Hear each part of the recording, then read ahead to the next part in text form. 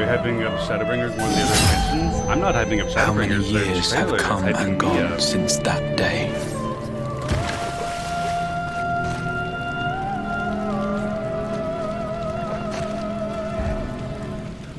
How many years have I waited for this moment?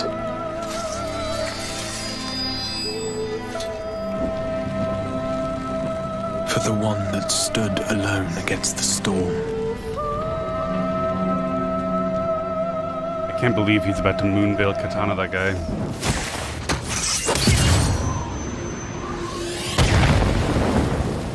For the one they called.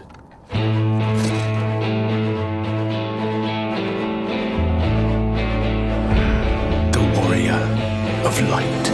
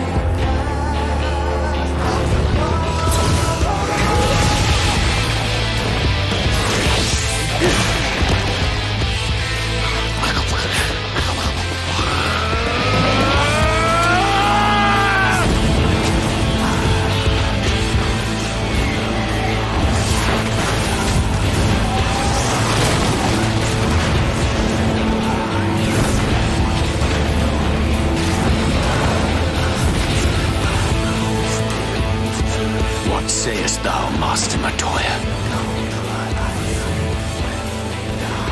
We may accept this fate, or defy it, but we cannot deny it. Deny? I am not wont to run from my troubles.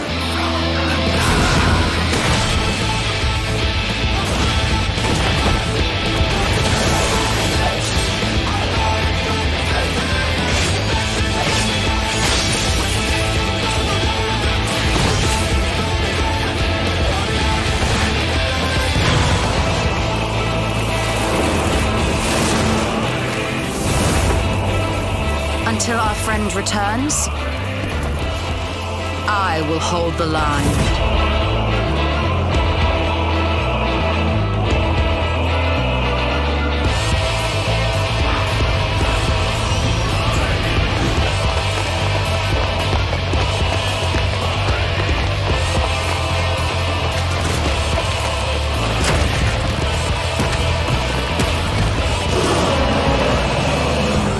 This town certainly has changed, and not at all for the better.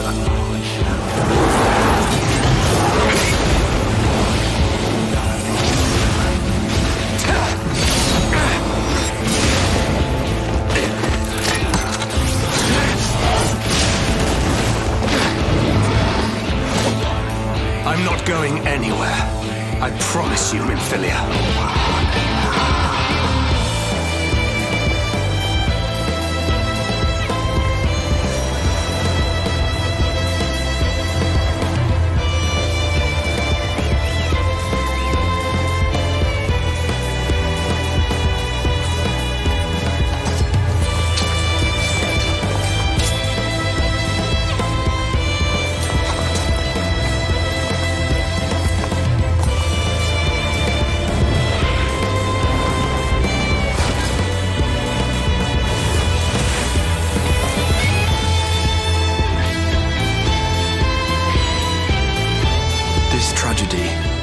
Greater even than the seventh umbral calamity, must be undone.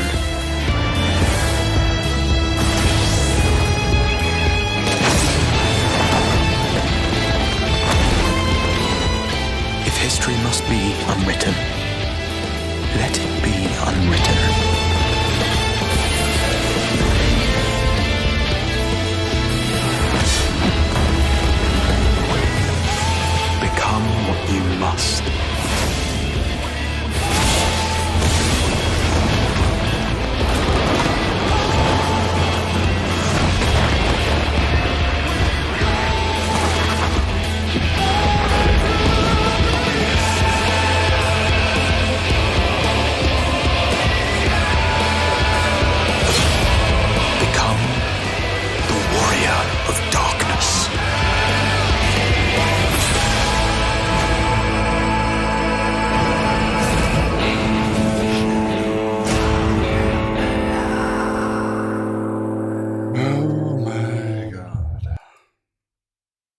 Okay, guys.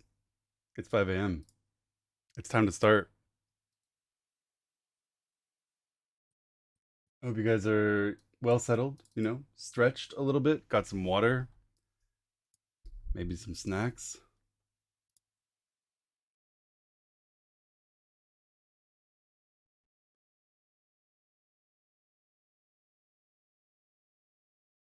Become a trailer Andy. I've watched that trailer.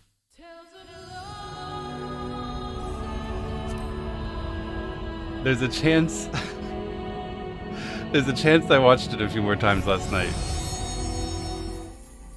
We'll just put it that way. I realized some things while I was walking last night.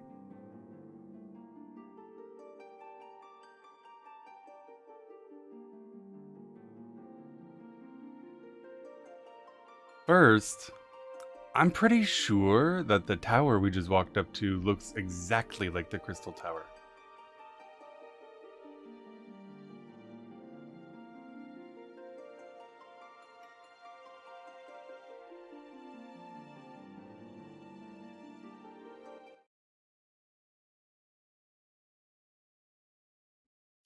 Second, the stuff they said in the trailer about this calamity worse even than the 7th requires that we undo it. Which more than implies, right, that we're dealing with some kind of time travel.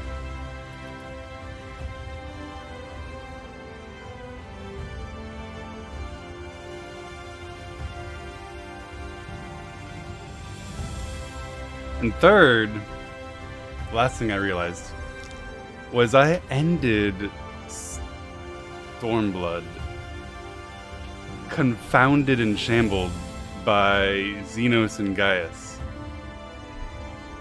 And then this trailer and introduction to this game is like, who? What little issues are you worried about? We've got actual problems right now.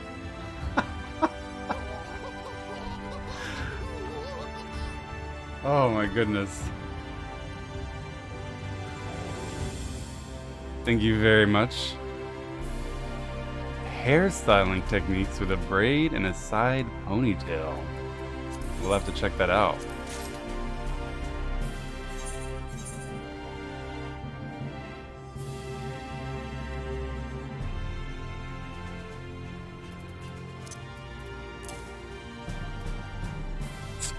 Some more eggs, thank you. I have 160 eggs. I don't use them very often. And then Tataru, like, gave me something as well, I think.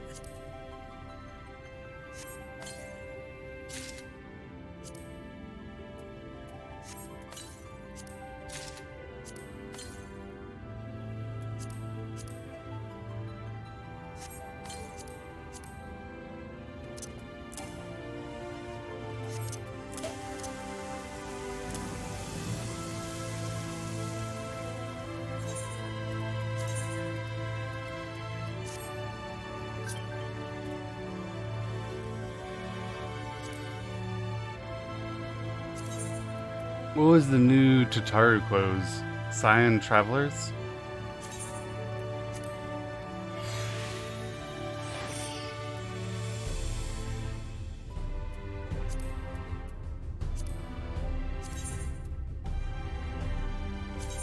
Instead of Adventures?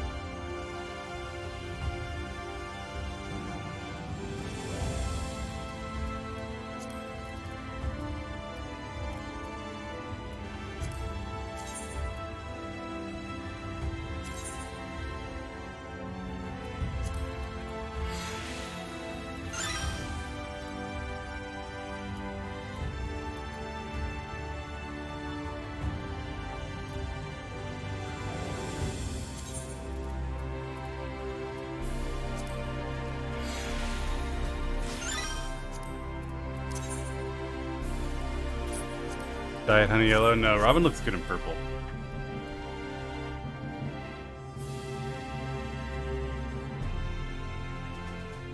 That's a gear set labeled asked. It must copy over?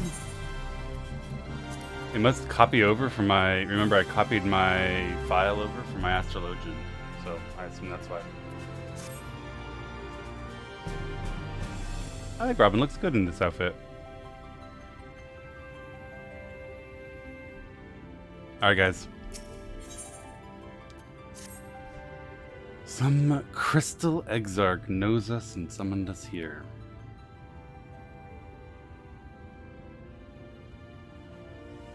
A full and frank discussion in the privacy of my study would seem to be in order. I agree. But I think our conversation would be more meaningful were you first to gain a firmer grasp of the situation here. His arm is blue. And he's got some kind of... I guess is he turning crystal? Is he the crystal exarch because he's becoming crystal? To that end, I would like you to visit a few of the Crystarium's civic leaders and glean something of this world and its predicament.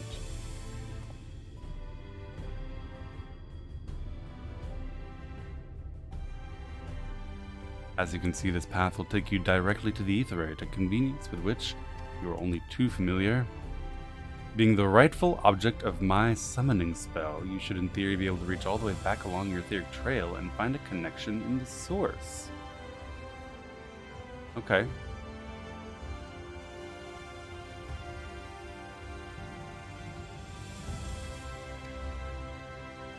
I strongly suggest you complete this attunement before venturing any further.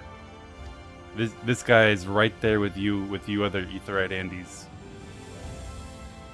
After you have done so, walk up the steps next to the Aetheryte and head out to the left to arrive in the Crystalline Mean. This is where you'll find our collective of crafters and gatherers and their spokeswoman Catelys, one of the people I should like you to meet. Another is Morin. To reach him in his cabinet of curiosity, you'll want to avoid the steps, take the exit on the left, and continue straight along and down until you come to the large doors at the end of the path. Alright. The third and final person I want you to meet is Bragi, our man in charge of trade and distribution, who will be found in the market, which you can access from the opposite side of the Aetheryte Plaza. In seeking out each of my colleagues, you will visit the major districts of the city and gain a feel for the place. I trust my directions were simple enough for you? Yes. A little bit of a crystal clear pun there. Ha, very good. I concede the layout of the Crystarium owes more to historic necessity than planning, but I'm sure you'll learn its twists and turns before long. In all honesty, the true challenge may be in finding the right way to approach its citizens.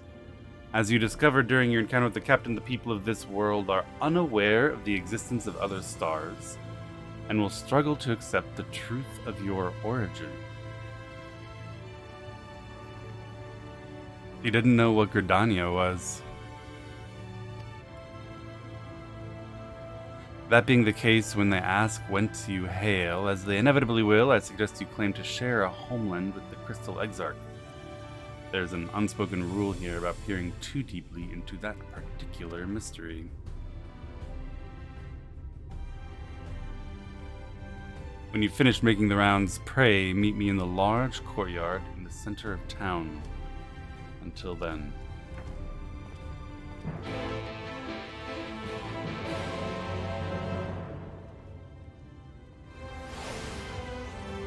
Hello, my friends.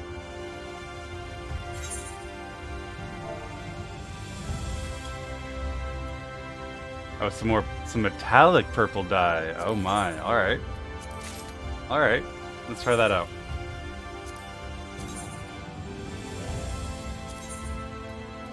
Oh my god, that's pretty fierce.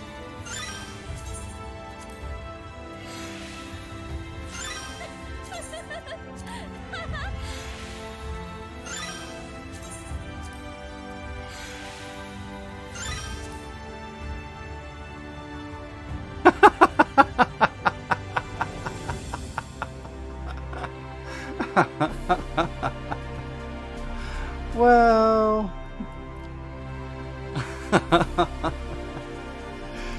Robin looking super fabulous. Yeah, it's very aggressive. Thank you for the die.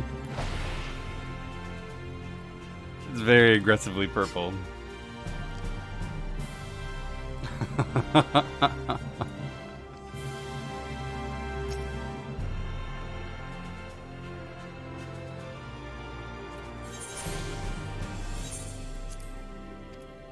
Whoops. Oh. Hold on, what's it say? You detect the flow of vastly distant currents of ether. Your connection to these energies is faint but stable and allows teleportation to ether heights in the source. And then he wanted me to go up here and to the left. So I can teleport from here back to my own, to the source. To my star and timeline, question mark?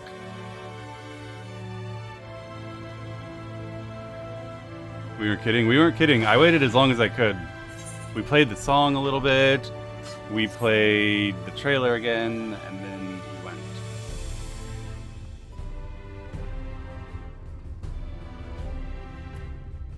Hello, Catless.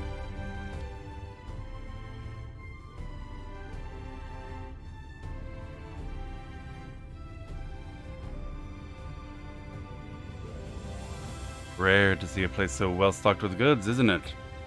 But not here. I'm gonna guess you're new to our fair city.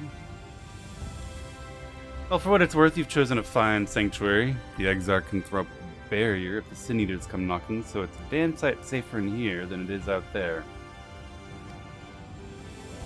Safer and more civilized too, thanks to us in the mean. We work together to procure materials and resources and craft the goods which make city life possible. This is the place to visit if you need a coat mended or a kettle forged. Just don't go thinking it'll all be handed to you on a plate like those Yulmoran layabouts.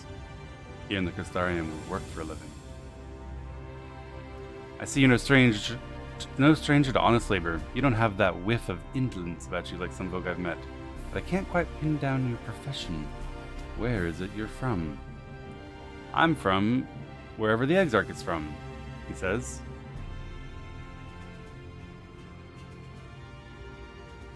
One of the Exarch's countrymen. I see. I'll work twice as hard to make you feel welcome. Our city wouldn't even exist if it weren't for him, and any friend of his is a friend of ours.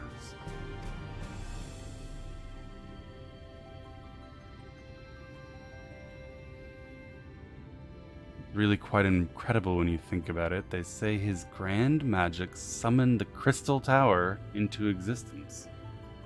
Pulled the entire thing out of thin air. Inspired by ours, perhaps. Copied, even.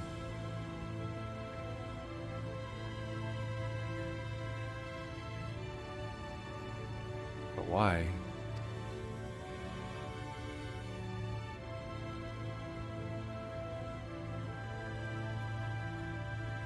It wasn't long before droves of refugees began congregating around its base, desperate for shelter after losing their homes to the flood. The flood. And that's how the Crystarium began.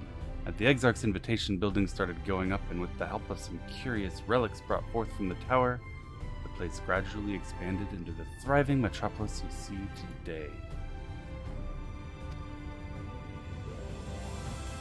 The city's stood here for decades now, but the oldest among us swear the Exarch looks exactly the same as he did back then. He is indeed a man of many mysteries, but for all his secrecy, he has never yet let us down. So if he and you wish to remain silent about your shared homeland, then the folk here will respect your wish for privacy. I am, however, more than a little curious to see any crafting talent you might be hiding. If you've anything to contribute on that front, be sure to come back and visit once you've a chance to settle in. None whatsoever. Just ask for Catalyst and I'll find you a niche here in the crystalline mean. You can help us keep the cogs of the city greased and turning. Nope. Can't craft. Have no crafting talent. Can't make anything.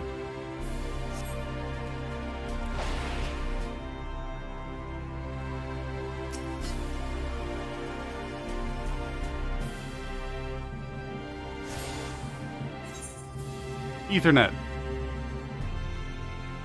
I'm gonna cheat.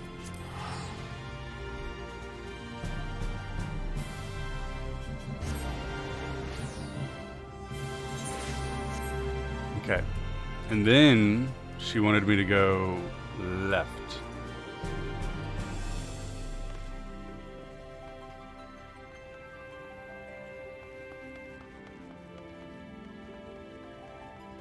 Straight down until I reached the double doors.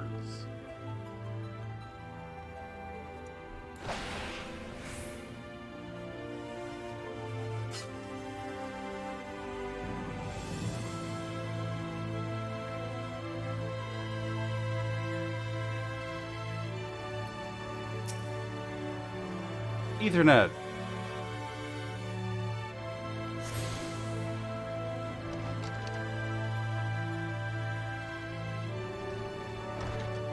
Cabinet of Curiosity, which appears to be a library.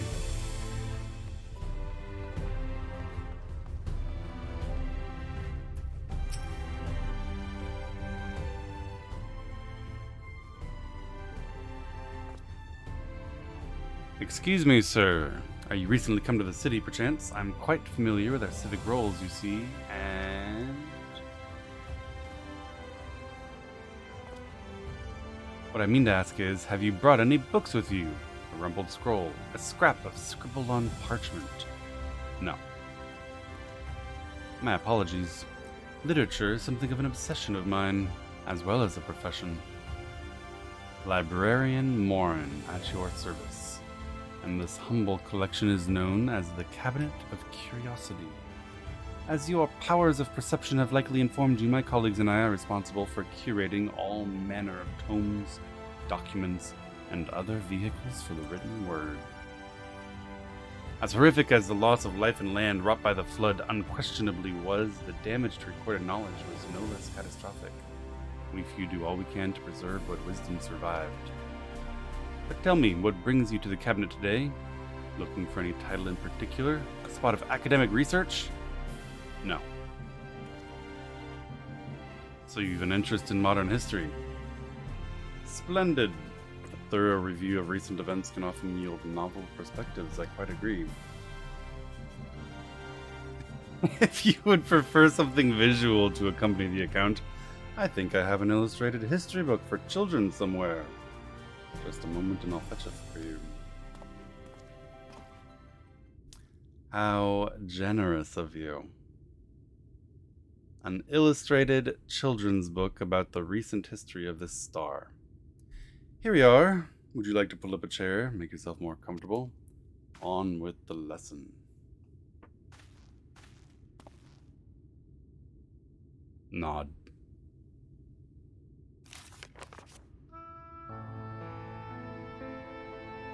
100 years ago, or near enough not to matter, villains known as the Warriors of Light slew the Shadowkeeper, the Steward of Darkness.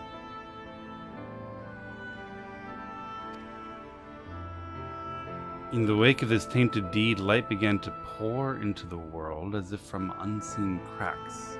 It pooled and swelled without cease until the day an enormous blinding wave rose up and swept across the star. We called this calamity the Flood of Light. Everything it touched was leached of life and vigor, leaving nothing behind but a luminous wasteland.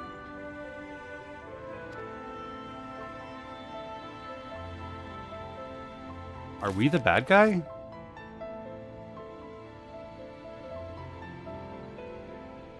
Yet just when it seemed that all would be lost, a savior appeared before us. The Oracle of Light. Hey! She stood between us and approaching doom, and by her power did she stay the flood. Thus was Norvant, and Norvant alone, spared the fate of erasure.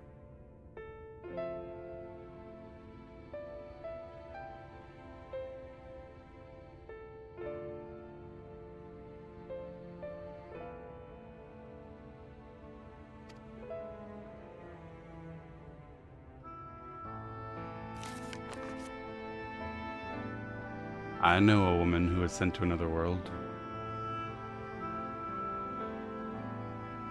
Tragedy would, however, arrive in another form.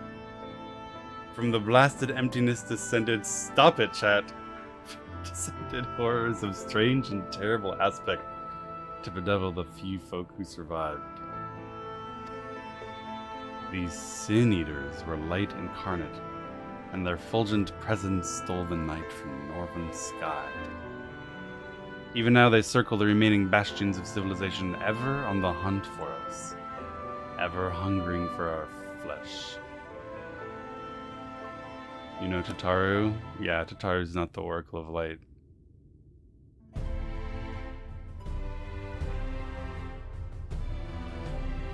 And thus did the world become what it is. If you ever want to hear the tale again, I'd be glad to tell it for you. Or if you'd rather I speak of other matters, that too would be my pleasure. I'd be glad of the company.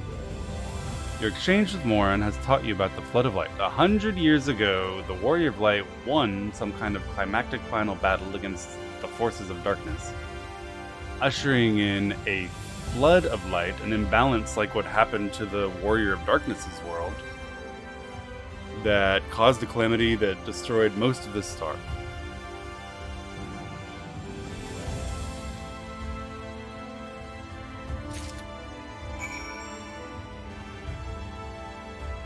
Which obviously means I'm not the bad guy, but a Warrior of Light, I have to assume, is analogous on this star as it is on mine.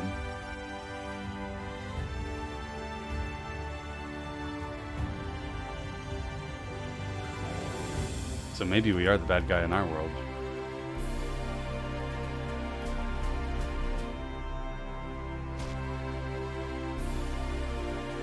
Or not necessarily the bad guy, but a bringer of imbalance.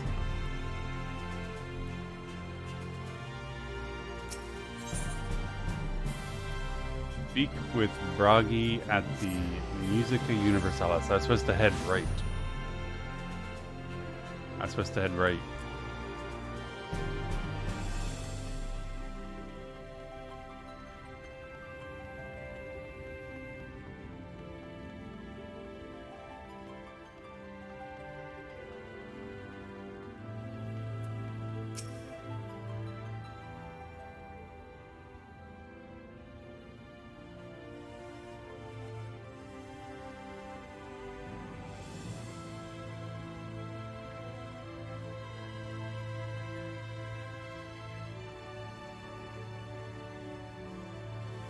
New to the city, friend.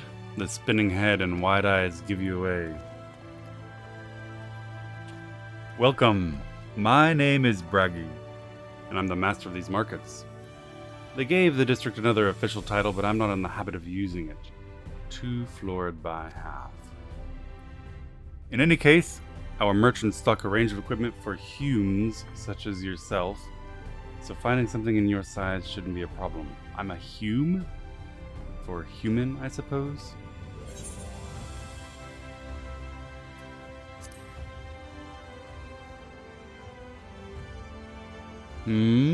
Must be a dialect I'm not familiar with.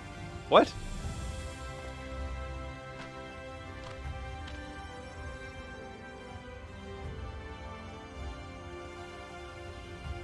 Let's see if we can straighten this out. See those two in front of us? The short one is a hume like you.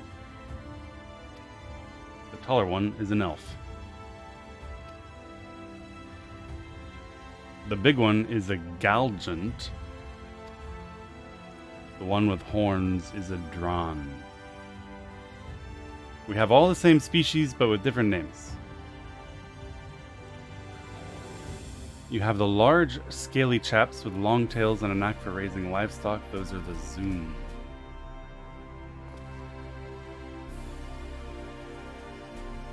Which is apparently not the name you know them by. Now I'm curious to know which far-flung region you hail from. The Crystal Exarch's homeland, apparently. Yes, that explains it.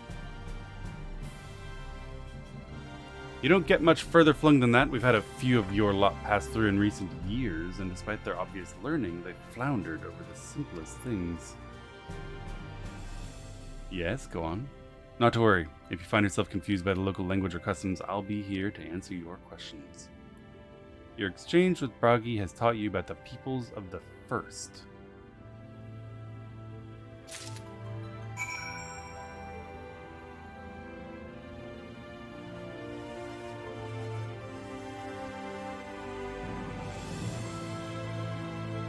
Peoples of the First, as opposed to the Source. Alright, find the Crystal Exarch and present your findings.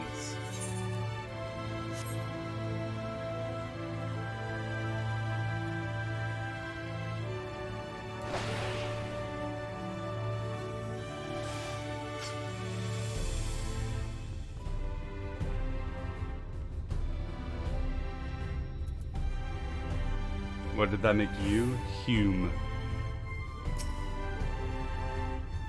How did you fare? Did my colleagues help you form a clearer picture of this world and its people? Yes. An account of how you summoned the Crystal Tower,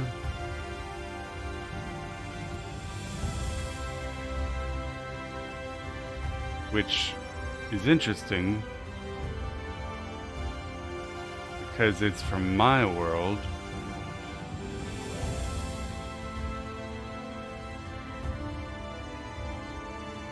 Can't see through his hood.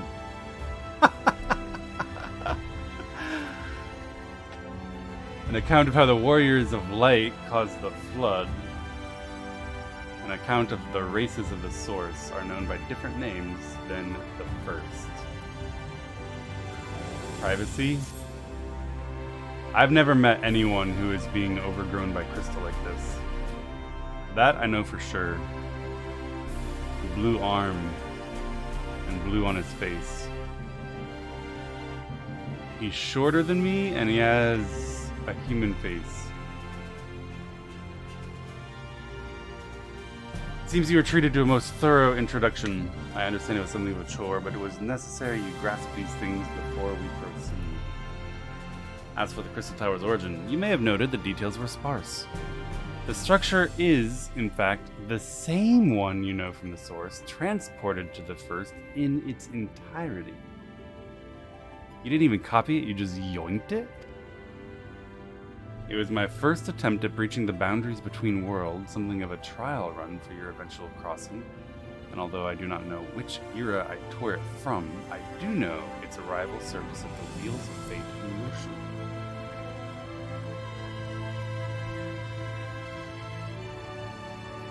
He yoinked our Crystal Tower. Why?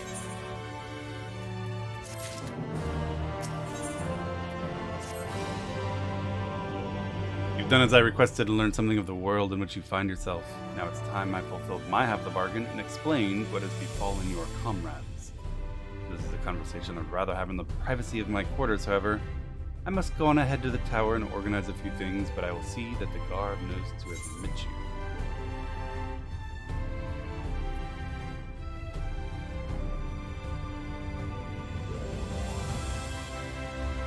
What do you mean? We left Graha in the tower, but I'm assuming when he said I don't know what era I yoinked it from, that he yoinked it from like far in the future.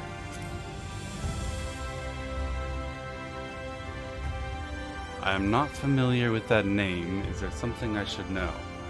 Graha Tia stayed behind in the Crystal Tower to wait for a better world. Suspended animation. Like the old Allegan Emperor had done.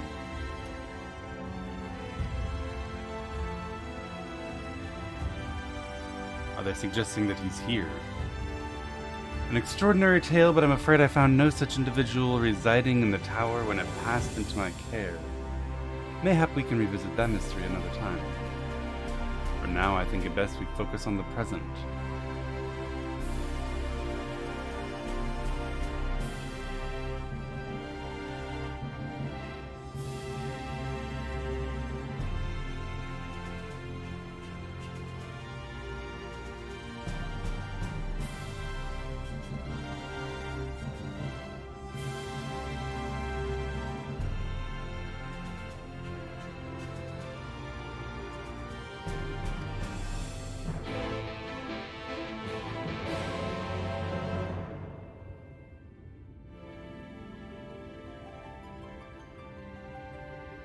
You know, the way he said that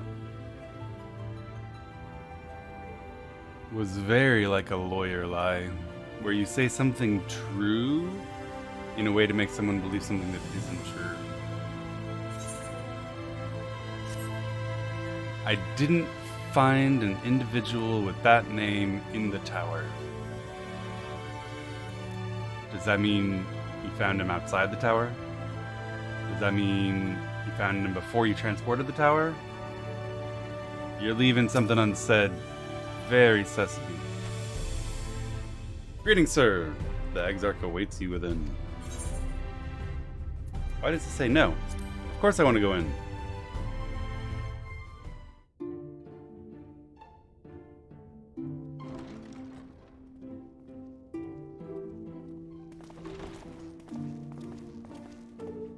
Stop lawyering the Exarch. I'm not lawyering the Exarch. I think he's lawyering me.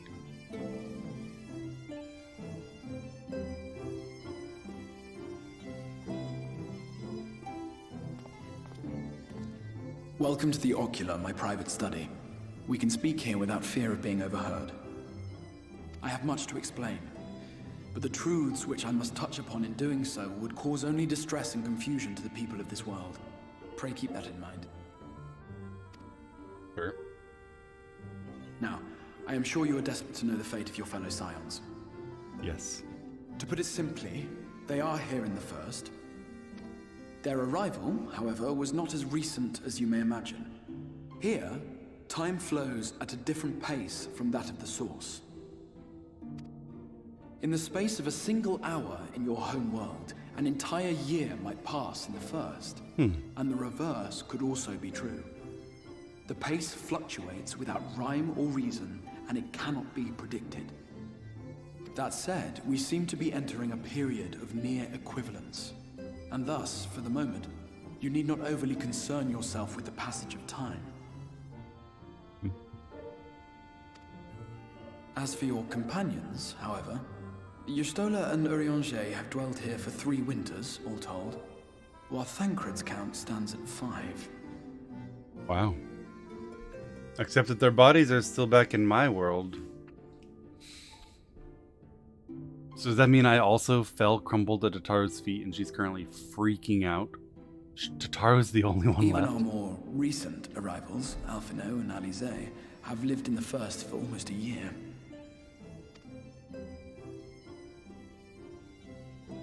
My intention had been to summon only you, but the art of reaching across worlds has proven exceedingly difficult to master. Thus it was that my fumbling hand closed upon those to whom your fate is most closely bound as well. Yep, he yoinked all of our very good friends. No one important left behind. As they were not the object of my Whoa, summons, naked. their transference was incomplete. Though they may appear to possess corporeal bodies, they are, in truth, merely spirits that one can see and touch. They are spirits, and their corporeal bodies are in a coma. But I was the object of your Consequently, while summons. you yourself and will am be real. able to pass between worlds with relative freedom, they will not. Much as it grieves me, they are stranded here, unable to return. That's really unfortunate. Can we not fix that?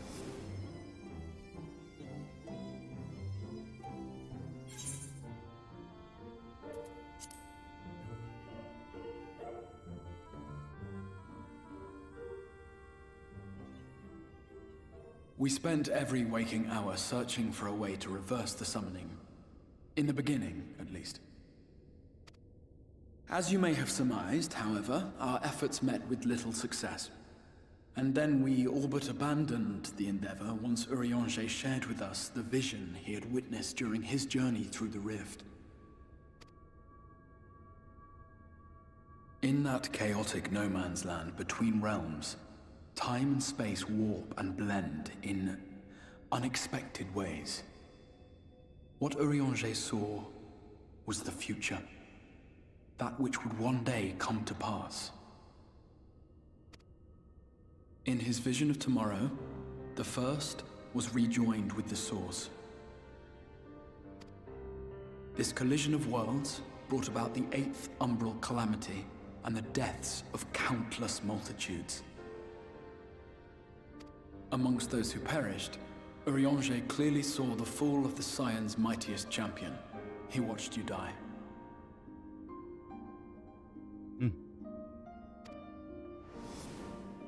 And thus did the Scions embrace their exile, and began searching this world for a means to forestall the coming catastrophe in yours.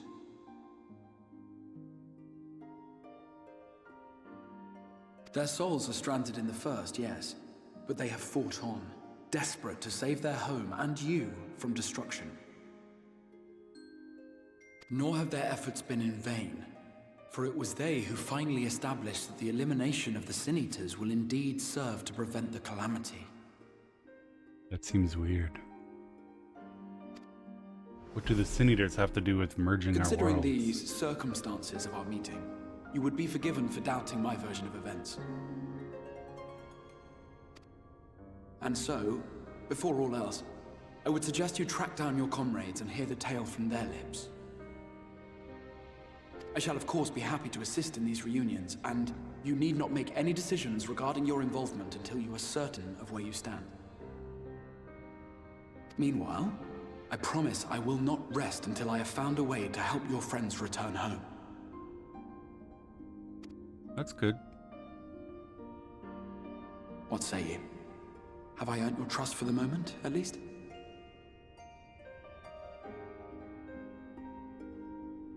I mean, I don't know. I'm lost. I don't know what's going on. Yeah, like, what choice do I have? I'm here. You yoinked me here. You yoinked the Crystal Tower here. You yoinked my friends here. I don't particularly think you're lying, but I also don't know what else is going on.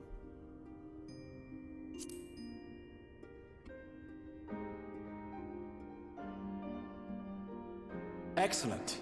You will not regret this. Does he say that in response to all three of those answers? Have I earned your trust? Yes. Yes, I guess. I guess I have no choice, yes. With that settled, we shall have to see about getting you ready for the road. Traveling across the rift has no doubt left you weary. I will arrange for a room where you might rest in comfort. While it's being prepared, perhaps I can show you around.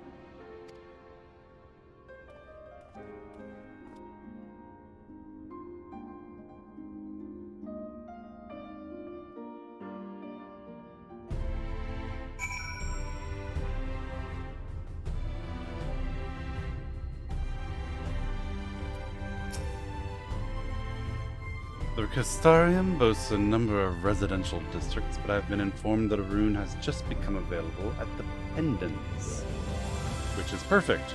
Our path there will take us past the markets, and I was hoping to give you my own introduction to their wares. Come along.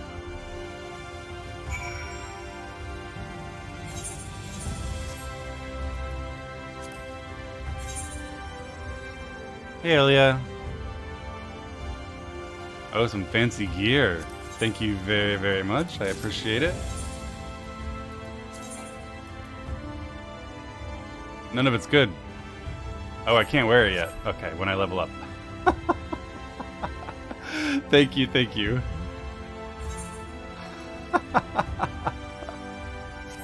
I was about to give it back.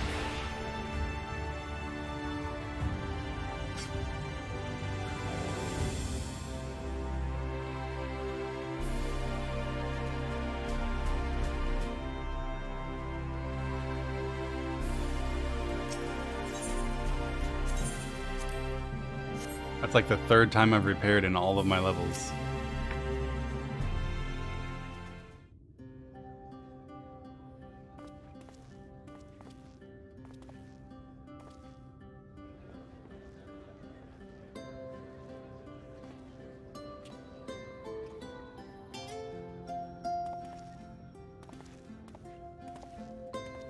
This is the Musica Universalis, the commercial heart of the Crystarium.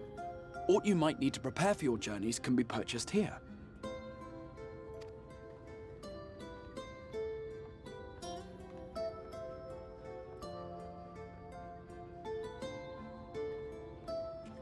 Ah, yes. You must be curious about the currency. Fear not. The gil you carry will serve you well enough. Cool. Weird, but cool. Each nation once minted its own coins, but 'twas all a jumbled mess following the flood. After much debate, the local merchants eventually elected to revert to the old ways, wherein a coin's value was decided by the worth of its metal. Oh no. As for a unit of measurement, we agreed upon the term gil, a word borrowed from coins uncovered within the Crystal Tower here. So you yoinked our tower and our money. And as our traders peddled their wares across the land, so too did our usage of gil become common practice. From what your stola tells me, a standard coin from the source equates to exactly 1 gil here, or near enough not to matter. Our way of life has benefited greatly from the artifacts we recovered from the tower, some of which may be familiar to you.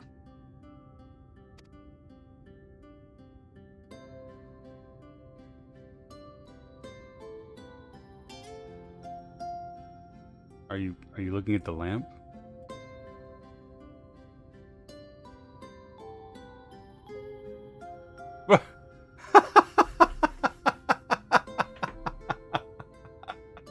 But I fear it would not be practical Oh, that for was us to funny. provide everything to which you are accustomed. You shall need a means to access the commodities of your homeworld. Avan Kerm Sin? Who are you talking to? Yes, I'm here. Of course I'm here. What amusements do you have for me today? It's Tinkerbell. My dear Feo Ul, paragon of pixie kind. For you, I have the most vital task. This fine gentleman is a friend from a distant realm. And we have need of a means to ferry things back and forth from his home. Might you be able to assist us in this matter?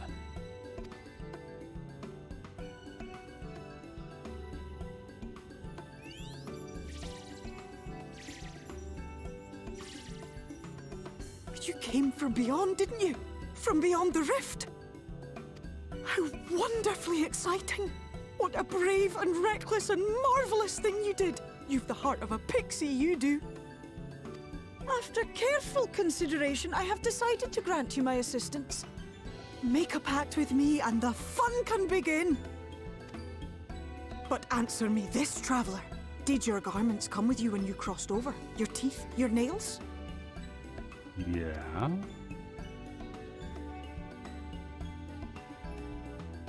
Just as I thought! Then you've a good stout connection with your home through which all your belongings, great and small, may easily pass. From this moment forth I will be your Isne Fis, and you my Snay Yak. Like the branch which sprouts from the sapling, our bond will flow unbroken Lady, from one to the I don't other. know you. No, there will be no flowing. Raise your hand. there will be no flowing.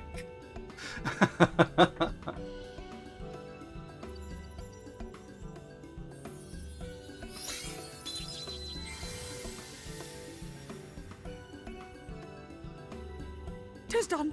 We are bound now, dearest sapling. Come then. Make your request. Tell me your desire. I wish to visit this world of yours.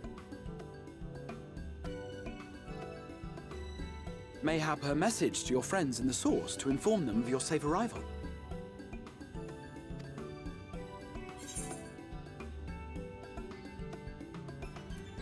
Send a message to the useful one. Consider it done.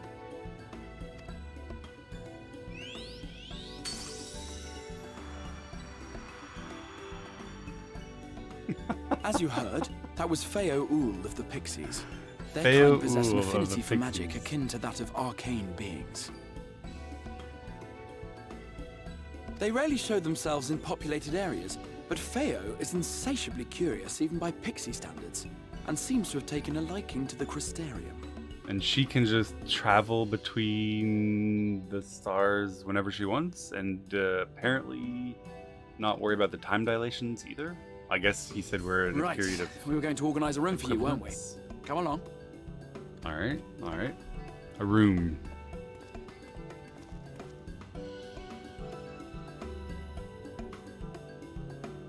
For now, I'm not going to think about too much about what that means for story. It seems like it's probably just a convenient device for, yeah, letting you do stuff.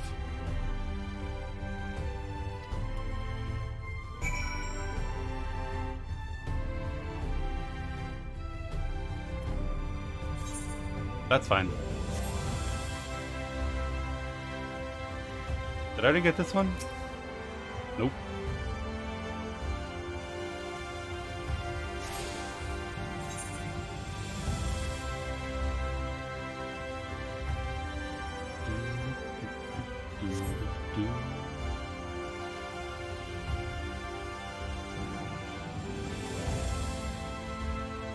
That's a +1 aetheryte, guys. It's crazy how fast I'm picking these up. Pronoun Andy's enraged. Wait, what? Am I not supposed to call her she? Until she tells me her preferred pronoun, I will refer to her as she.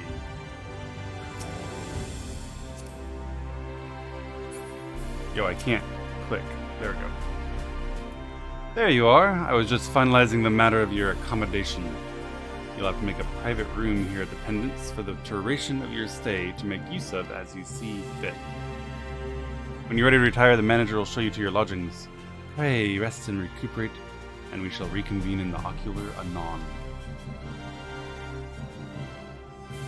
Refer to her as wife. Not doing that. Nope, not doing that. I believe that covers all the practical concerns.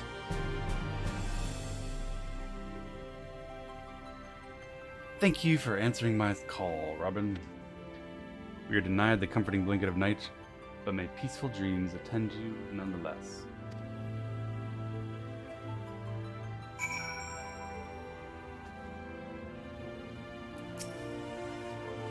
A pleasure to meet you, sir, and welcome to your new home at the Pendants. Your room is ready.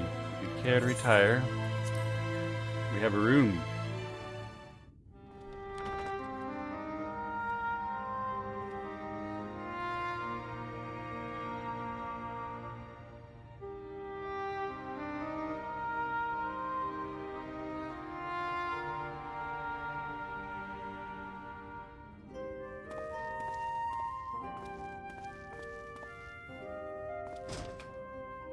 Oh, nice. We have a view.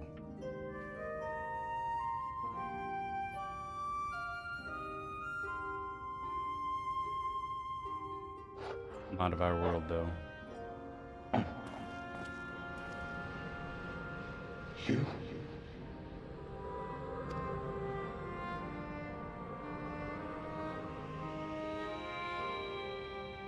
Hello.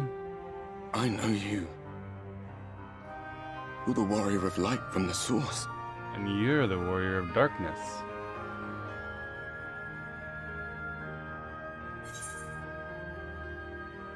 Oh, please, like I don't remember him. What? Did you just... You can hear me? Yeah? Oh, gods, how long has it been?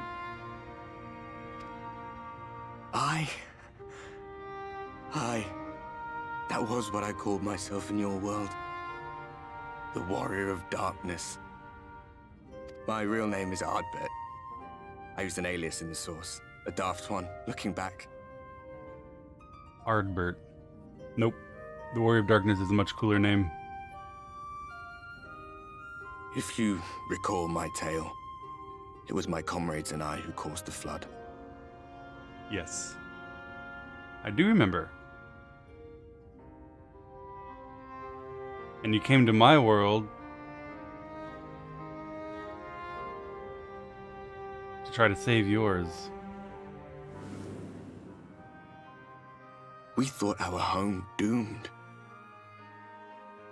And so we listened to the Ascians. Let them guide us to the source and try to hasten their goddamned ardor.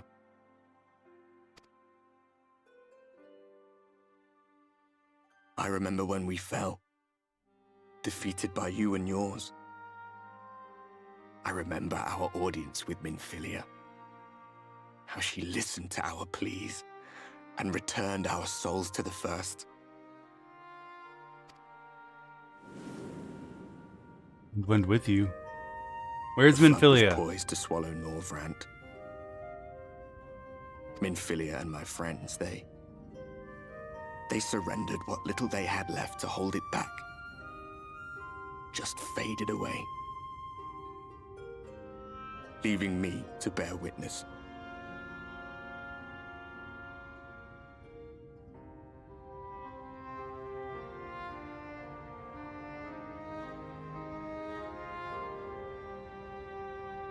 No.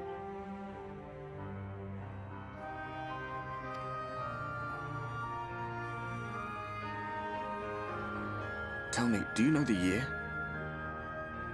How much time has passed since we caused the flood?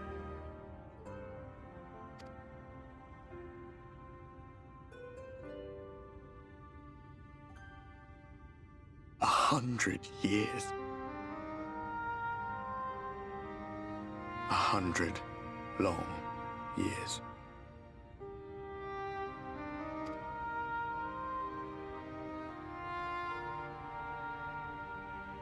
How long have you been a ghost here?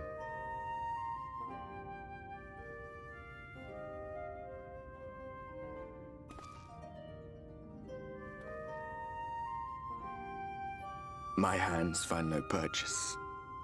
My gestures catch no eye, and my pleas, be they whispered or screamed, reach not a single ear. I am a shade, cursed to do naught but drift.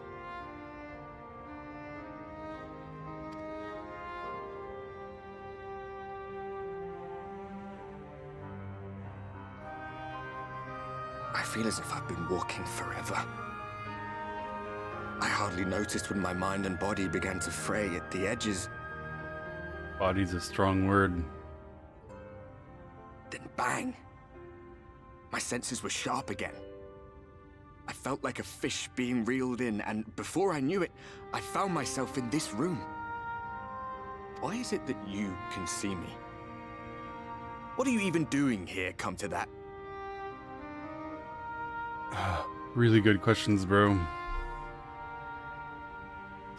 Some dude brought me here to prevent our world from being destroyed. Kind of ironic when we think about how you and I last met. You were summoned to save the First. A waste of time. This world is beyond saving, like those who try to save it. No, you misunderstand me.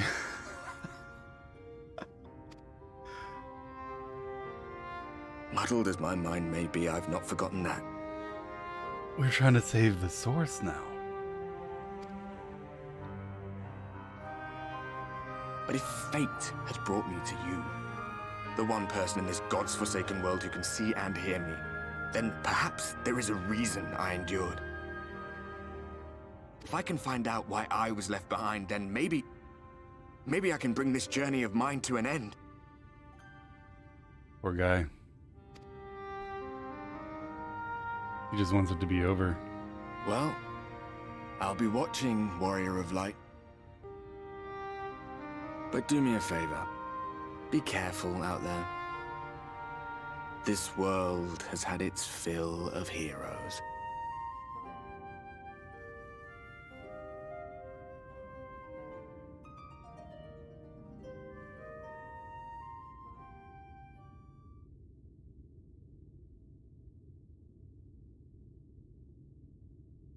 Do you think he's still there? Did he watch me sleep?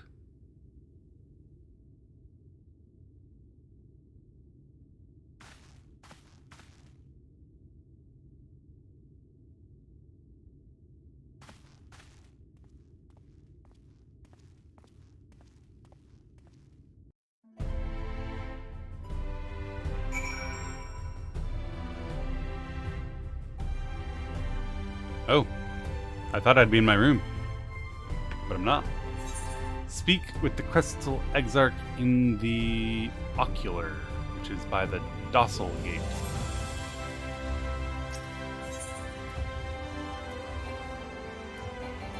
I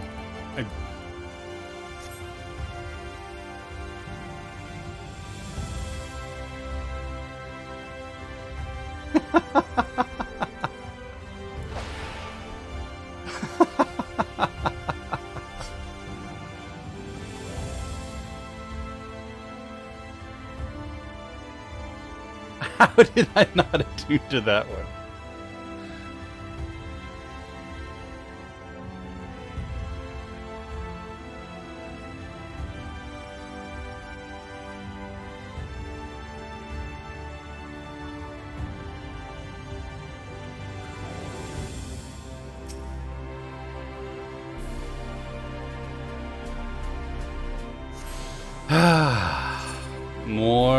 More food for the Aetherite Andes.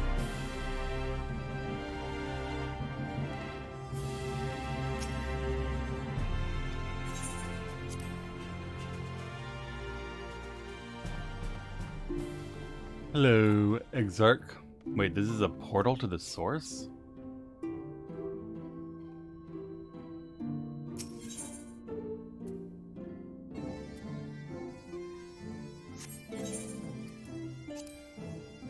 Norvant.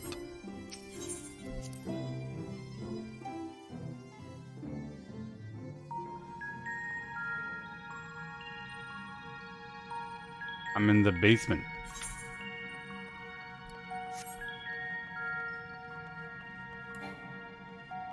This is where I was with Tataru.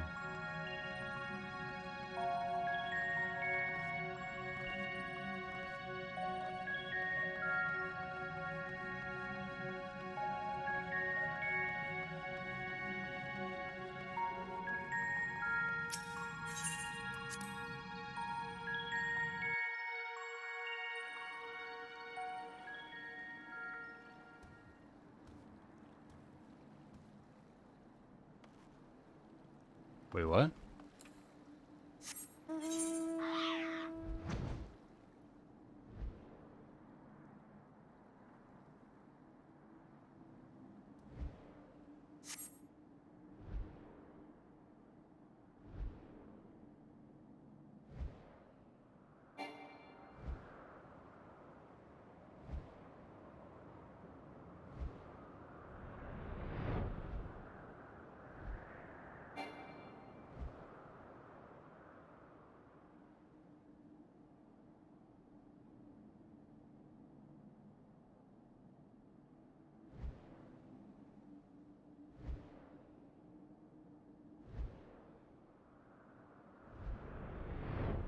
Well, he didn't yoink this tower, which means he had to have yoinked a future tower, which means the Graha should have been there.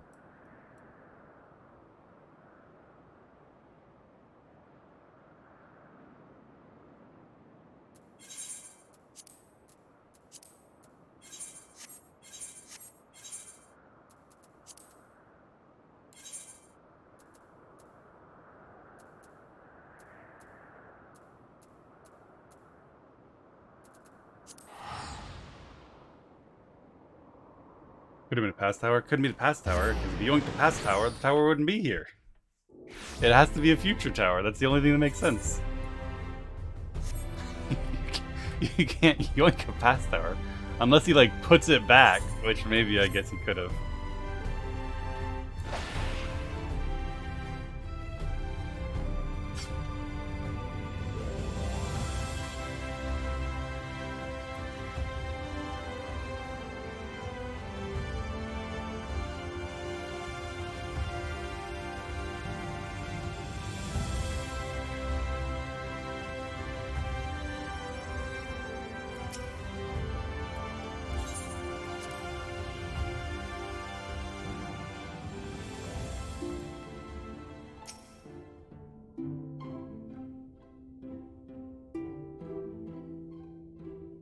Ah, how did you find your new quarters?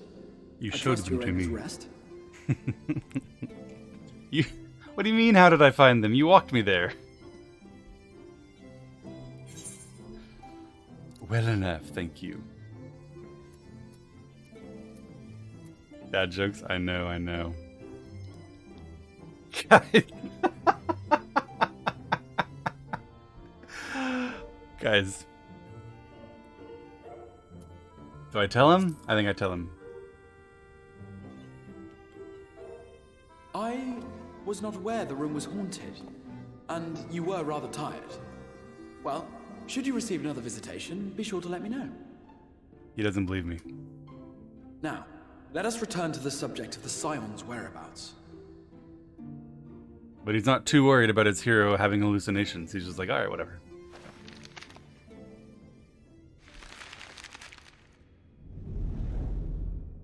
This map shows the lands of Norvrand, the only area to be spared the flood of light.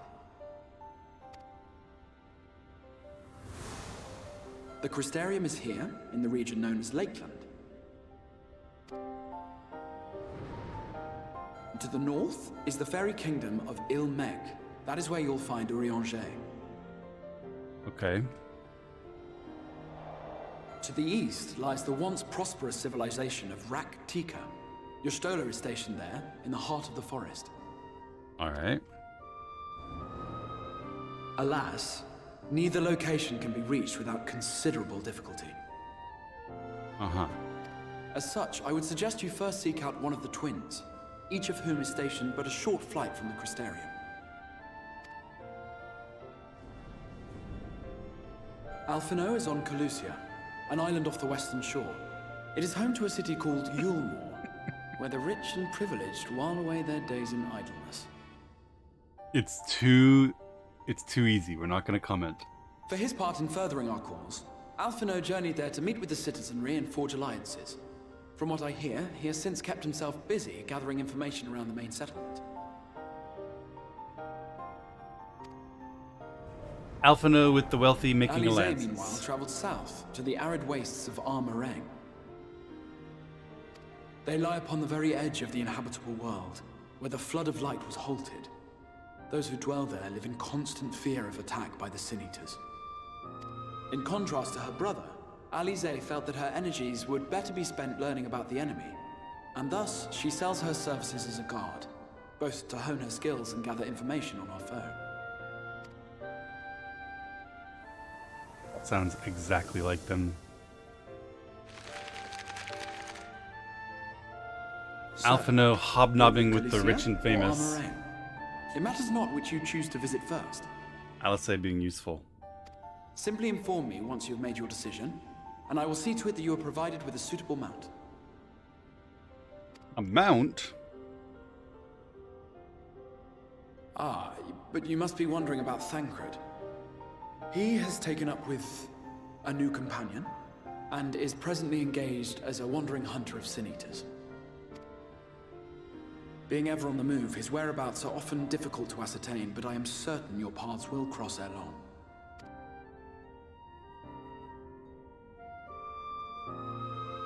Why aren't they here to meet me?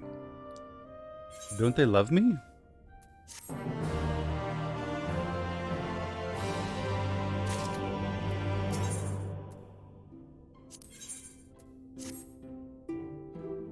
Ready to depart for Armarang.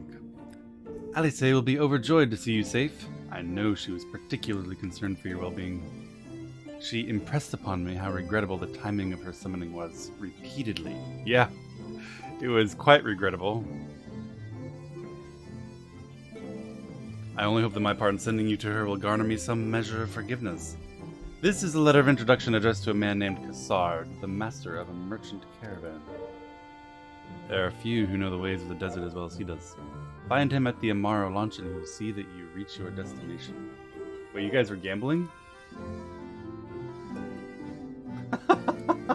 How could you guys not know? How could you not know?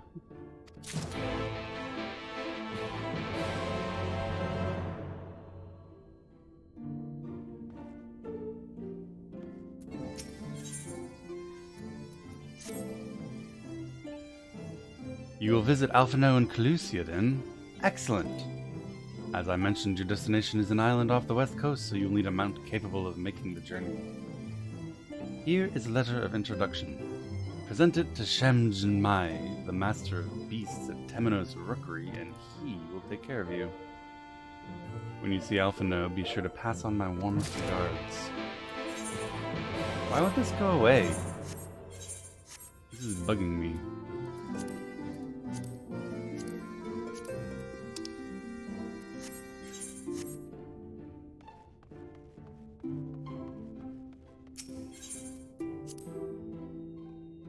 Accept or deny them. I can't. There's no one to accept or deny.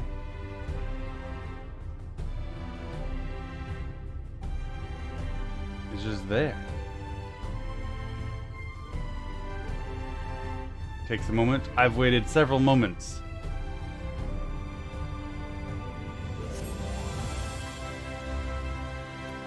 Alright. Deliver the sealed missive to Cassard at the Amaro launch. Which I don't think I've been there yet.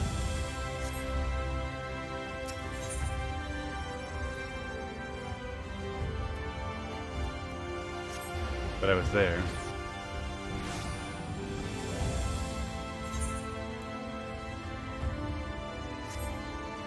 Gotta go up. There we go. One more. Praise goodness. So I have to understand scroll bars. Are you telling me that, like, their friend's UI is so unbelievably awful that even clicking on that doesn't work? You have to scroll down to some kind of request instead of it being right there? And that's my fault?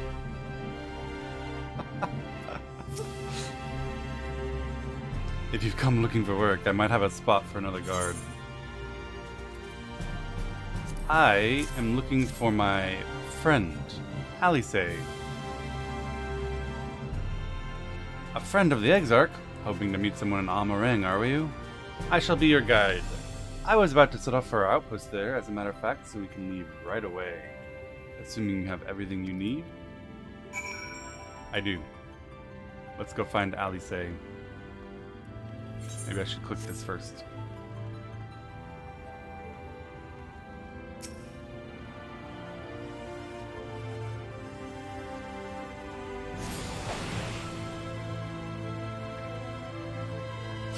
It's been quite a day for the Atunandis, holy moly.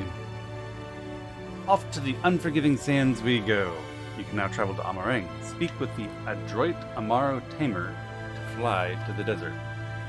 You can also use your ether compass to assist with locating ether currents in new regions.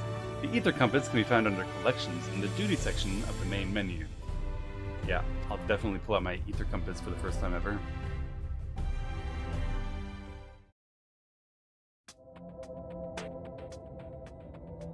Arang. From this parched earth, the nation of Nabath, Arang, once rose. When I journeyed here, long ago, I spoke with a the Warrior of Darkness is talking, is narrating. He told me Amarang meant majestic land in the language of his people.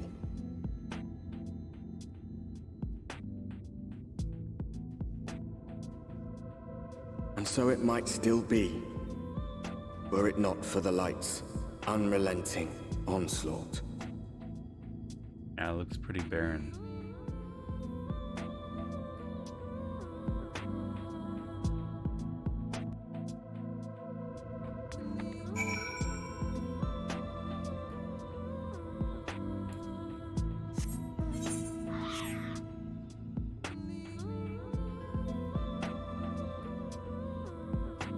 Yeah, it does sound super lo-fi. I haven't said thank you yet this morning, so really quickly. One Rusty King, Talay TTV, and Minty Mira, thank you so much for the subs. Daniel, thank you for the 35 months. Have a great summer, you too, my friend. I really appreciate the 3 years of hanging out with the stream. Artem with 30 months. Good morning, Artem. How you doing, my friend? Thank you so much for the support. Honey Yellow, Barov, Stark Conviction, and Toxin, thank you so much for the subs. And Rum King, thank you for the gifted sub. I appreciate the support, guys. I'm glad you guys enjoyed the stream. Welcome, good morning. No matter how many times I've come here, the heat never fails to catch me off guard. Don't be surprised when the temperature drops at night, though. The sky is still bright, of course, but it gets brisk enough to make you shiver. Classic desert. Now, the Exarch's letter said I was to take you to the inn at Journey's Head, which is where this Alice friend of yours is staying. But that's a fair old distance, so I propose we make a stop in Mord Souk to break up the trek, allowing me to attend to some business and you to enjoy the local hospitality. Sound good? Good. Alright, you lot, I'm off. I better not see the goods covered in sand when I get back. I wonder if there's an aetheryte in Mord Souk that I can click on. We head southwest, straight as an arrow.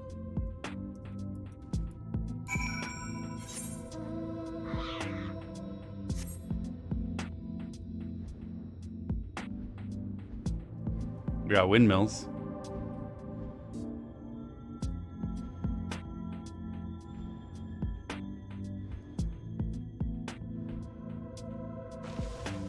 Do you remember this? No. I've never been here. Well, okay, yeah, I guess my main probably was here. Hey, look what I found. But I don't remember it. I just ran around watching Netflix and clicking skip.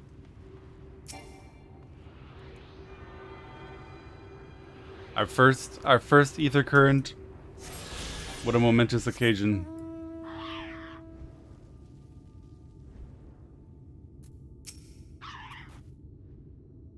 Stop here for a moment. This is your first visit, Damarang, isn't it?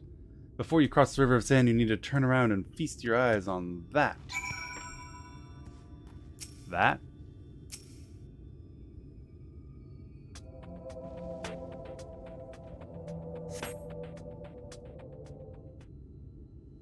It's a big cactus.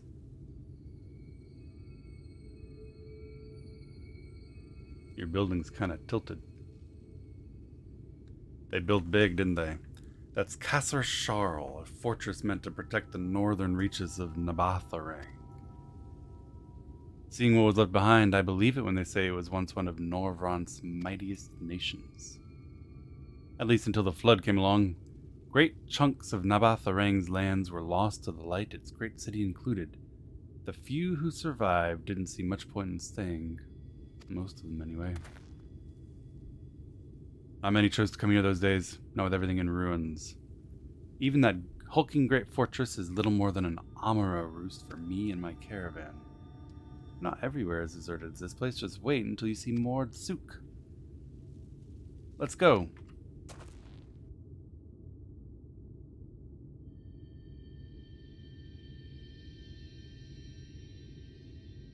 Man, the ambiance does a good job of making this place seem super empty.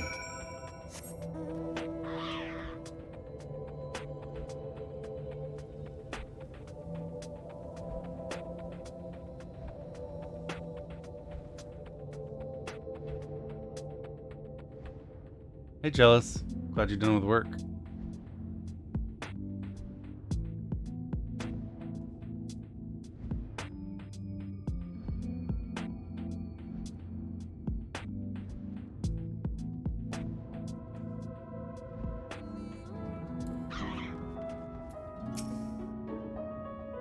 Here we are, Mord Souk, by the Blessed Shadow. I love this town.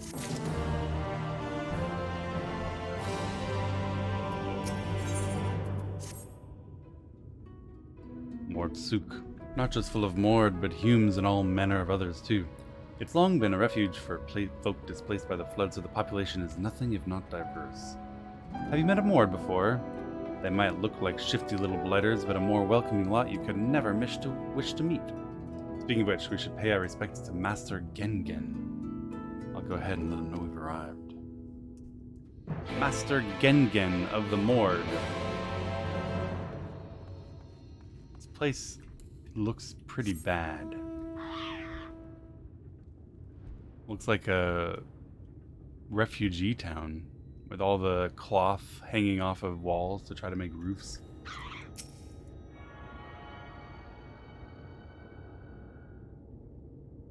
And it's so quiet. It doesn't even seem like a town. It's so quiet. You guys got any children running around or people working or anything? Hi. You look like a kobold. You look like a kobold.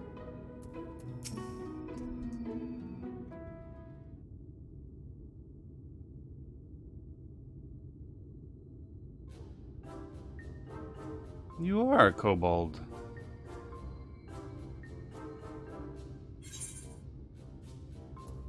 Yes, that's a kobold.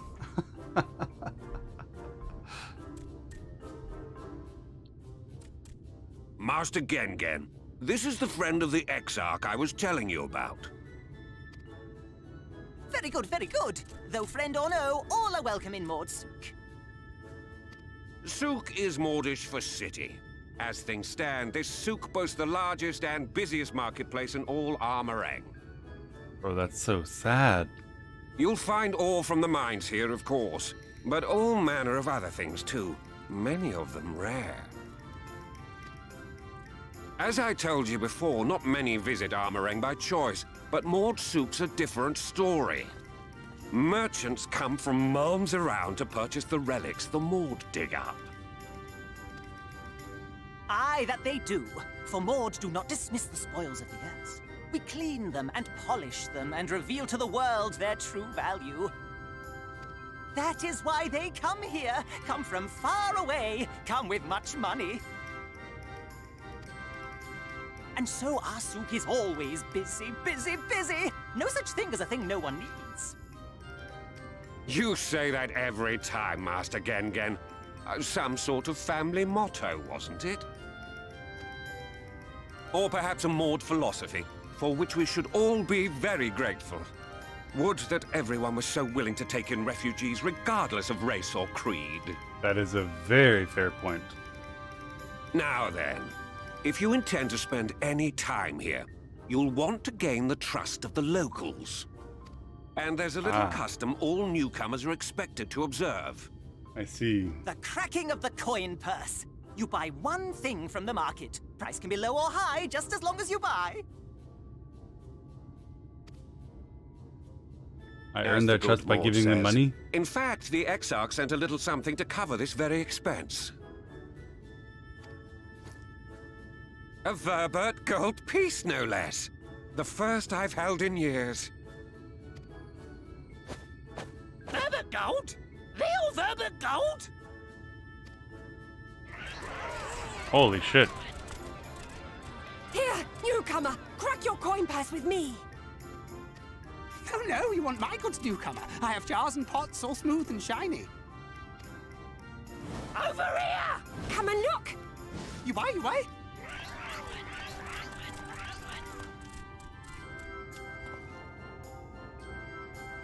Enough of that! Calm, I say! This one must still journey through the barrens. Nothing bulky, nothing heavy, no pots! Nothing better for the road than a full belly. Spend that piece at Ronron's place, yes? Eat for 3 before you leave. I agree with that. What better way to experience a new location than to try their food?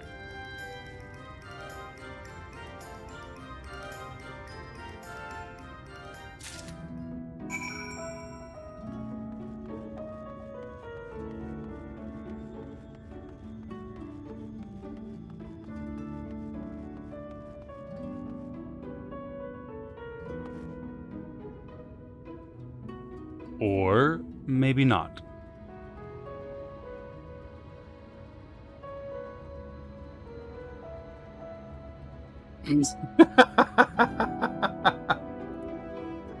now that I consider it a little more. No way. Okay, I'll take the frogs. Welcome to Ronron's, traveler. I have wares to empty your purse and fill your belly. Take your time, stare and sniff before you choose, but no drooling on the merchandise. Browse Ronron's wares. You may move the camera, zoom in and out, target a foodstuff, and inspect it with your mouse.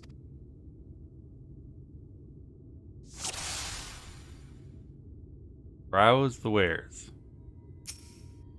Here we have some ever-burning bounty made with the best parts of the lizard. cured with special spices. Some find the smell challenging, but it'll warm you up on chilly desert nights.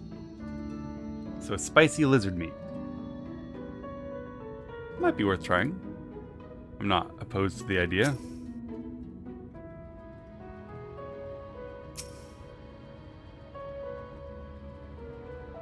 Chewy skewers. Small frogs speared with a stick, roasted over fire, crackly on the outside and gooey on the inside.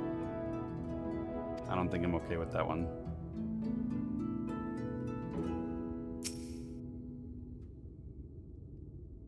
Mush loaf. You could maybe come up with a better name. The middle is stuffed with bittersweet cactus fruit, so even if the bread dries out, it's still moist inside. Keeps you going in the heat.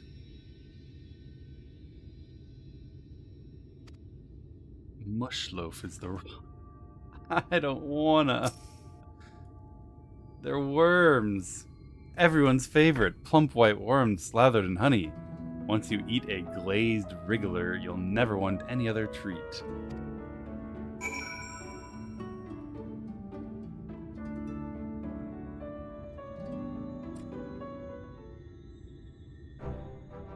They all look tasty. What to choose?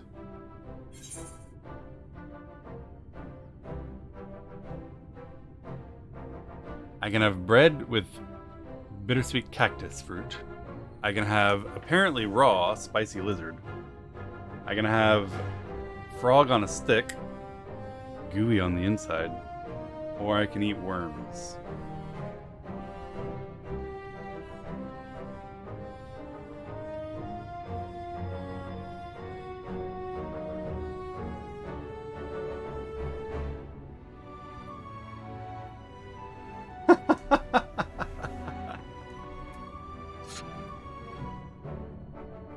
I feel like if I were actually there, actually choosing, I would try the sandwich.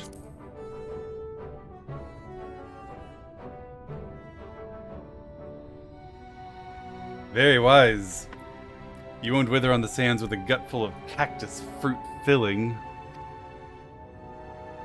You have gold. And done. 1 Vobertite honor buys you 40 loaves of bread. That's a lot of sandwiches.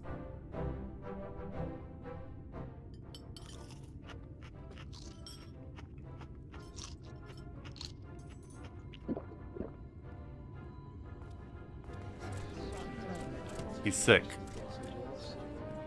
Did I eat all 40? Surely not.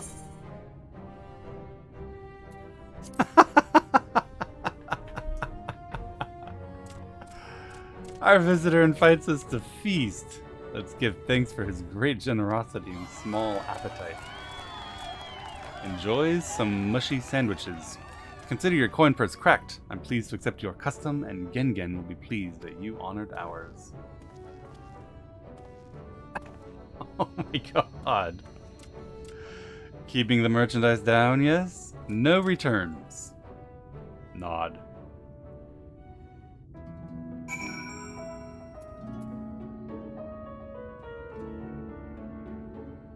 Yeah, I'm not eating the frogs.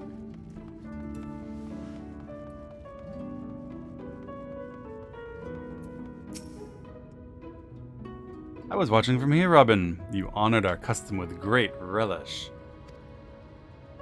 You will always be welcome in Mordsuk. If you need anything in Amarang, we are here to provide.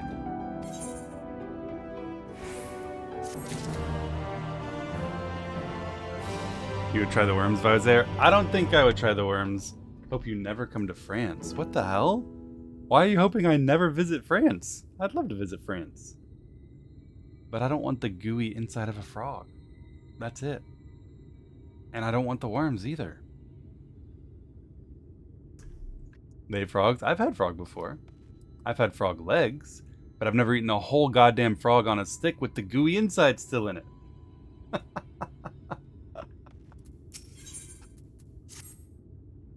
And I don't think you have either. Is that actually a dish in France?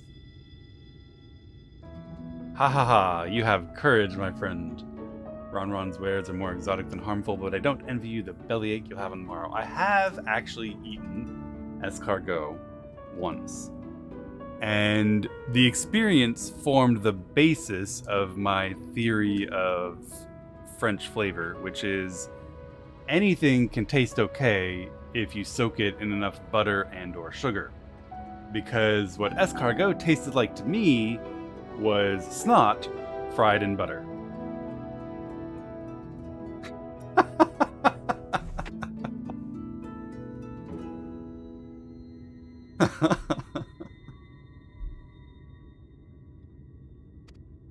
they're just like goo with a lot of butter. Now that you've eaten, I expect you're eager to get back on the road. Would you mind if we delayed our departure a touch? I have a few deals left to close before I can conclude my business here in Mordsuk. Offering your services, are you? An assistant would certainly help hurry things along. Yeah, garlicky butter. I have a receipt here for some goods I need picking up from the market. All paid for. You just need to do the lifting and carrying. I knew I wasn't going to get out of here without doing some fetching.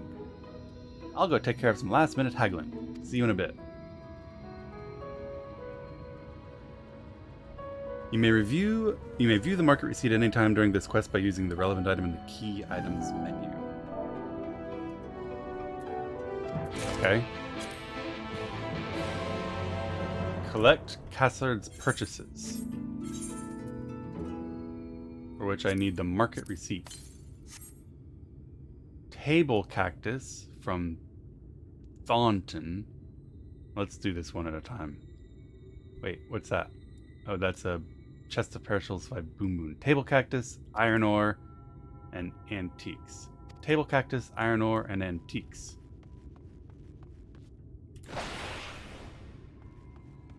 I don't need leather.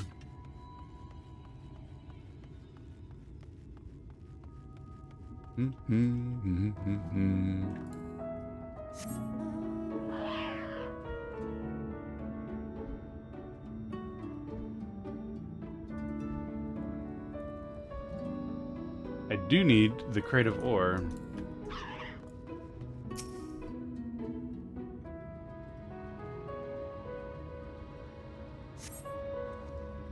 Password sent you? Yes. What kind of ore was it again? Iron. Iron ore, of course. That explains this box of iron ore. Here you go. Yep.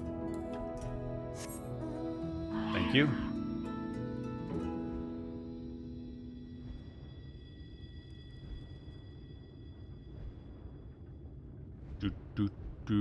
Antiques? I see the antiques.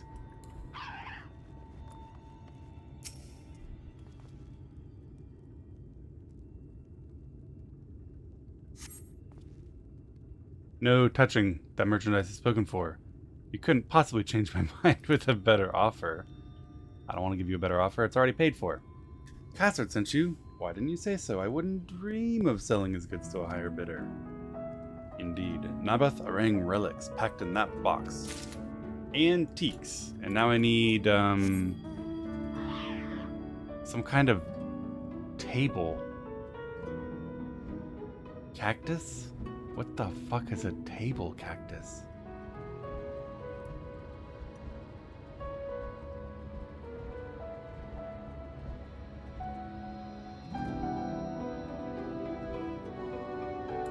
Bun Bun? No, it was somebody's name with a T. It was a T.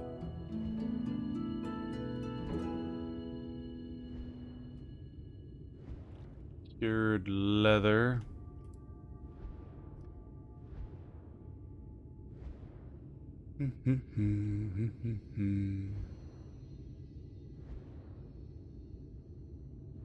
Struggling to find this.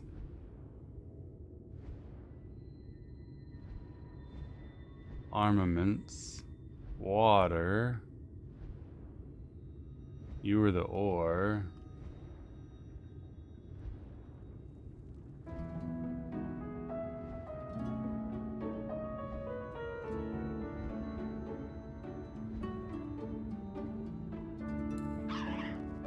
tauntaun. Is table cactus an herbal remedy?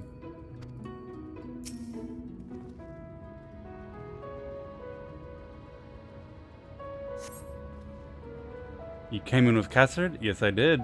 I can stop thinking about that sack. Take your prickly purchase. Table cactus is an herbal remedy. Dum dum dum dum dum.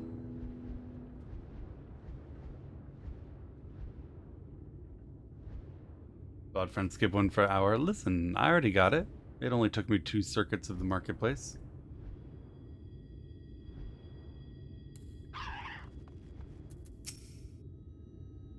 Don't tell me you've been around the entire market.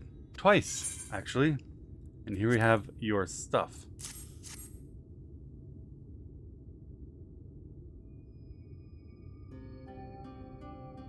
That's a lot. Good work. Quick work too, considering you've never set foot here before. I thought you wanted to sit in the city like the Exarch, but something tells me you're not a stranger to visiting strange lands. I wish that were true. Unfortunately, your efficiency is something of a problem. I'd hoped to conclude all my business before you return, but it seems there's been some confusion over one of my orders. I'll have to drag in my middleman and sort this mess out. Sorry to make you sit around and twiddle your thumbs. Cassard, it feels like an age since I saw you.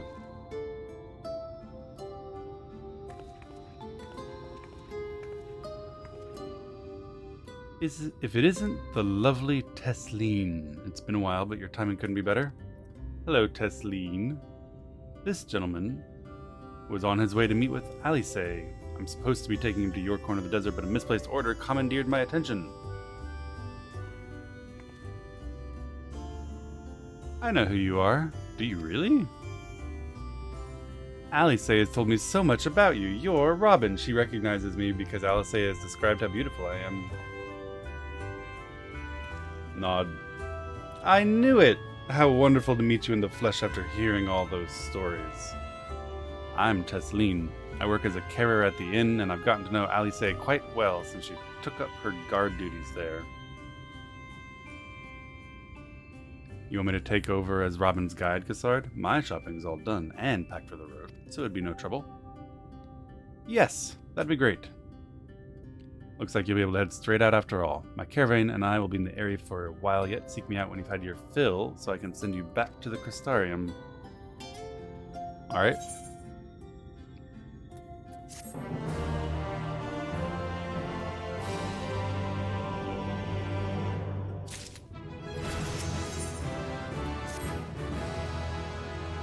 Alice has been desperate to see you, Robin, so let's get you to her sooner rather than later. The inn isn't too hard to find, really. You can see the top of the rock spires from here. We just need to swing around the ridge, then head south. Come on. I'll get my supplies together and meet you outside. Yo! Button has upgraded. Hog.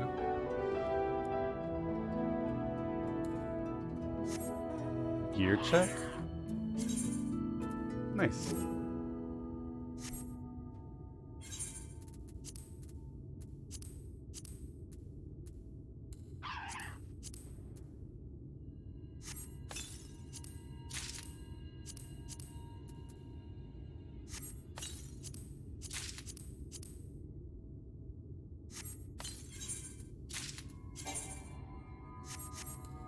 Okay. Hello, Mizuzu. Let's go talk with Tesleen. All set? Well, I should probably mention the wildlife.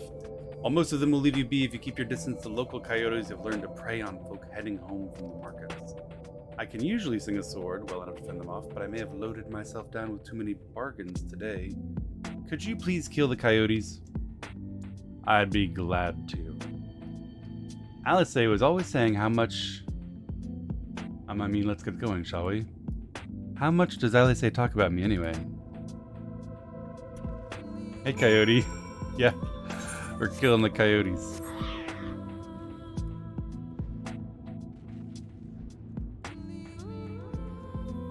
Look at that beautiful turtle.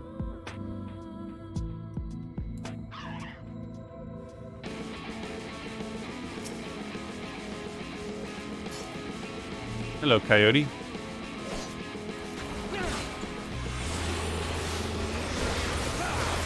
Look how high that jump was.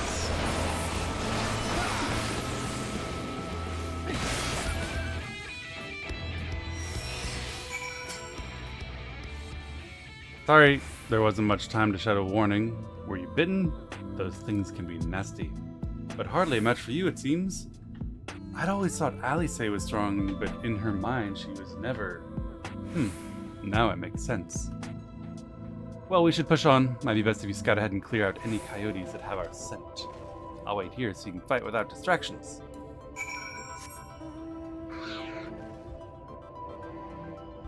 Is Alice having a crush? I feel like... I mean, no, not really a crush, right? She just thinks of herself as weak in comparison to me, even though she's powerful in comparison to these guys.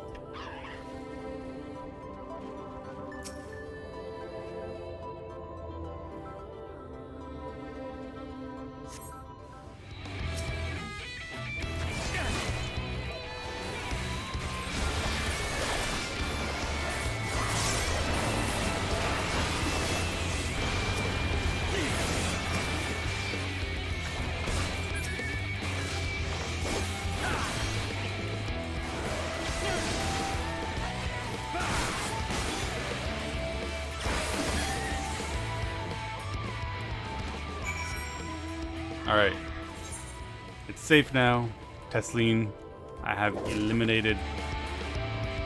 Is the mole attacking me? Wow.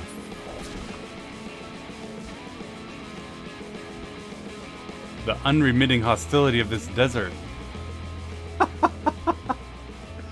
Even the moles come after you.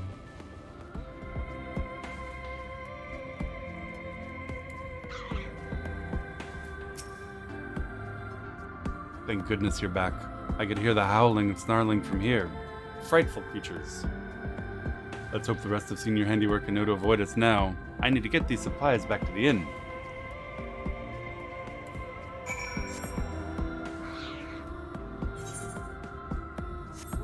I don't know, it takes something in the water for teeny tiny little rodents to go after someone as big as we are.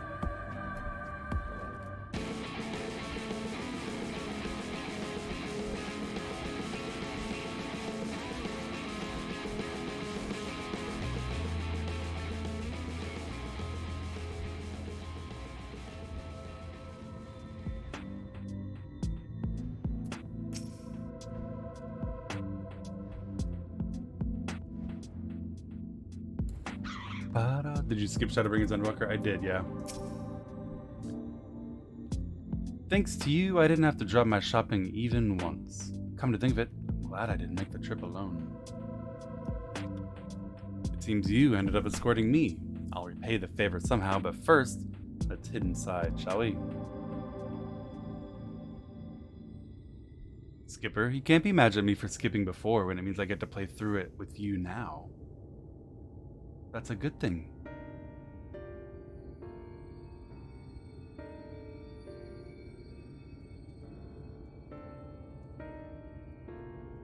This place looks even sadder than Mordsuk.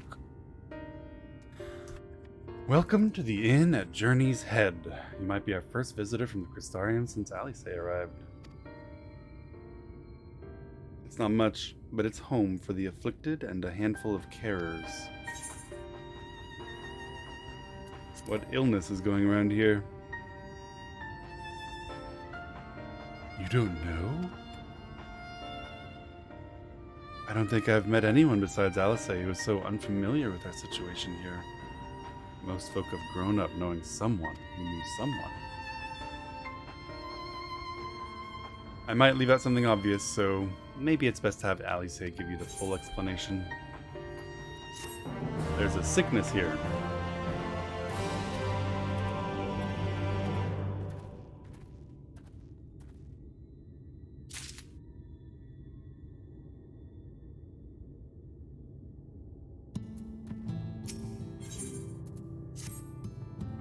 Now, where is Alice?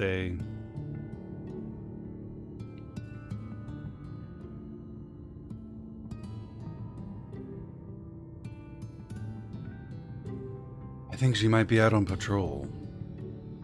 You could wait, I suppose, but why not go and find her? She usually takes a look at things from the watchtower first. You might be able to catch her there. It's not far. Head up the south side and you'll soon see it. I'll stay behind in case she comes back while you're gone.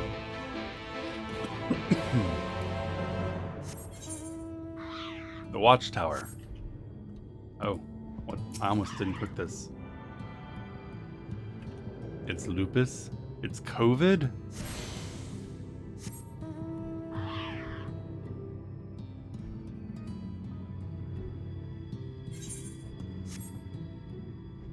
It's ligma? Yeah.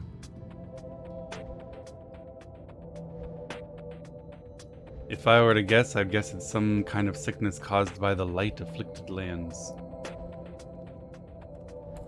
It's gonna have some kind of connection to it, the flood, I'm sure.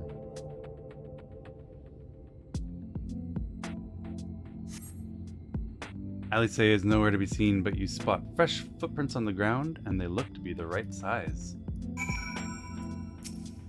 We're following the small footprints. Small footprints lead off to the northwest. This zone music or Azim Step. I like the Azim Step's music better than this music. This music is very calm, and it does a really good job of imbuing this area with a sense of emptiness and desolation. But I like Azim Step's better. I'm not the biggest fan of lo-fi, and this is very lo-fi. The footprints continue on to the northwest.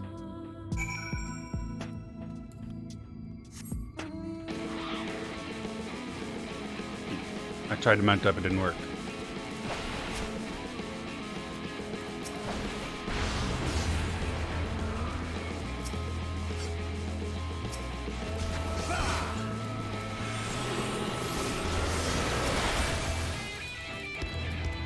Hey, why isn't this...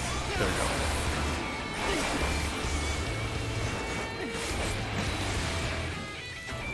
That's worse than your opinion on guys? Wait, what's wrong with my opinion about guys? That I think he's untrustworthy because he was the main...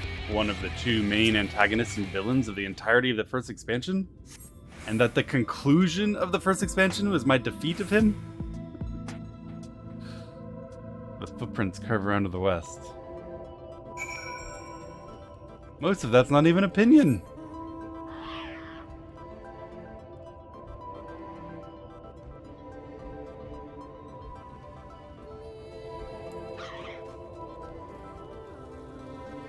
He's hot.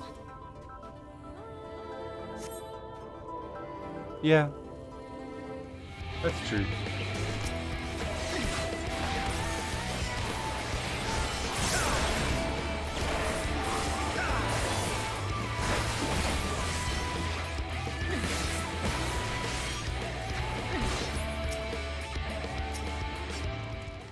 Look at this mess of footprints. Yeah, a mess of disturbed sand.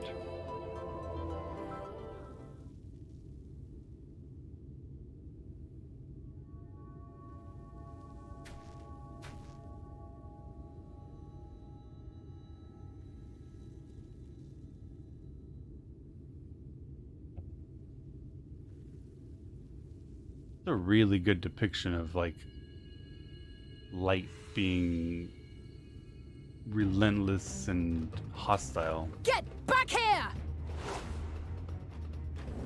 Whoa, superhero jump. Is that... It can't be. Ha!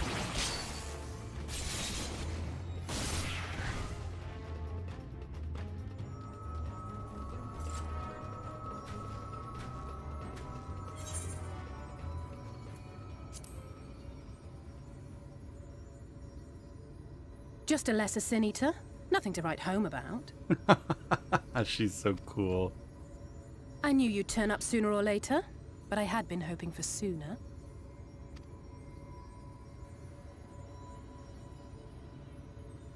Just playing it cool, guys.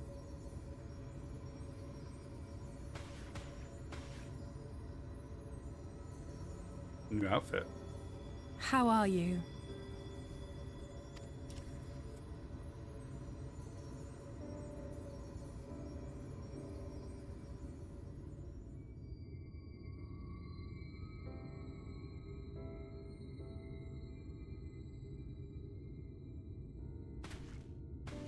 We've fought them to a standstill then. Yes. When I left, Empire was held The back. Exarch did say that the Empire seemed to have drawn back when he last looked in on the source. But without knowing for sure how fast time was passing there, I couldn't help worrying that a lot might have happened since then. I'm heartily relieved to hear that it hasn't, just as Alphino must have been. As you can imagine, both he and Urianger were desperate to hear the news from home when I arrived.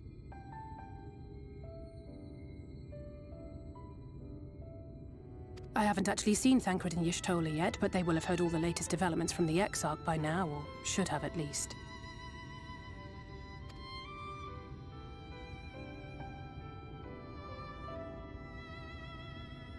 When I think of how frantic Tataru and the others must be, I want nothing more than to rush back and reassure them. Yeah, I don't know what Tataru's gonna be doing without us. But we still haven't found a way to reverse the summoning. And even if we had, we couldn't just ignore Urianger's vision.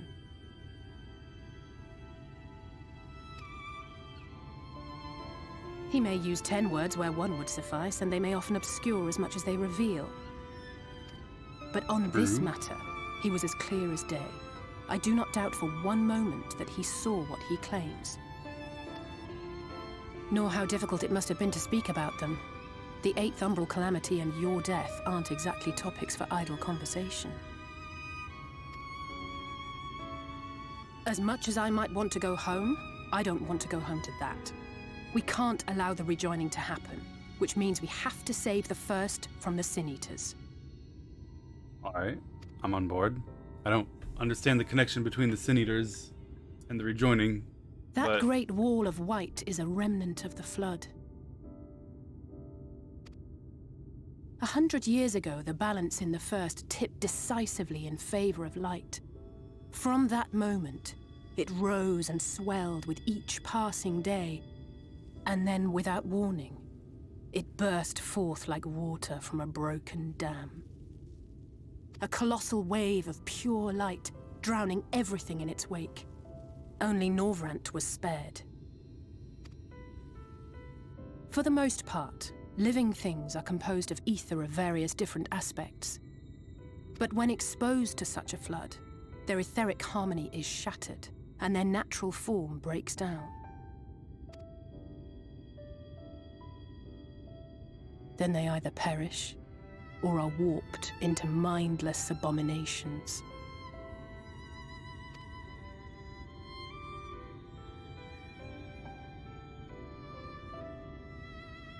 Yes, that's how the Sin Eaters came to be. They were once living creatures, or people, that were caught in the path of the Flood. Once the change is wrought, there is no going back. In that instant, they are gripped by an insatiable appetite for ether, and will happily gorge themselves on any living thing within reach. So you're saying they've been tempered by light? But even that is not the worst of it. The stronger Sin Eaters can plant light in us, like seeds in soil, corrupting our ether and triggering the birth of new monstrosities. They're light vampires. They are creatures of base instinct that exist only to feed and to multiply. They feel no pity, know no remorse, and are utterly deaf to reason. Which is why they must be destroyed. Every last one of them.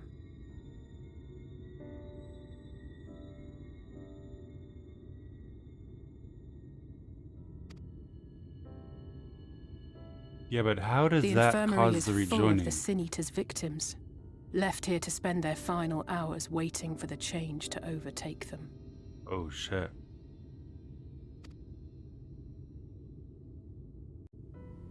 The sickness actually does need to be purged.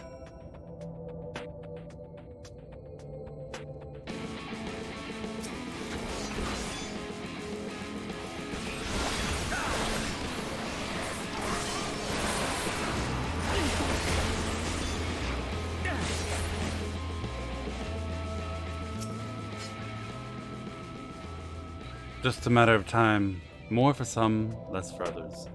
Those patients will all become monsters in the end. To add insult to injury, the afflicted are feared and shunned, cast out of society and exiled here to the edge of the world. Well, I mean, that makes sense because they're going to turn into a Sin Eater at an unpredictable time and then try to bite more people. The only good thing I have to say about this hellish place is that it has served me well as a training ground. Tesleen and the others have been kind enough to share their knowledge of the Sin Eaters. Which is knowledge I can now share with you while you help me finish my patrol.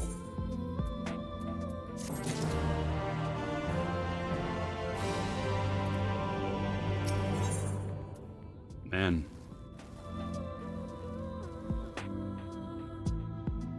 Wow. That's disgusting. Here's what we'll do. I'll take the east side of the inn and you clear the west. That way you can have an undiluted experience with the resident terrors. These marks on your map are where the usual trouble spots are. You can assume any beast with a white hide or carapace is a Sin Eater, but you'll know for sure soon enough when they come slavering after your ether. Remember, kill or be killed with these monsters. You said the same thing about tempering. Once you've slain whatever's prowling around out there, we can rendezvous back at the north entrance. Good hunting. Alright. The brutal onslaught of the light has transformed creatures into its agents. Mindless beasts. Converting us all into mindless beasts. Luckily, Robin's good at killing everything. Kind of his speciality.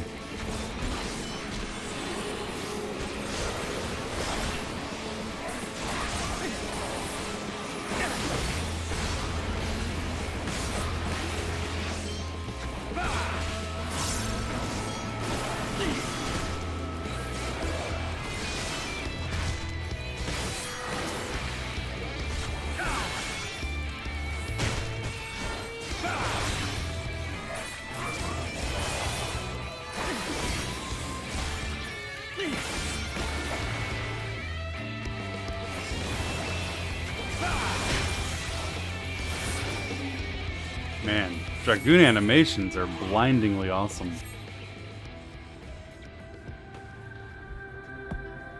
You see the help button? Yeah, I wonder what it is. Quest sync.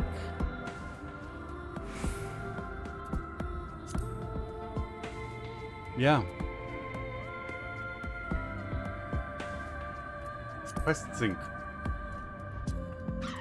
Thank you so much for the subs. Yes, cool. 37 months of hanging out with the stream. I really appreciate it, my friend. Over 3 years. Zambinushka, thank you for the prime sub. Kevlar, thank you for the sub as well. I appreciate the support, guys. Glad you guys enjoyed the stream. Welcome.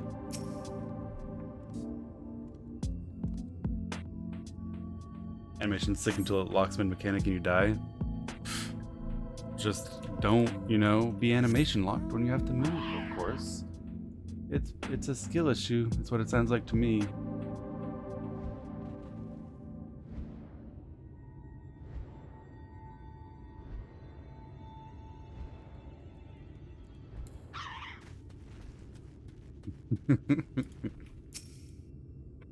Thank you for the prime sub, Alethea. Able to catch a stream. I'm glad you enjoyed the VODs.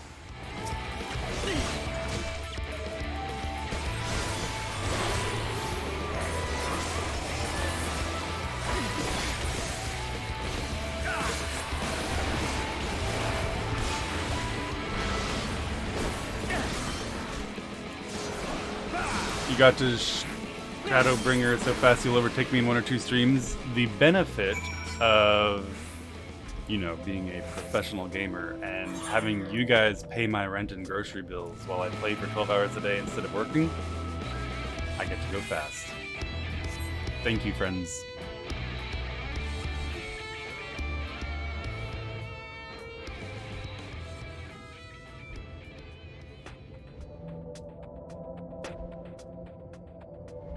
How much do you earn a day? Whatever you guys give me. How did you fare? I thought there might be 1 or 2 lurking on the fringes. Nothing out of the ordinary for this area. I expect you noticed it yourself, but individually these lesser Sin Eaters are no more deadly than any other natural predator you might encounter in the desert. It's when they appear in numbers that they pose a threat. Much like the Voidsent, they have an unfortunate tendency to flock to the strongest of their kind. Yeah, I guess they're very similar to the Voidsent, just the other side. Thus, when a powerful Sin Eater goes on the hunt, it might be attended by a veritable swarm of weaker kin. Imagine an army of such creatures descending on a village or hamlet. That's the basic idea behind my patrol. Cull their ranks often enough that their numbers won't be overwhelming when the big ones come out to play. And you've certainly helped on that front. Midnight, thanks for the kind words. Glad you're enjoying the VODs and the MSQ, and I hope you enjoy your journey with the MSQ as well. Report our victories to Tesleen, shall we?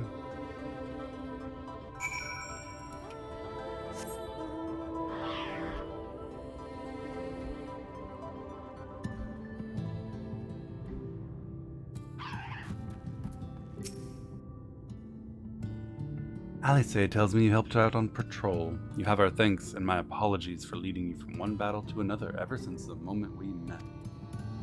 In any case, I'm glad to see the two of you found each other. You have no idea how badly Alice has missed your company.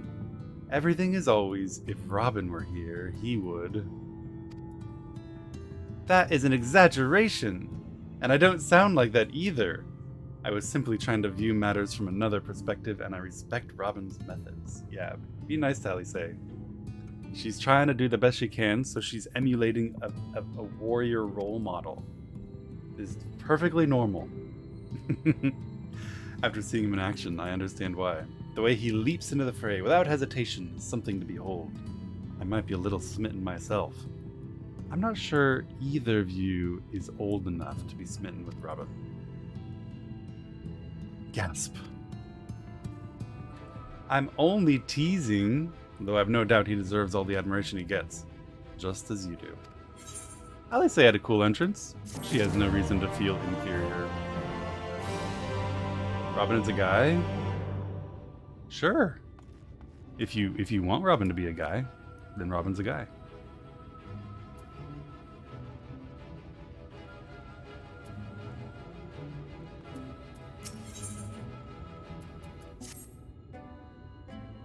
I'd love to lay out a welcome meal, but the duties I put off when I went to the market are still waiting for me. There are 101 things that need doing. I'm sorry, but could you wait here with Alice?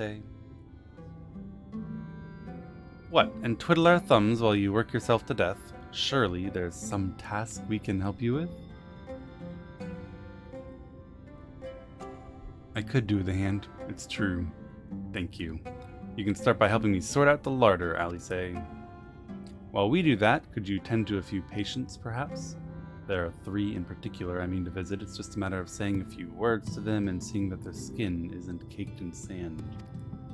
Their names are Pawnel, Todden, and Halric. They may not give much in the way of response, but I promise they'll be pleased to meet someone new. This is really awkward, guys. These are people who have been bitten by the afflicted, and you tell me they will inevitably turn? What do you do? How do you handle this?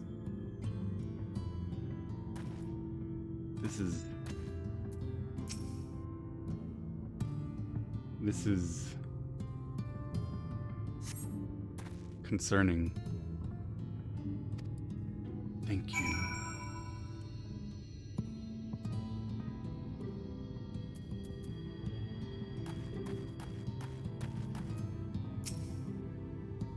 Until they are actually vicious, murderous beasts, they do deserve care and empathy and compassion, but how do you protect your community from them when they turn? Todden glances up at you blankly, but you notice the tension in his face ease slightly. Poor guy.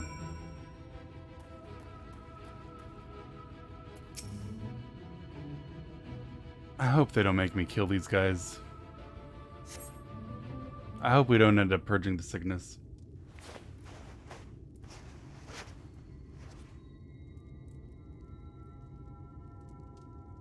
Yeah, you look creepy. Halric remains utterly still as you wipe the sand from his cheek. The texture of his skin has hardened into something akin to plaster.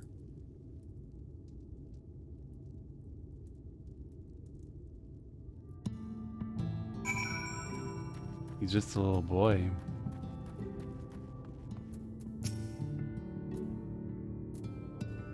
You've seen to the patients. How were they?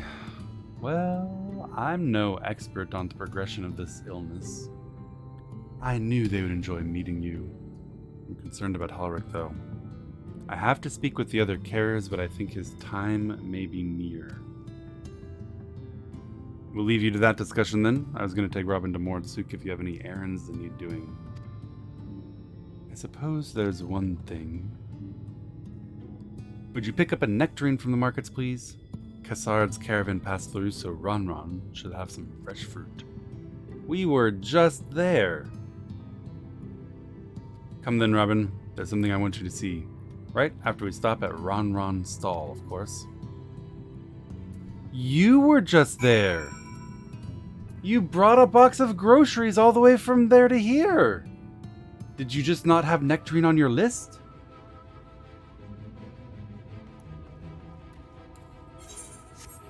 I don't understand people who don't have a shopping list.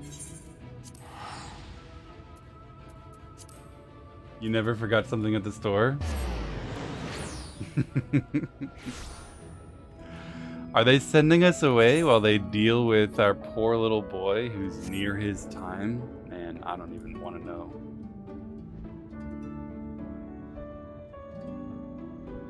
It's a memory exercise for you. I can't remember where I put my keys, much less what I needed to buy so I could cook dinner. If I don't write it down, I won't remember it. Back again, are you? You need another taste of Ron's wares? We're looking to buy a nectarine. Do you have any nectarines? Nectarines, peaches, grapes, fresh and juicy. Given how richly you cracked your coin purse with me, I might still owe you food. Here, take this nectarine free of charge. Always forget something on your shopping list? I usually don't, because I usually, I'll write my shopping list gradually over the course of the week before I go shopping. So the odds of me having forgotten something are usually pretty low. I've never seen a Mord merchant give away something for nothing. How much coin did you spend here? I would have eaten 40 loaves worth of grapes. I love grapes. Oh, yes. I'll take a jar of... How do I say?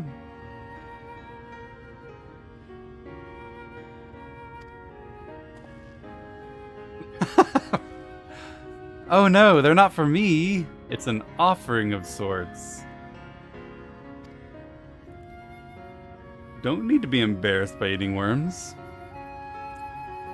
The worms, if you please. Only the best regulars for you. Come again, my friends. Protein is protein. Well, I mean, and the truth is, I read an article recently arguing that insects and high protein sources of insects like locusts are significantly cheaper and more environmentally friendly to produce than, cows. Which seems very likely to be true, but I don't think I'll be eager to try the grasshopper burger.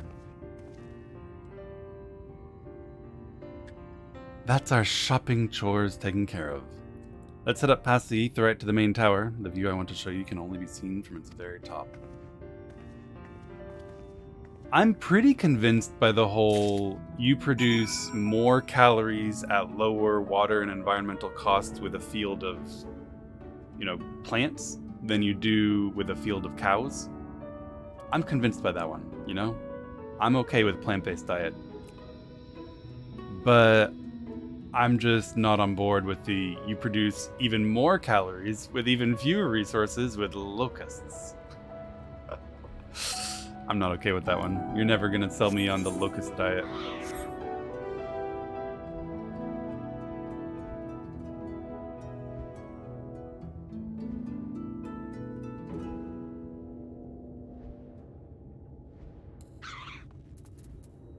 No one will tell me not to eat meat. I mean, people will tell you that, but you don't have to listen. It's your money. It's your body. Here are your precious worms.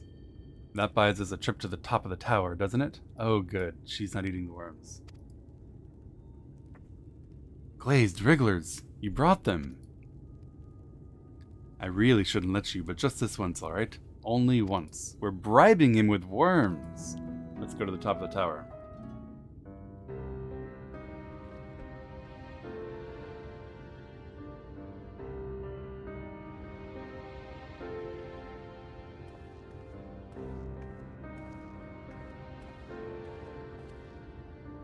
Look, over there, where the wall is broken.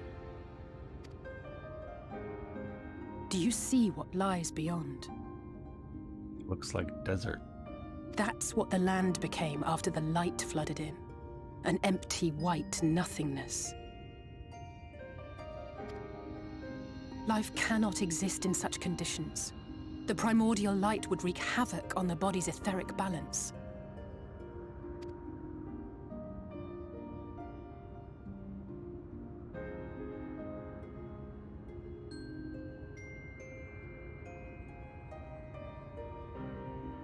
That nectarine you bought. It's Halric's favorite fruit.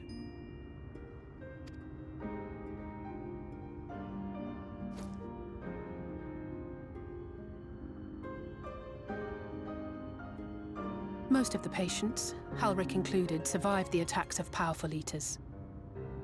But their fate was sealed all the same. The monster's corruption has entered their bodies, and their very essence is being subsumed by light. The twisted state of the world itself just makes matters worse. Under normal circumstances, a person's ether naturally tends to equilibrium. But for these poor souls, the opposite is true. Sooner or later, every single one of them will turn.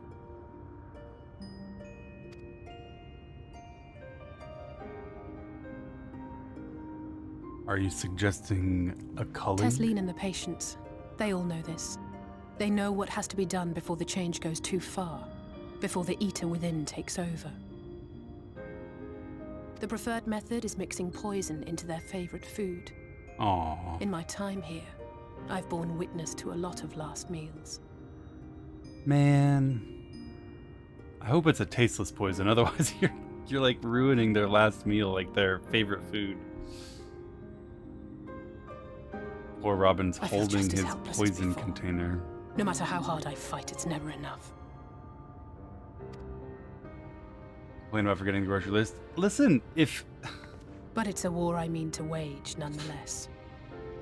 Speaking of wars, do you remember how I made you promise not to leave me and then promptly collapsed? I do remember that.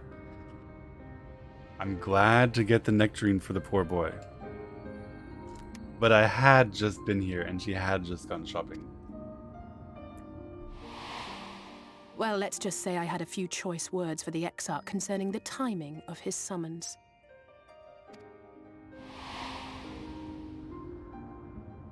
But even if the fault lay with someone else, I couldn't shake the feeling that I'd abandon you on the battlefield.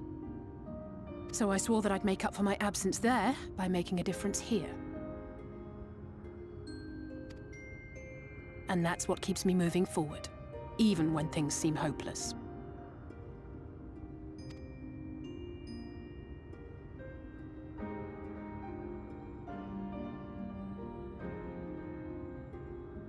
On which note, it's time we headed back. The longer we keep Tesleen waiting, the harder this will be for her. Yeah.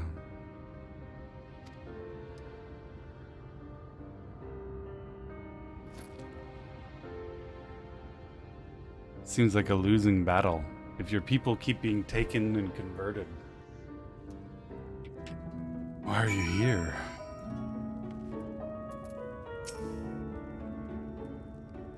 I'm glad I was able to show you that when it comes to understanding the catastrophe which befell the first, one glimpse of the empty wasteland beyond the wall is worth more than an hour of Urianger's lecturing.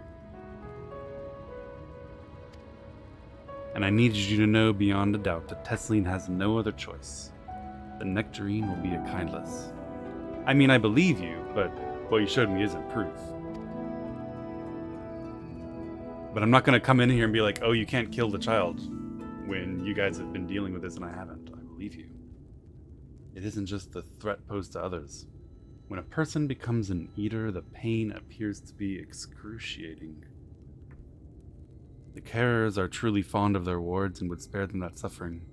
It is their way of fighting back against a fate worse than death.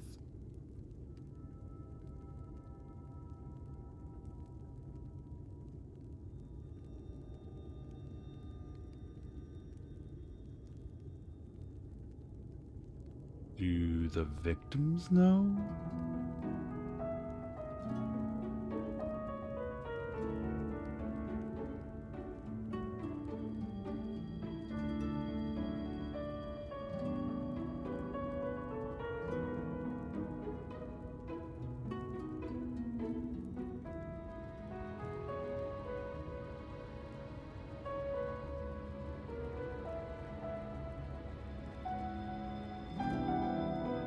This one's rough. But I just got here. They've been dealing with it. It is most decidedly not my place to judge or interfere with what they've got going on.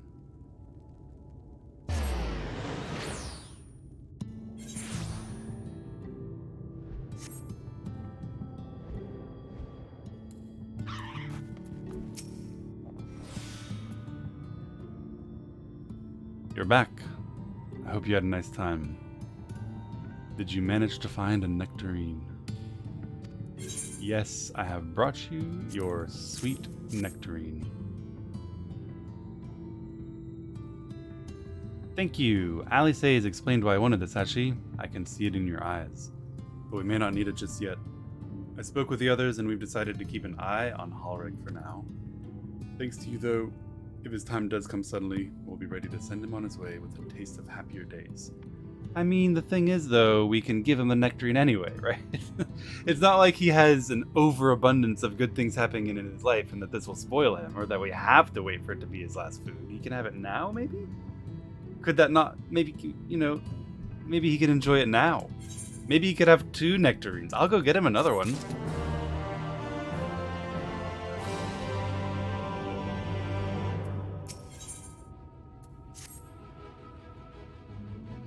Nothing is going to happen for a little while yet, so let's see if we can't lighten the mood. We don't want our gloomy faces worrying the patients. I think it's time for that welcome meal, don't you? Take a seat and I'll make us a nice stew.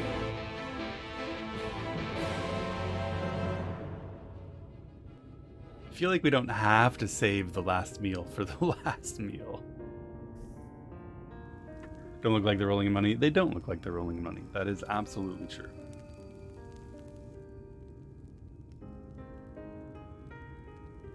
I honestly don't know. If you'd like another helping, I made a little bit more than usual today. I don't know what's better. Like, how important is it that the last meal be special? I don't know. And you've added something special to the broth, if I'm not mistaken. I hope it's not a nectarine. Aye, well, it's not often we have visitors from the Crystarium, so I may have thrown in a few extra bits and bobs.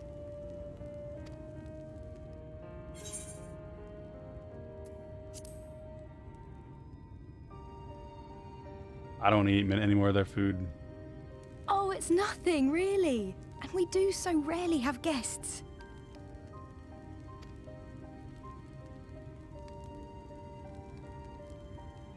In a place like this, you learn to take what moments of happiness you can get. Yeah, I get that. This is like a hospice. I remember when I first came here with my mother. She was showing the early signs.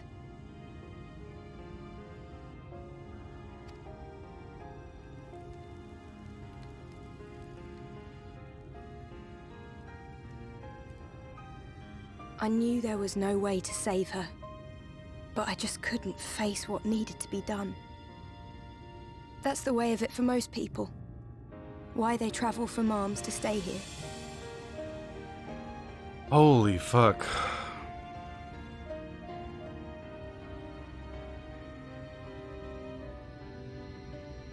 They're really just saying, hey, welcome to the expansion. By the way, the first place you're going to spend time is an assisted suicide clinic.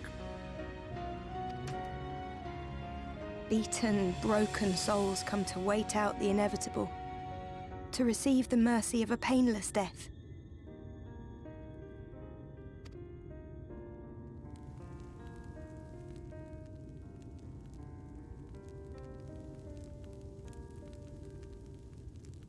When my mother finally left this world, I was mad with grief, but also thankful that her passing was a peaceful one.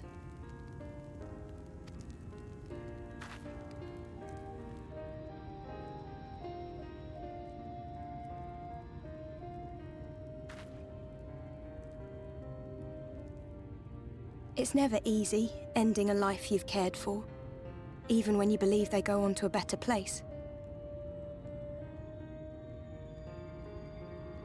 Yeah, I can't imagine. I often find myself wishing the Warrior of Darkness would come and do that part for me.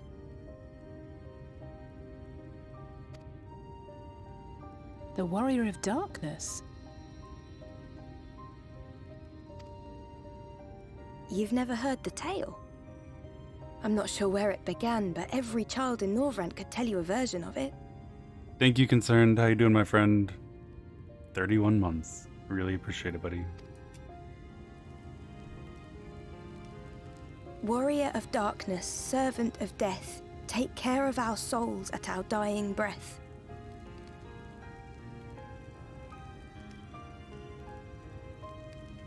Good lord.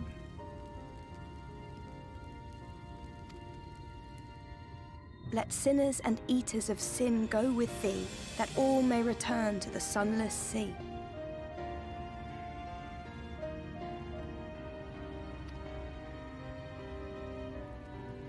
Well, that's the version I was taught anyway. It's just an old bedtime story. He's certainly never deigned to visit us here.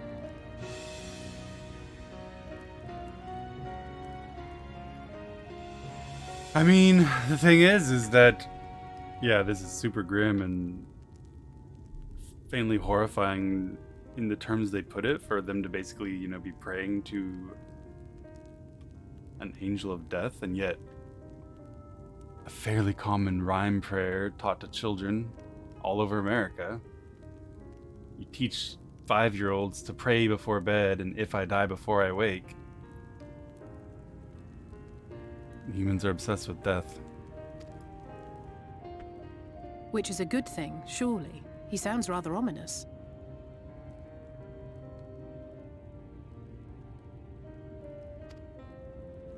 Do you think so? I always liked the idea that he treated every soul the same, even the Sin Eaters. You guys haven't heard that rhyme before? Now I lay me down to sleep, I pray the Lord my soul to keep, and if I die before I awake, I pray the Lord my soul to take. You haven't heard that?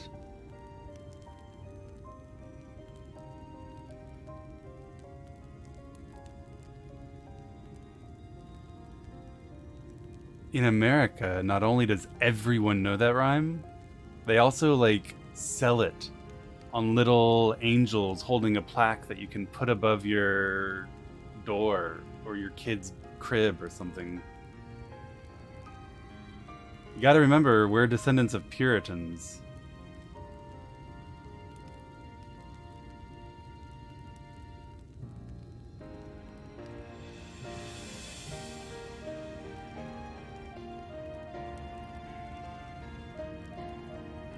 I'm from Alabama and I've never heard that? Really? That's wild.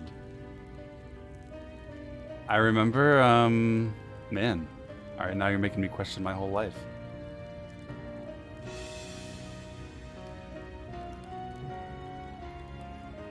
But I'm from the Midwest, I guess maybe it's different.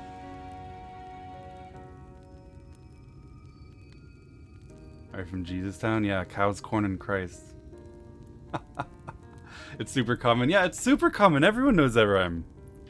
Anyway, my daughter's grandmother bought them cute little angels holding a plaque with that prayer to hang above their cribs.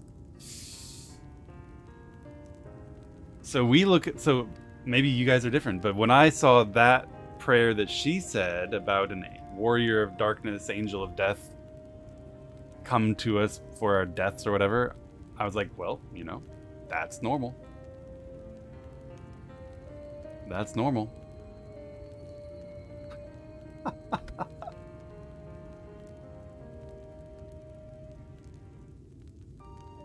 It's just different words.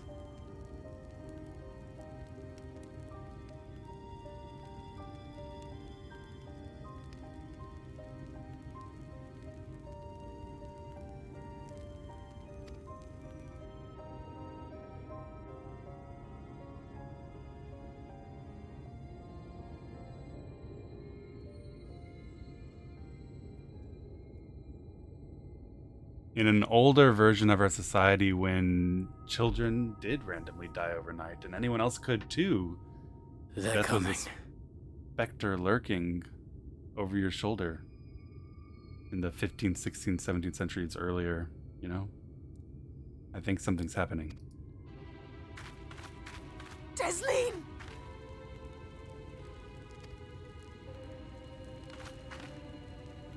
Have you seen Halric? I swear, I only took my eyes off him for a moment.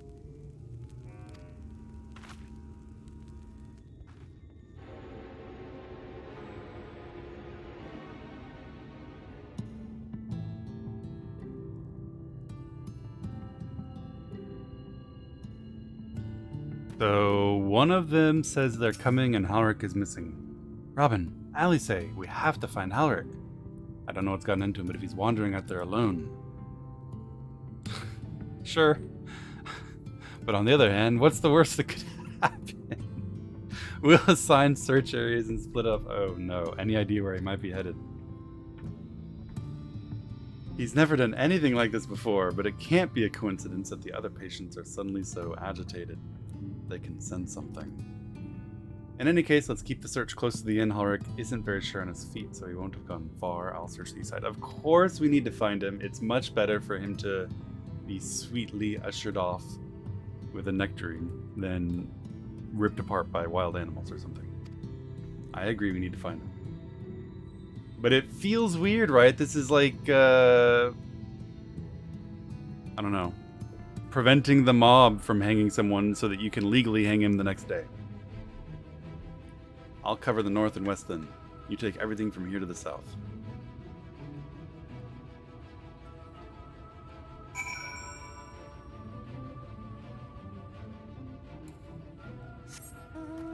Alright, we need to find Halric.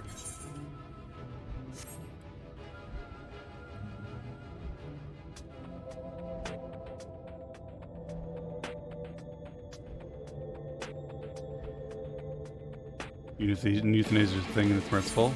Yes, I agree. I strongly support the right of every human being to have full control over their own life, including the end of their life. This is a little different though, because it's a child, and I'm not completely certain how much consent is involved, because of course this is different than cancer. This isn't just something that will kill you, this is something that will also leave you a danger to those around you, so it's different.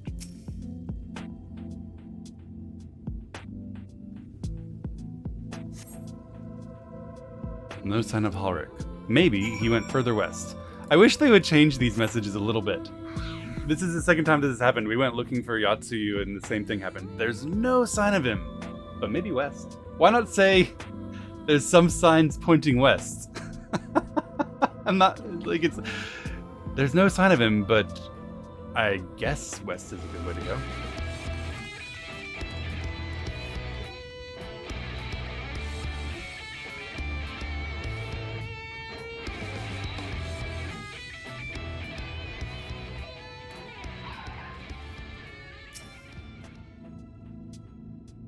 I think we need a new mount. I'm gonna get a different mount out.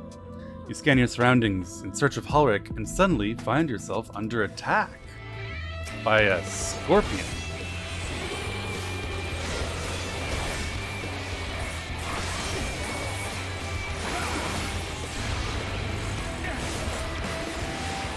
It's a sturdy scorpion.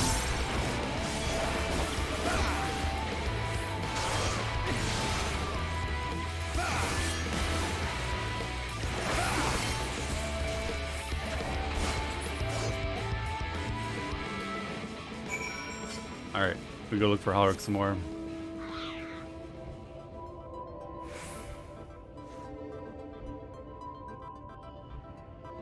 Hold on. I want a different mount. This sea creature looks like he wouldn't be comfortable in the desert. You know who would be comfortable in the desert, though? My trusty sheep.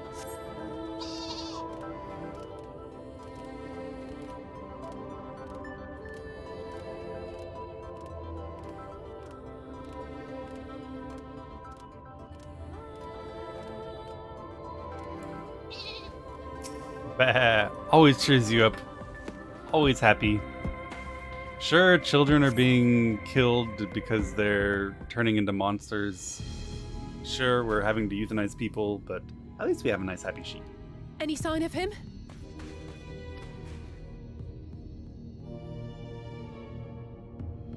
No luck then. But he surely can't have gone far. We should keep looking. The Sin Eaters are out in force, and if we don't find him soon, you can be sure they will.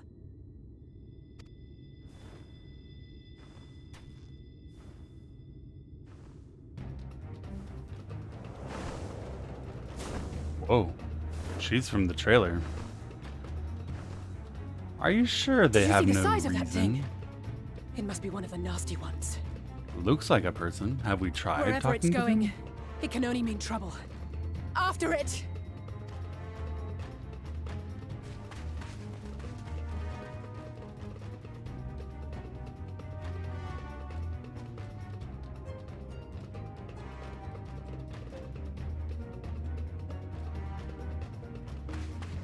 There it is!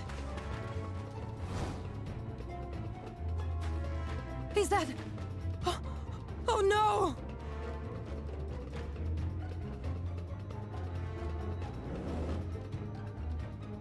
Ulrich!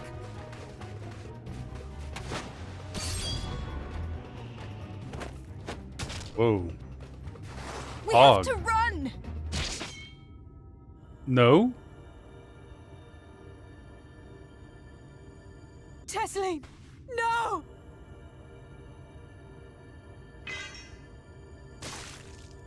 Oh my god.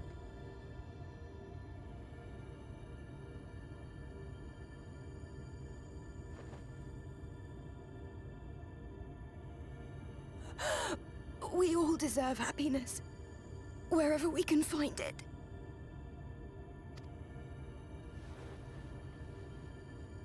The time left to you is precious. No one should die in pain. He says after having been stabbed. Mother, I... Oh my god.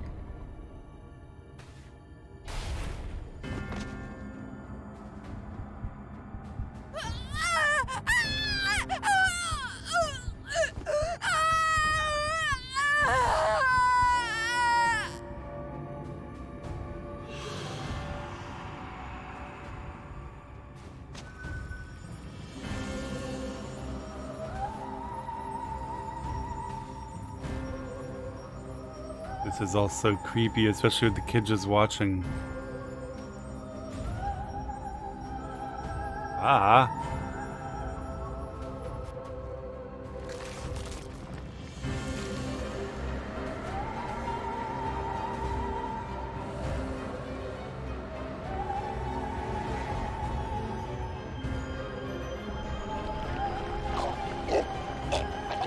Oh my god.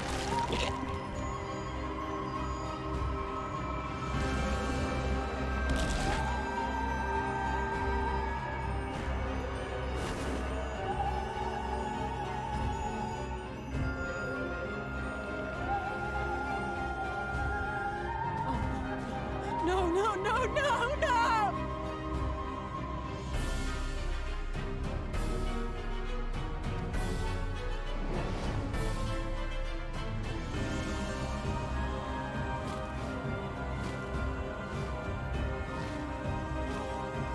Forgive me, Elizabeth.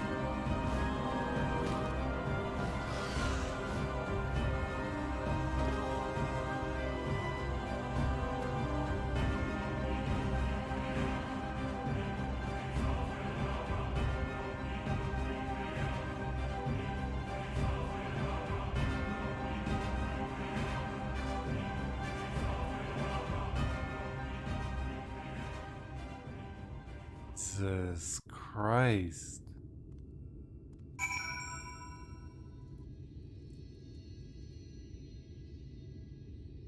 Hmm.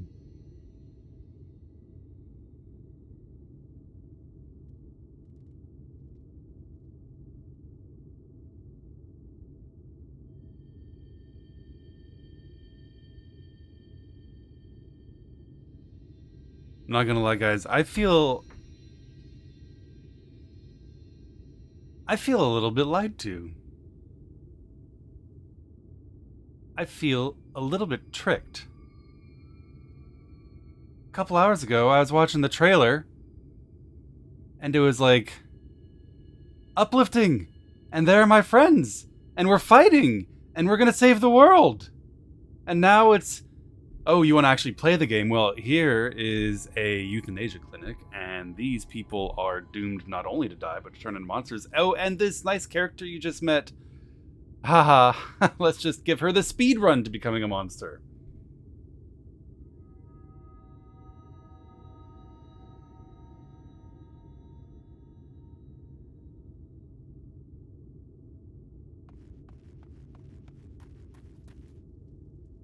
I should have chosen Alfie.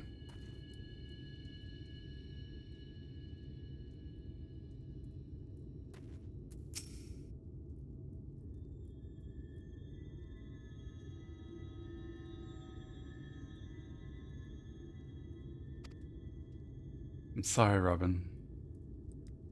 I tried to tell the carers what happened. Some kind of sin-eater angel with a sword. I can't be the shoulder they lean on. Not like this. You want me to tell them?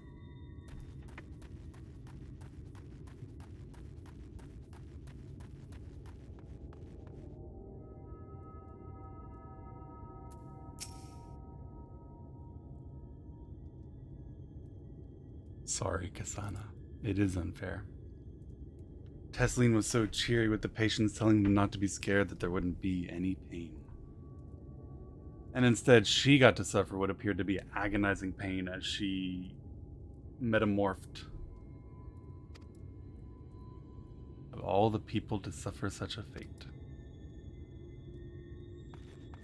She did talk while she left, but her vision was blanking out. That may have been the last remnants of consciousness, or maybe we were wrong and they are able to fight and retain their humanity for a while. I don't know. I imagine you're as shocked as the rest of us, so I appreciate what you're doing here. But me, I can barely. I don't have the words. Without a body, we can't even give her a proper burial. And she cared about that sort of thing, about giving people the chance to say goodbyes. Yeah. About being able to enjoy their last moments. About all the moments remaining to you being precious. That was super sad. What the fuck? But at least the sheep says bah. Alric? Alric is as unresponsive as ever. He stands motionless, staring up into the sky where the Sin-Eaters made their escape.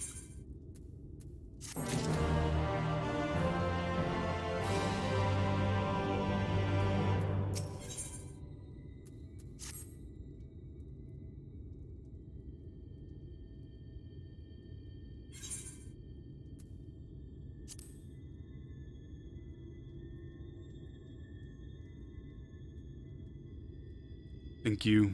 What you're doing means a lot to them. And to me. Poor Alice.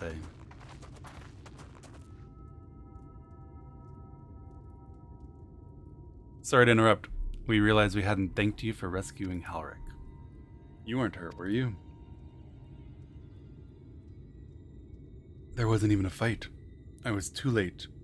Too slow. And I thought I could protect you. You can't blame yourself for things beyond your control. You brought Halric back safe and sound. No one could have done any more. I'm sorry, but I've come to a decision. I won't be continuing in my role here. I hope you'll forgive me for leaving you and that you can delay Halric's last meal for as long as you possibly can. Cannot blame her. Can't blame her. Not until it's too late, of course. Just give him the time you can. This is a hard job. We always do. Of course, she would have done the same. Farewell, Halric. Keep Teslene's words close to your heart.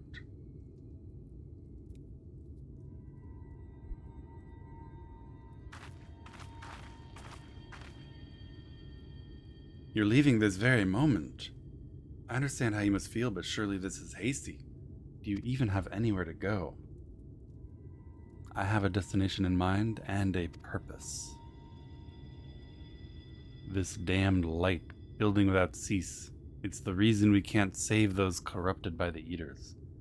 But what if we corrected the balance? Even if it were only little by little, even if it took years, it would surely make things better. Hold on there. Everyone knows there's too much light, but how could you ever hope to get rid of it? You'd have to change the whole world.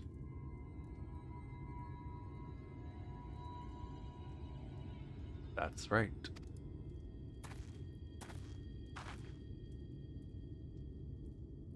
We should return to the Crystarium. I may not be able to repel the Eaters on my own, but I can use the skills I've gained here to hurt them. Nod.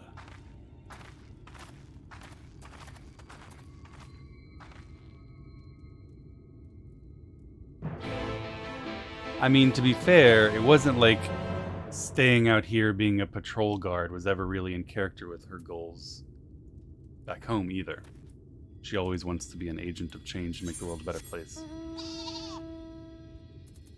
Speak with Alice at the Red Sarai. She was here to help the ill. She was here to, yeah, sure, help the ill, but also because she wanted to learn how to kill Sin Eaters, and because they're convinced somehow, some way, the Sin Eaters are connected to the rejoining of the First with the Source.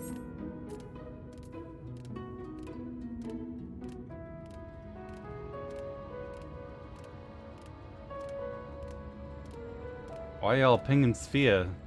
Sylph, thank you for the gifted sub, I appreciate it. How you like Shadowbringer so far? Man, I don't know. I feel tricked. This isn't what I signed up for.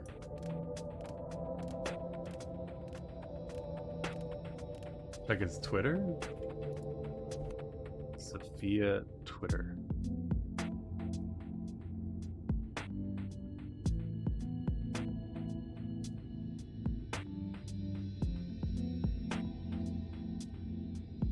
Oh, because you got an ad?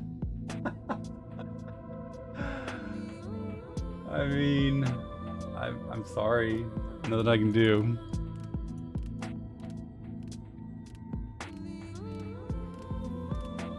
He subtweeted me. I can't believe Sophia subtweeted me.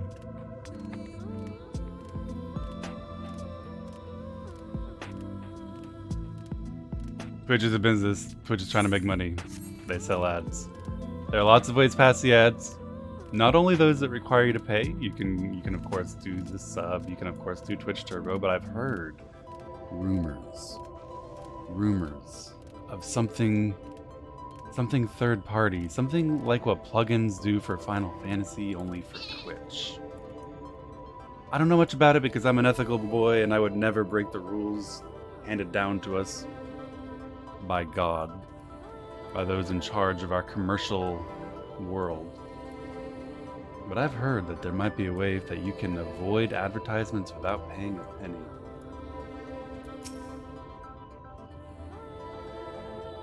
Forgive me, Robin, I couldn't stay there a moment longer. But I was serious about what I said. While the men and women at the inn battle against this blight with kindness, I must fight it in my own way, with steel.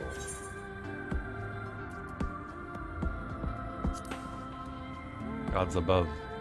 It feels like an age ago now. Miss Alice, is there anything I can get you? You are swiftest tomorrow. I need to return to the Crystarium immediately. So it seems like we're a little bit getting the band back together. We came out here to talk to Alice, but in fact we're bringing her back. As you wish.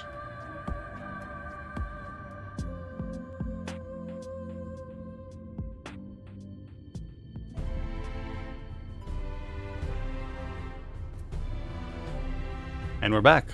Alright, back to the Crystarium. Remind me to wear goggles if we ever fly over Amarang again. I've barely gotten the sand out of my eyes. But the wind did help to clear my head at least. I think I'm ready to meet with the Exarch. We need to talk about how we're gonna wipe the Sin Eaters out. Shall we? Sure. But I feel like if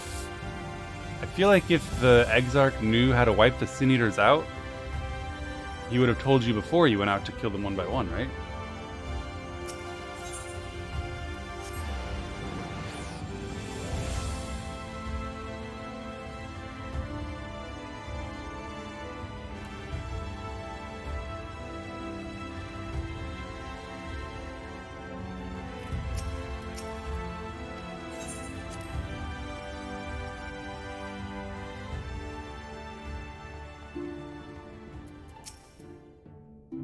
Thank you for seeking me out, Robin. It means a lot to have you there at my side. I was tempted to set off again the moment we decided upon a direction, but you have to still visit Alphino, haven't you? And if I know my brother, he'll be on the cusp of discovering something vital to our success, if he hasn't already. I'm content to stay here and consider our options for the time being, but don't keep me waiting too long, eh? Alright. Alisai branch completed.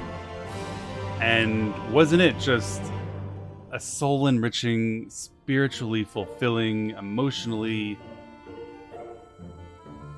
devastating storyline?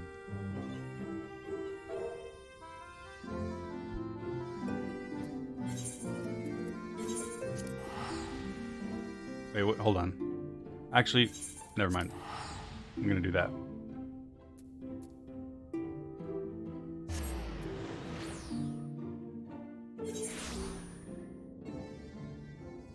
Hemenos Rookery, which I'm guessing I don't know.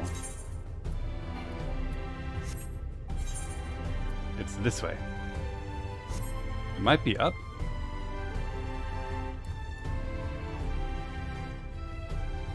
Should have gone with fried frog.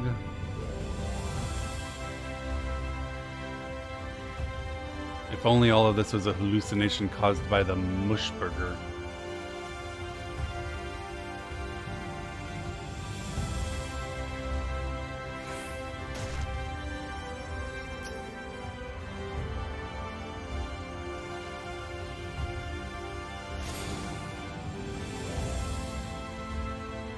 You have attuned yourself to all the Ethernet shards in the Crystarium. Lakeland is now accessible as an Ethernet destination. Oh my goodness. I'm not sure that's ever happened before. Ether Andy's having a really good day.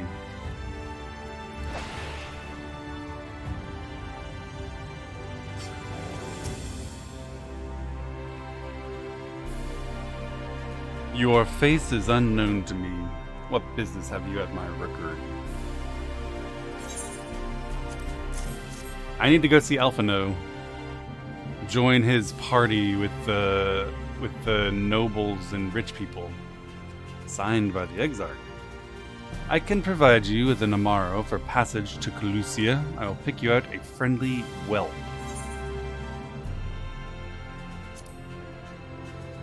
A chocobo? A chocobo? Do you hail from one of Norvrand's more isolated settlements, perchance? I hear there are a few places where they ride little else. But here in the Crystarium, mounts like that grey fellow there are far more commonly used. Seeing as you are plainly unaccustomed to riding Amaro, I think it best I accompany you on this flight myself. Any Zune worthy of the name could do it, of course, but the Exarch sent you to me.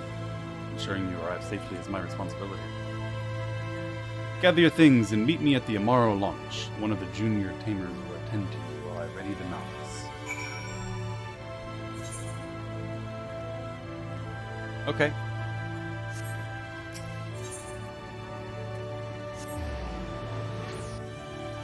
It's not that I went out of my way to get the teleports, it's just that the teleports in this city are in all of the places I've had to go. All of the teleports I don't have in other cities are places I've never had reason to go, and I'm not going to go there just to get a teleport, because that's a wasted trip if I never have to go there again. You want to fly on Amaro to Calusia? I suppose if Master Genmai is going with you. Wait here, please. The Master should be along with the mount shortly. You can now travel to Calusia. Speak with the aspiring Amaro tamer to fly to the island.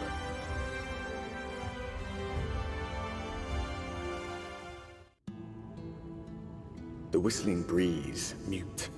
The pounding surf, frozen. Time itself takes a breath.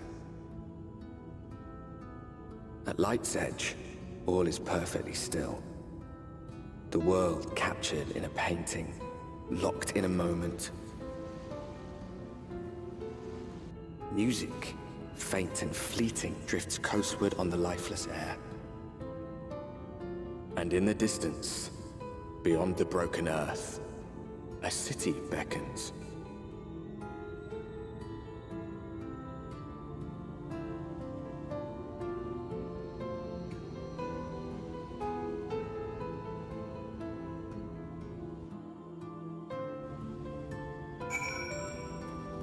It's a weird looking city.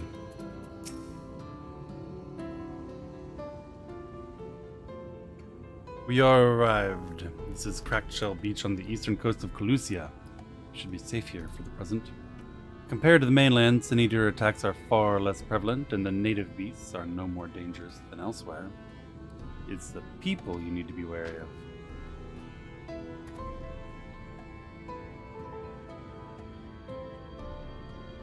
Spy you that city in the distance? It's Yulemoor, the island's main settlement. I remember back in the city we spoke to the crafts lady and she said something about Yulemoor people being lazy.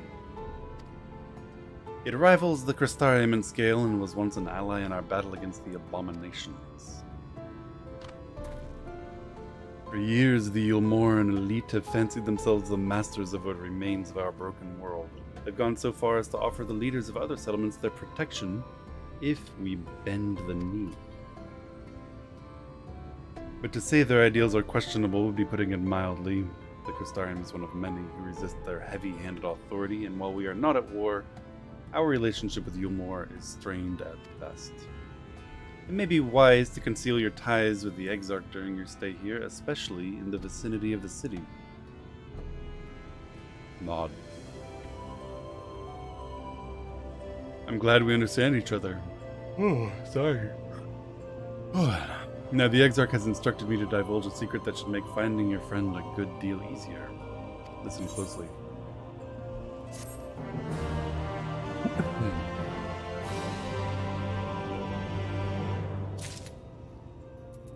Listen closely. If you head south along the coast, you'll come to a fisherman's shack. A friend of the Crystarium lives there by the name of Ebor. Ebor keeps an eye on everything that happens in Calusia and will be able to point you in the right direction. Hand him a sprig of thyme. That'll let him know you can be trusted. This should be enough. Find your friend. I'll stay here with the Amaro until you're ready to return.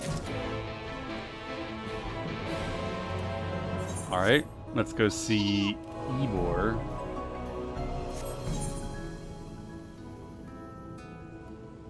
I'm blind. Oh, I guess it's this little orange thing down here. Hobgoblins. And a Maltash.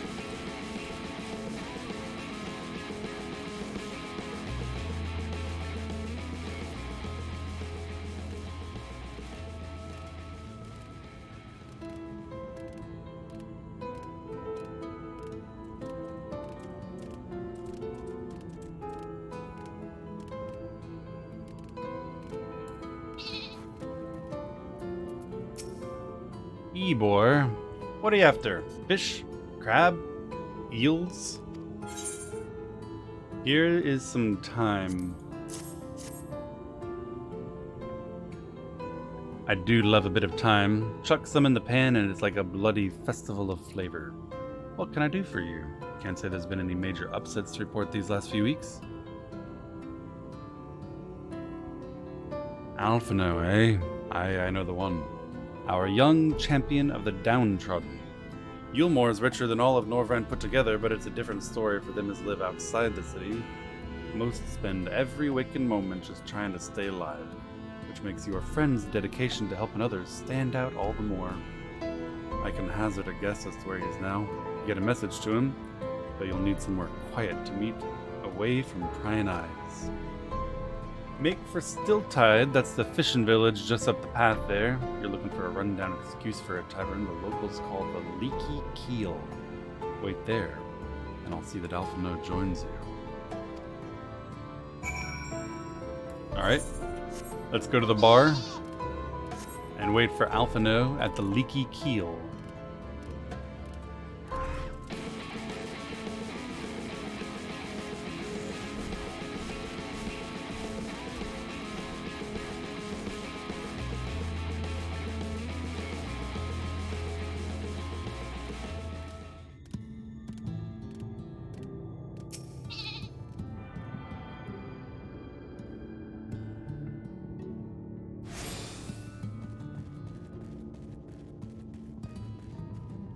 Hello, gnome. Hello, everyone. There's Mizuzu against the wall.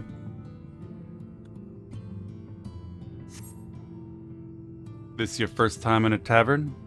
It's customary to buy a drink if you mean to loiter. What'll you be having? How about some mead? I don't trust your water. A fine choice, and what'll you be paying with? Gil. Well now, those are exotic. Where did you come by coins like that? I'm sorry, dear, I don't doubt they have value, but I don't have a touchstone to test their purity, and I'm not about to go begging for one from the neighbors, so we have to come to some other arrangement. I was specifically told you'd take my money. Perhaps you would accept a task instead? There's a common to the north where we grow our vegetables, but the pests have been eating more of them than we have. What do you say to a bit of extermination work? Squash any vermin you find, visit the caretaker, give him an earful from me for not sleeping on the job. He'll be in a silo next to the fence, snoring. Do that, and then you can sit here.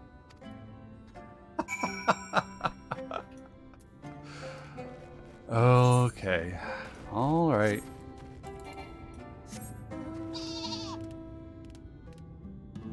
Whoa, look at what's going on up here.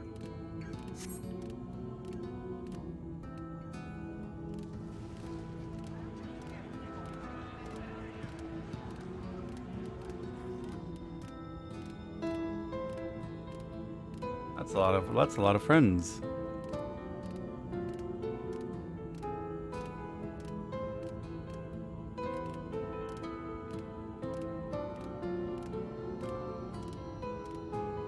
Let me in.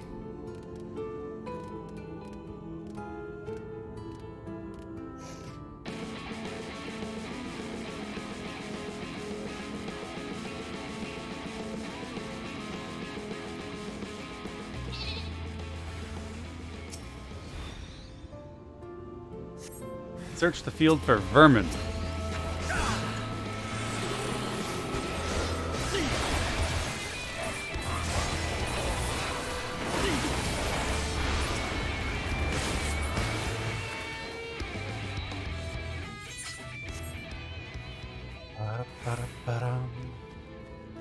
Walls work? Yeah. I thought I saw another gap closer, but it was a trick.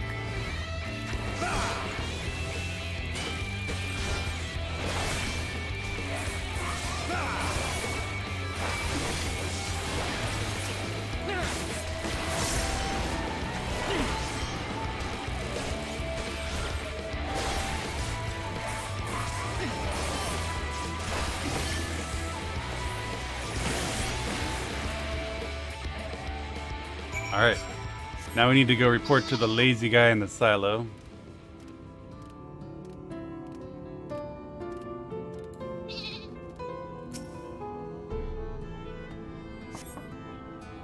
Knock knock. Maybe you need to knock louder. I need to click on it twice. Knock knock. No response. Perhaps knock louder.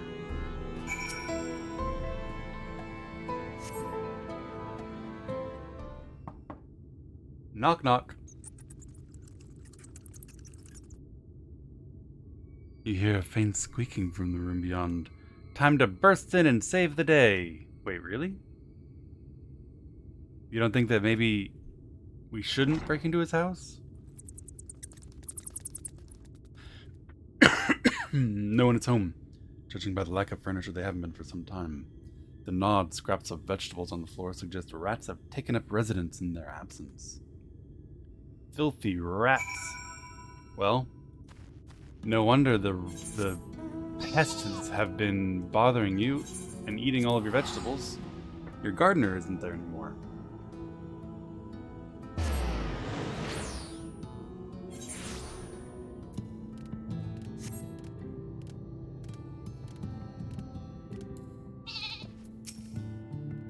Welcome back, dear. What did the good-for-nothing caretaker have to say for himself? Nothing. Gone? Must have left to join the rest of the hopefuls.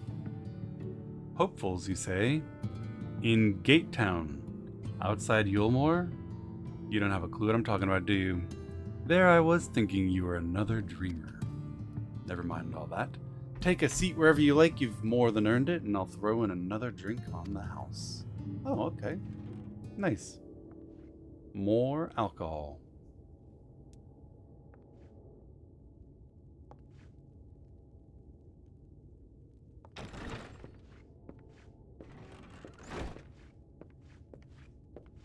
And how is business today, Mistress Theva?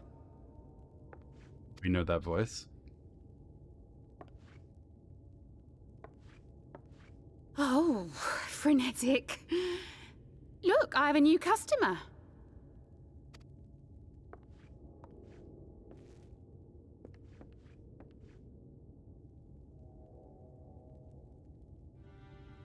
Tis good to see you, my friend. Hey, Alfie.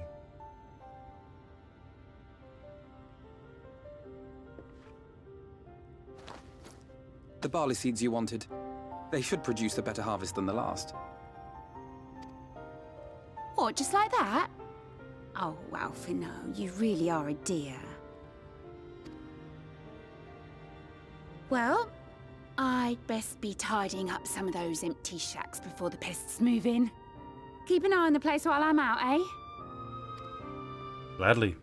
We have experience running a bar in our own headquarters.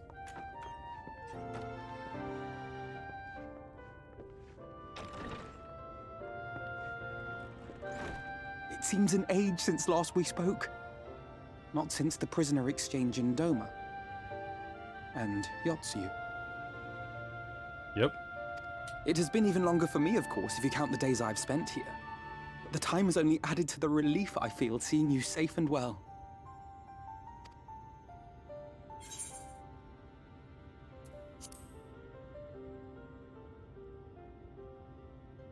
Huh. Alize said much the same thing. I don't think I've ever had such a scolding.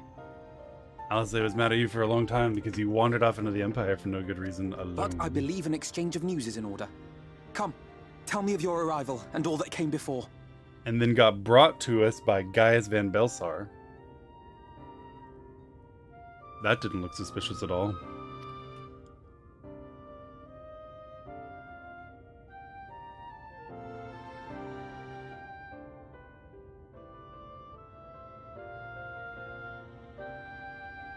I see.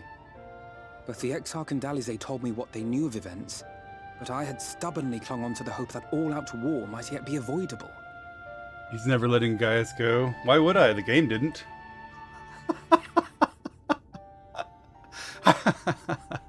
How do you expect me to get over Gaius when Square clearly hasn't?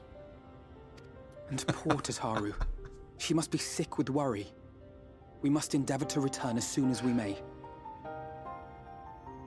Yeah, Tataru watched me faint. It would be nice to bring her good tidings for a change.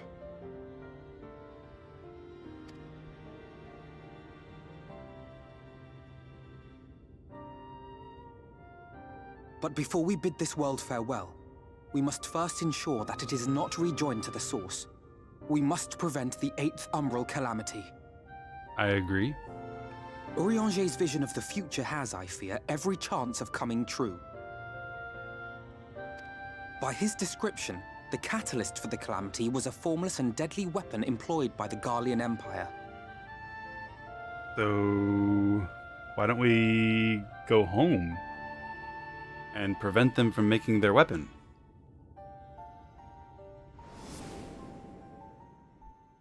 Which can only mean one thing. Black Rose.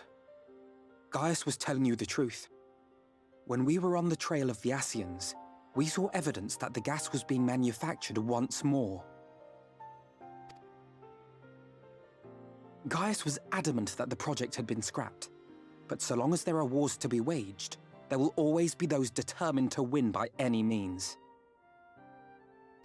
And thus simply destroying the existing stores of Black Rose would do little to alter fate's course. Yeah. They're already producing it again. That was the end of Stormblood. In that sense, our involuntary journey here to the First was something of a boon.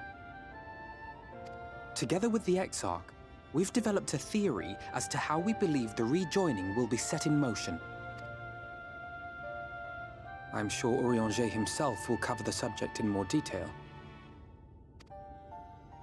But I can tell you the process requires that both worlds, the Source and the First, be facing an existential threat. One being Sin Eaters, of course. They are a menace that I would dearly love to remove, and not just to avert a calamity. I may be a stranger to this world, but I will not stand idly by and let innocent people be slaughtered.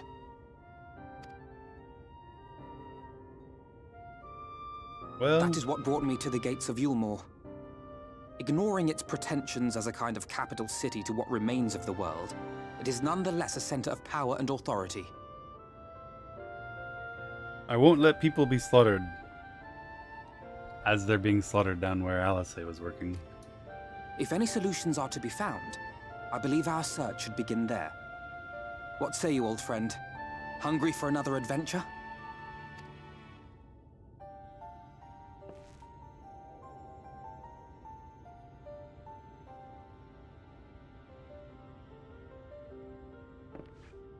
And so we take to the road once more.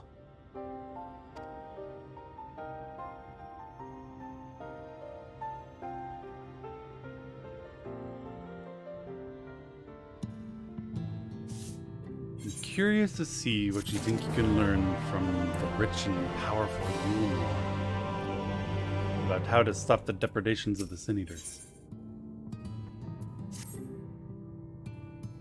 Assuming you have no objections, let's make our way directly to the city outskirts.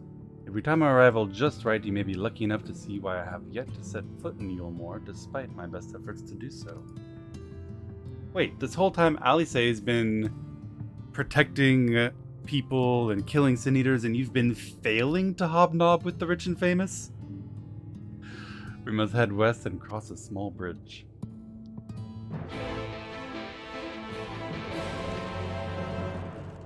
I thought better of you, Elfie. I truly did.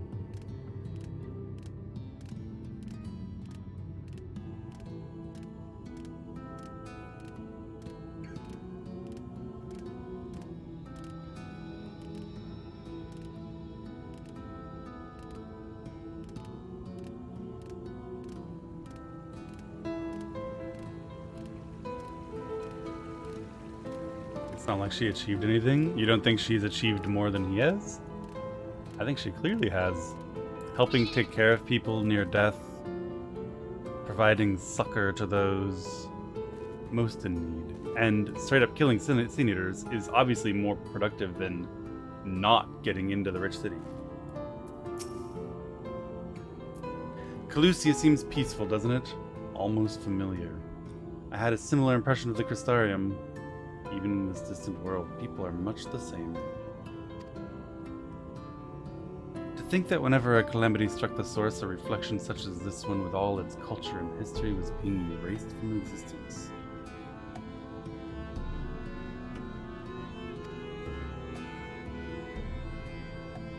No, get away from me! Somebody's in trouble. Let's go help her. Yes, I know, someone's in trouble. Let's go help her.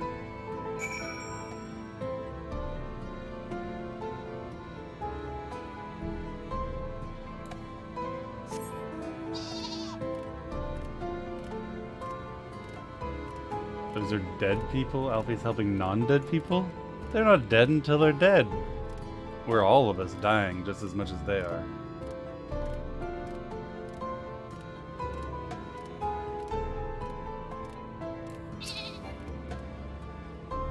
Thank the fates. Look out! Forgiven cowardice.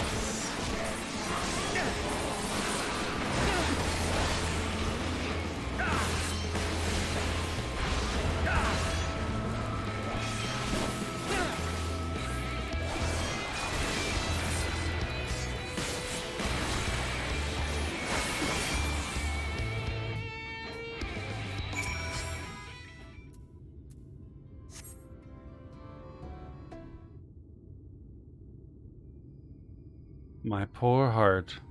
Thank you, young sir. Moving a DPS loss? It is, but stunning him isn't. Why would I move out of a circle when I can stun the guy casting it? There you are. In my haste, I lost my bearings. But I see you have the situation well in hand. Fine work. Are you alright, madame?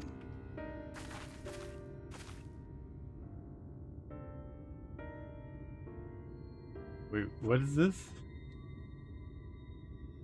Streamer, you liar. You never once thought better of Alfie. Furthermore, she let the girl you met get turned into a sin eater. Funny how you hold people you don't care for accountable, and the ones you do, oh, you moved a grain of sand. Good job.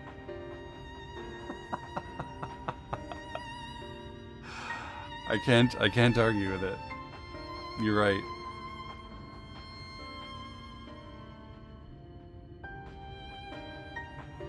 I can only be grateful that Alfie has people like you. Just a few bruises from where I fell.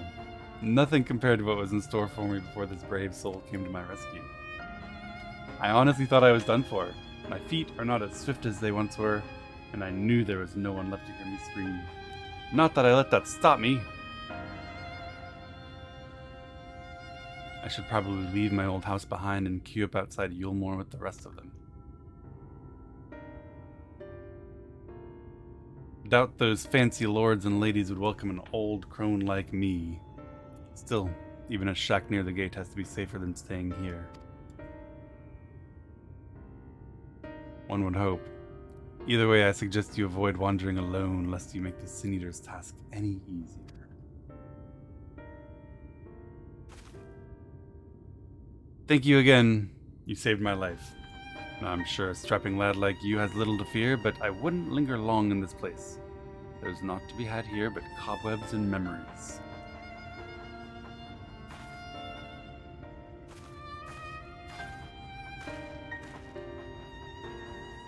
"'Tis as the lady says. Many in these parts have abandoned their homes to live in Yulmore's shadow. Should the Sin Eaters descend upon this region, there are precious few with the strength to fight them off. Speaking of which, what have you been told of these monsters?" Everything. Ah, yes. Alice would be well qualified to speak on the subject.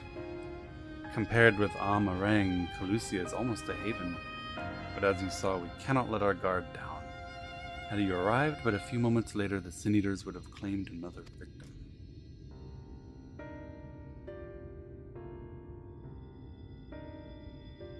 Notice how he says, I had to arrive to prevent the Sin Eaters claiming another victim. Because unlike Alice, he wouldn't have done anything. Still, we've won a small victory this time at least. Now shall we press on? We need to return where the road forks and follow the path that leads west.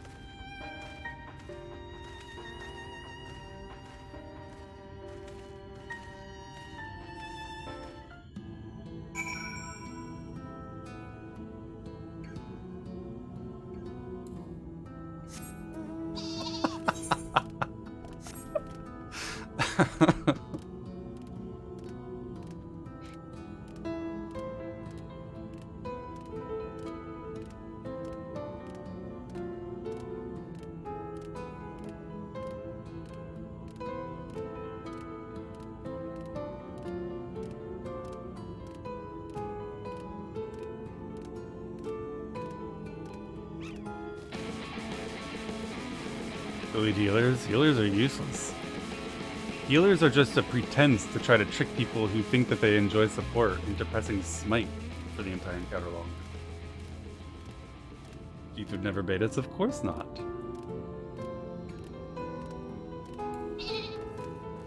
Aren't you a WoW healer? Yeah, but WoW actually has healing.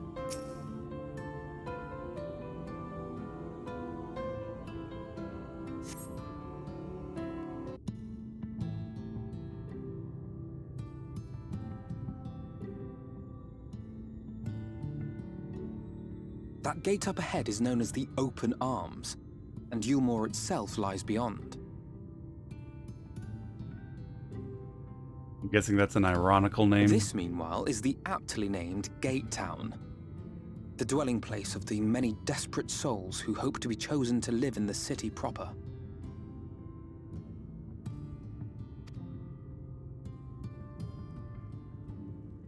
Why at the gates?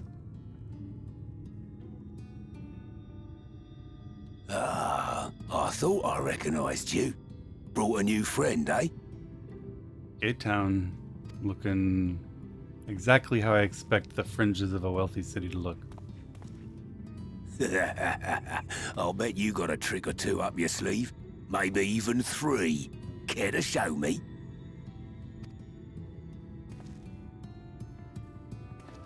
He's not here to compete. Leave him be. What? I was only making conversation.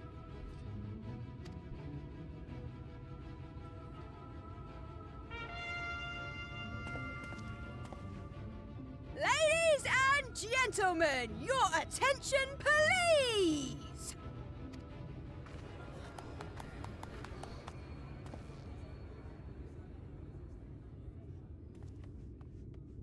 He's so excited.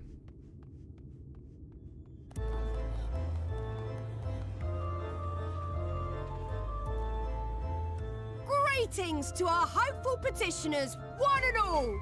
Yulmore extends its warmest regards. What is Let this? it be known that a lady of distinction wishes to dine on fish divine. We seek a master culinarian who can guarantee seafood perfection. Dazzle the matron with your delicious dishes, and life in the city will be yours to enjoy, even on days when fish is not on the menu. Who among you will answer the call? Name yourself or another. We may not at all. Fish, is it? Was there anyone? What about that girl? Do you recall how I said Yulmore was a center of power and authority? Well, that is not the only reason for its fame. It is also known as the City of Final Pleasures. The noble and the wealthy who survived the flood gathered here to live out the rest of their days in decadent abandon. A poor man could sooner pass through the Iron Needle than Yulmore's gates. The only way the common folk can enter this perverted paradise is if they fulfill the whim of one of the privileged. And so they are picked over like market produce.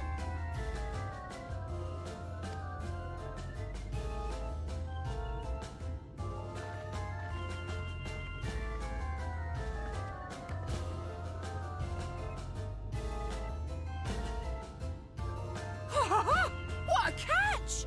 We'll not be throwing this one back. Wow. Having seen your all too obvious charms, we welcome you with open arms. Come, join us in the City of Splendor and live out your life in an ecstasy of endeavor. That's awesome. The entrepreneurs of Yulmore are able to make use of her labor and offer her a job in Just look at those exchange. expectant faces. What could you possibly be waiting for? Well, well, what have we here? An extra share of meal to celebrate our newest resident!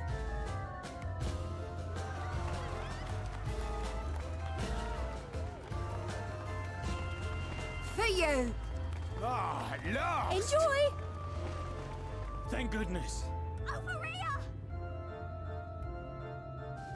Meal is a foodstuff which Yulmore routinely doles out to the people of Gatetown, and apparently a staple for its citizens as well.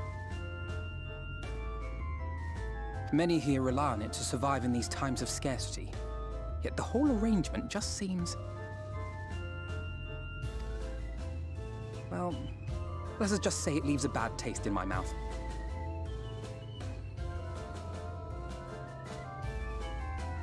What do you mean?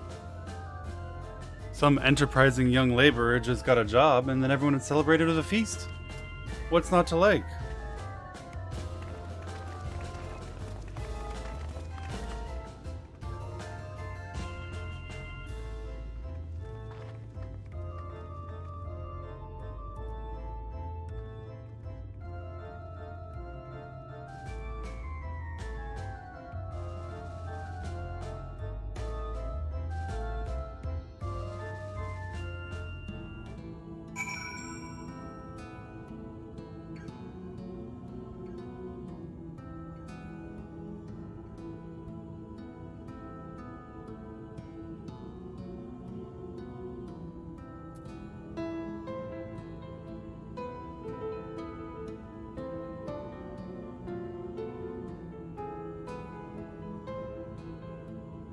It's just too bad that none of these people are sufficiently enterprising to bootstrap their shantytown into something as magnificent as the remainder of Yulmore.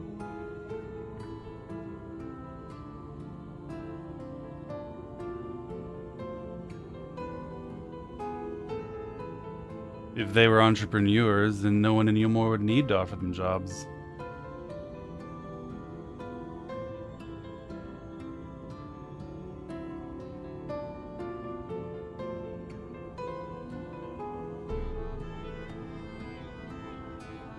It truly is a testament to the greatness of spirit shown by the fine citizens of Yulmore that they can even bear to come out here among the unwashed to dole out charity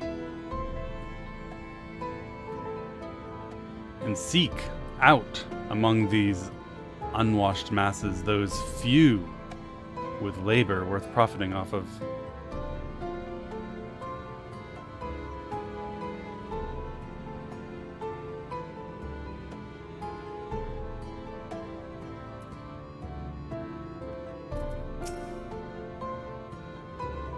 Now you understand why my attempts to enter the city have thus far come to naught. The dubious privilege of residency must be won via contest with ever-changing rules. They keep looking for people with useful skills, and I have none! Where are you, Alfie Sims? Alfie is over here testifying to me right now that he has not a single marketable skill to offer to the entrepreneurs of Yulmore. And meanwhile, you're mad at me for disparaging the boy? The market has deemed him useless. He is therefore useless.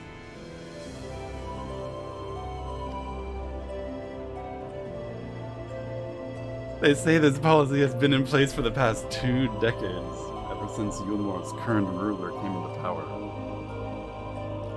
From what I have seen, it does more harm than good.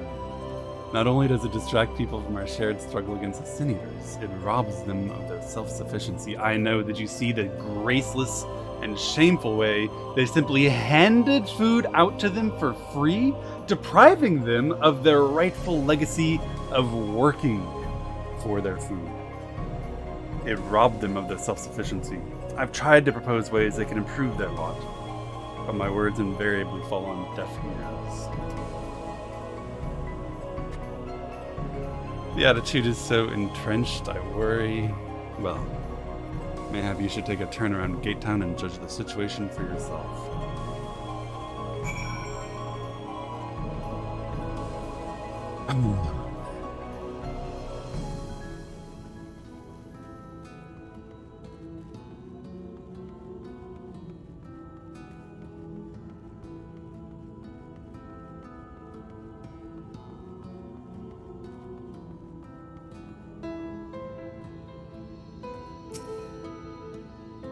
A large pot bubbles over the flame.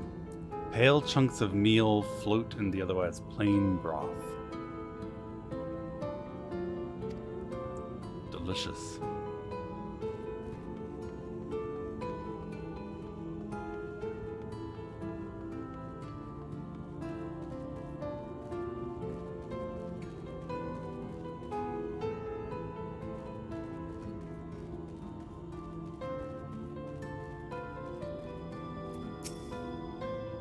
Just look at it.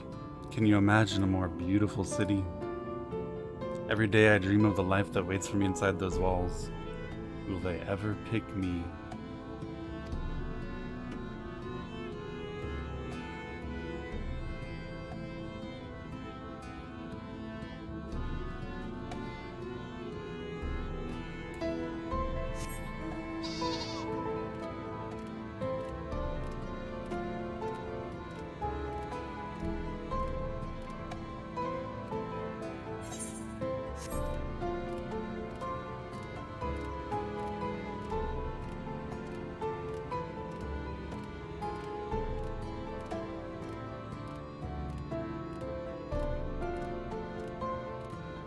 Trickle down economies, yep. We watched some of that wealth trickle down only this morning when they brought food out for all. Wasn't it glorious? Still here, are you? Can't blame you for wanting a slice of Yulemore's pie. If you ask me, you should ditch that sour-faced brat and make a home for yourself here. Gate Town's not much to look at, but at least it's safe. And the meal is the best thing I have ever tasted.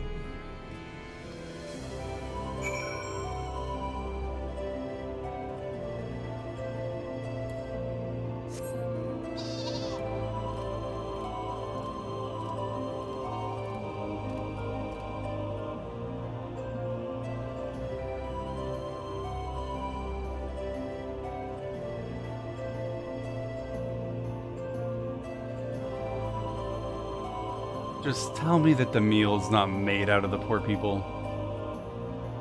Just...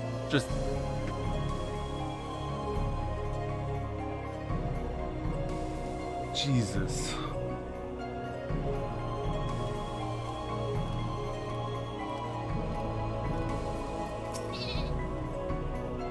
I've read this book before. Why so dark? Oh, I don't know. I'm probably overreacting.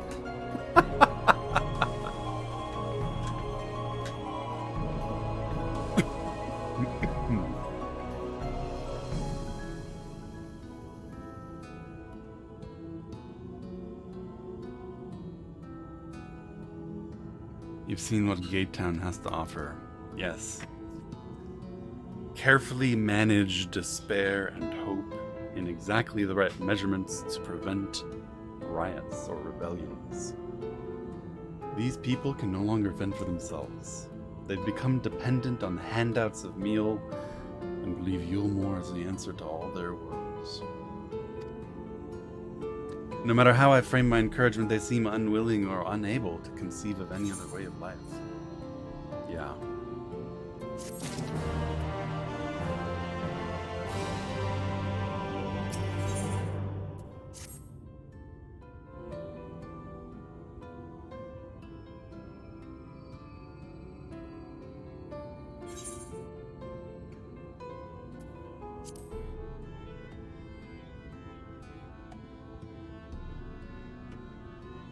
Difficult to make a final judgment without first seeing the city's inner workings. Mayhap it's that uncertainty which makes me feel so ill at ease here.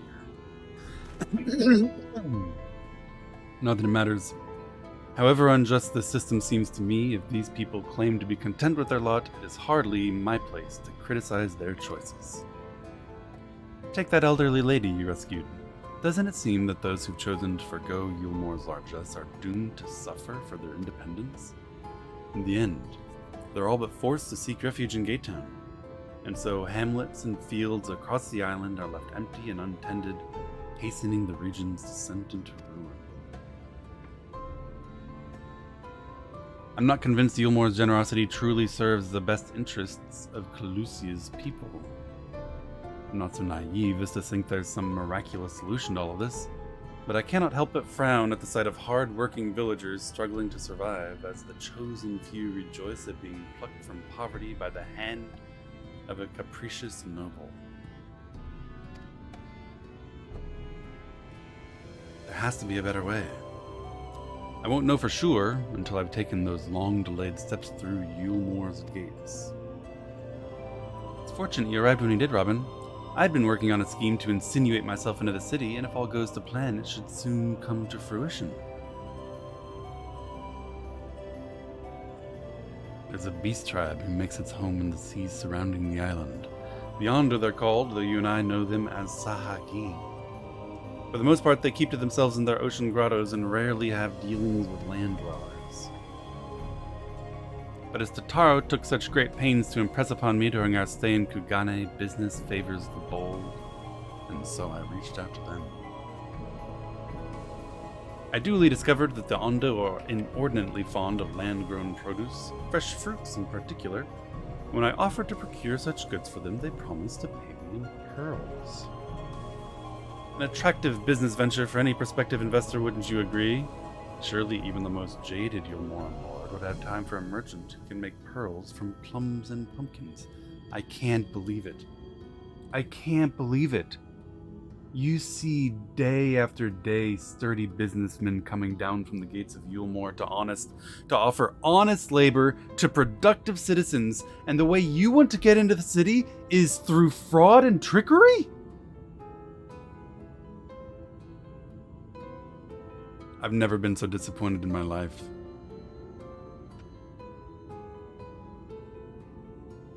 All you needed to do was learn a marketable set of skills. Work hard. Raise yourself through your own labor.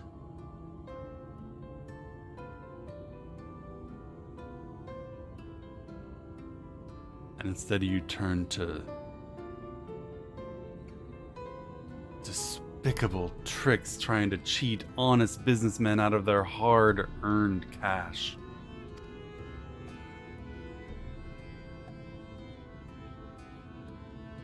I've come a long way since my days of buying samurai swords without first negotiating a price.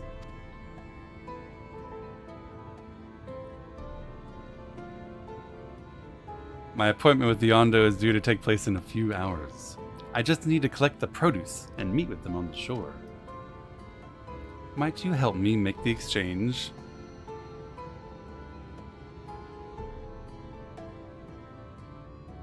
Excellent. I should be glad of your company. First things first, then, we must pay a visit to Moshamoa, my supplier and right. Come. It's just to the northwest of here. I'm surprised you can say that stuff with a straight face.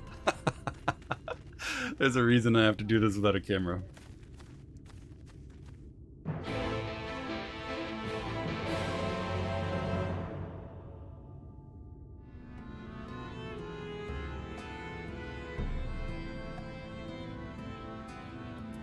Alright. Man, this double-edged fraud, it's just appalling. First, we need to go get some fruit, and then steal from the poor native tribes by trading them trinkets for their valuables, and then deceive the legitimate businessmen of Yulmore into believing that we have the capability of turning fruit into jewels. Appalling.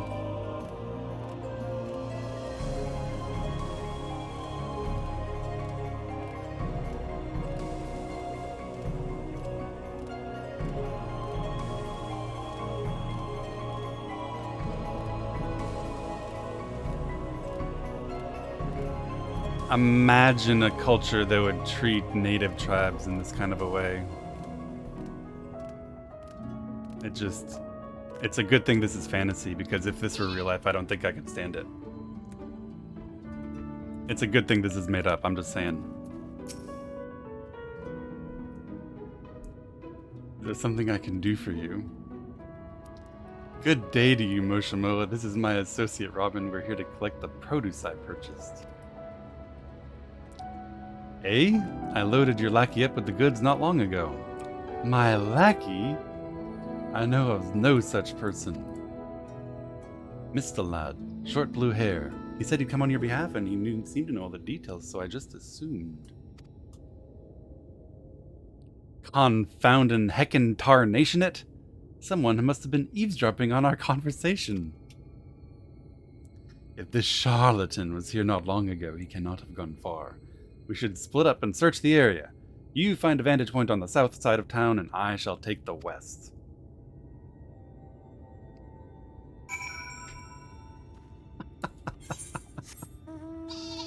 Alright.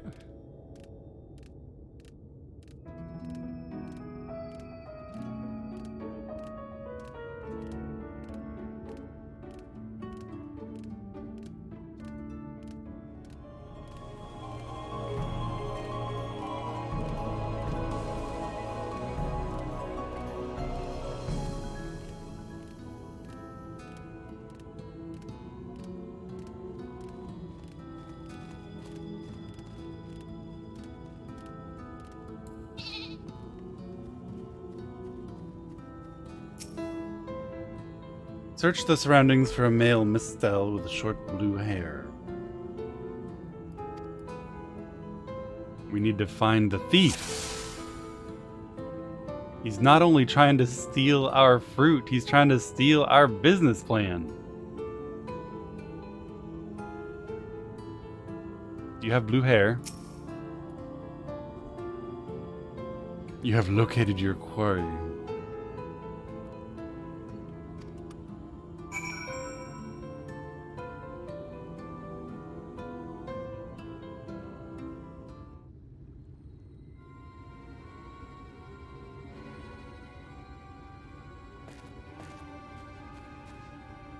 Robin, any sign of him? Yup. I've got the young miscreant in my sights.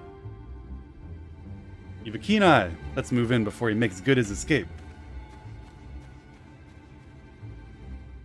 Let's apprehend the subject. Keep an eye out in case he's armed.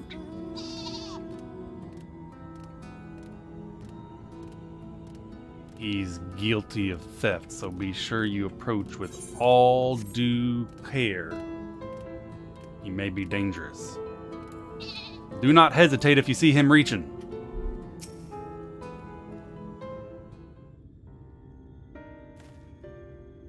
There you are.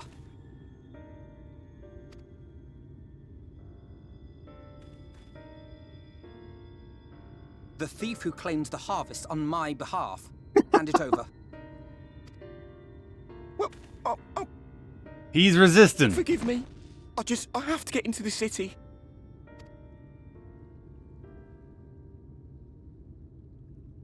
I have no family and all my friends have already been chosen. No one here gives a damn about me. When the meal gets handed out, I'm lucky if I get a smell of it. No matter what I do, they won't call out my name. I'm so tired, I'm so bloody hungry. I thought maybe I could steal your idea, get in that way.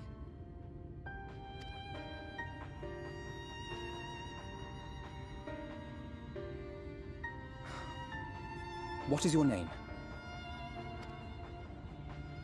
Kai Shear.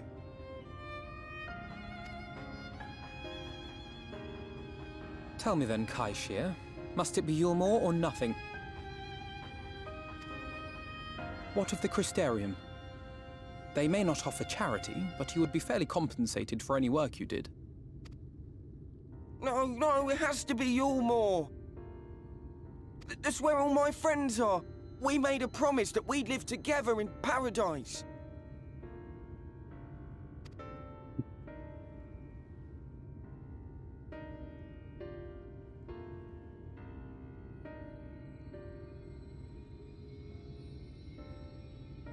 I was to make my deal with the Ondo at the Clave. Listen carefully, and I shall tell you my plans for the business, and how best to arouse the Yulmoran's interest. You'll give me your place? Just like that? I'm giving you a chance, nothing more. What comes of it is entirely up to you. I understand. Oh, thank you, thank you!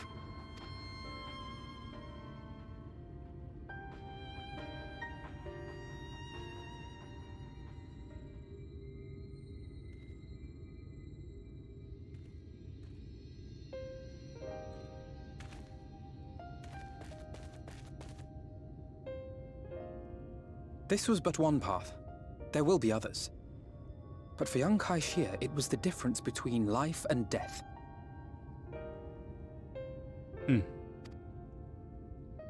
I do not regret my decision, yet I will admit that a part of me wonders if it was for the best. Yeah, I'm still worried about what happens to the people they take inside.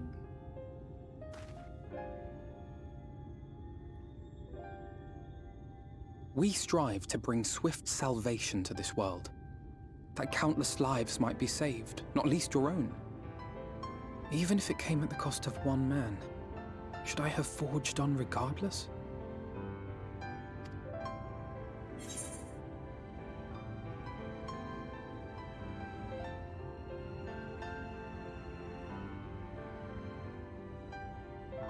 Now, see, this is a lesson in not trying to take shortcuts, Alfie. What you should have done is gone and got yourself a useful education, learned a set of marketable skills, and sold them to the entrepreneurs coming down from that there city to give out jobs to the hard-working and deserving.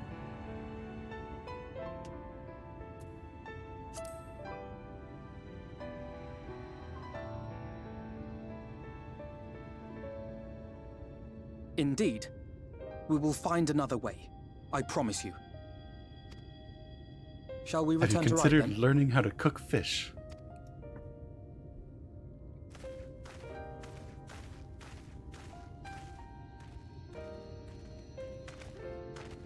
Is that?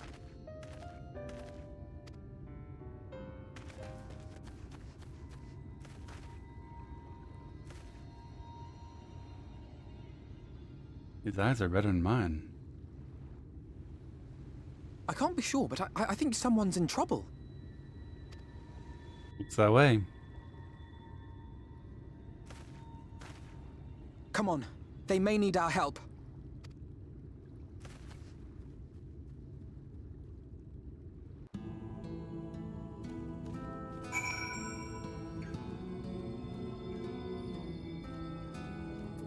All right.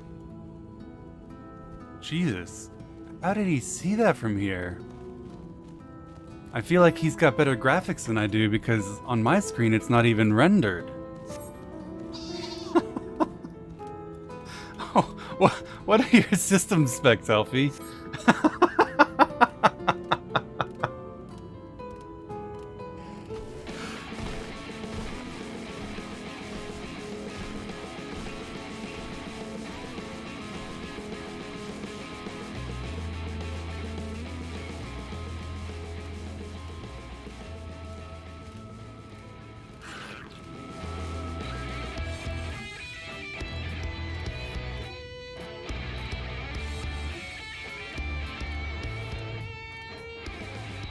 Alibaba 3090, yeah, figures.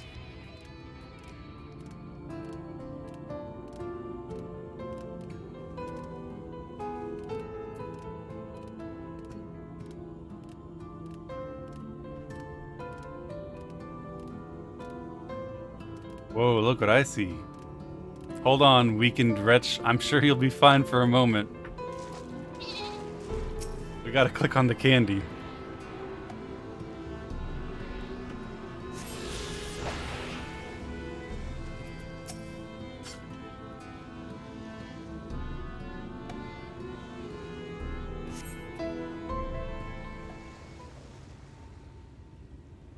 That should take care of the worst of his injuries. Alphino showing the value of his hard-earned healing skills. Alfie Andes rejoice. He's saved a life. And not only that, but I'm giving him credit for it. I'm praising Alfie. Treasure the moment. Mercy, I beg you.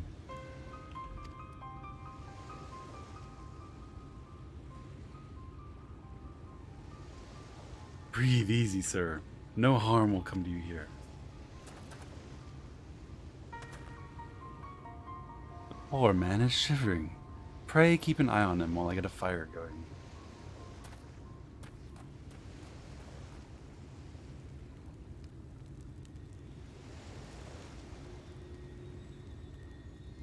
I thought for certain I was dead. How am I ever to repay this kindness? We'll settle for the tale behind your current predicament. Why don't you begin by telling us your name? Crystal. I was invited into Yulmore to work as an artist.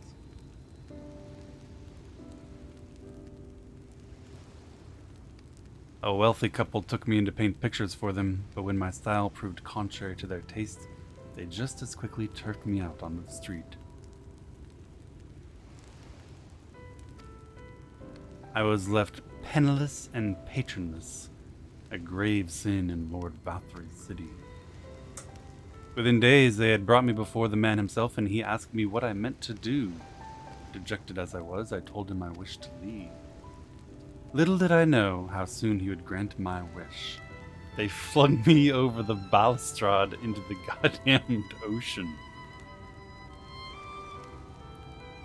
Listen, if you and your work was insufficient and unacceptable, you have only yourself to blame for not negotiating a more favorable contract with a parachute on. I can't even say it.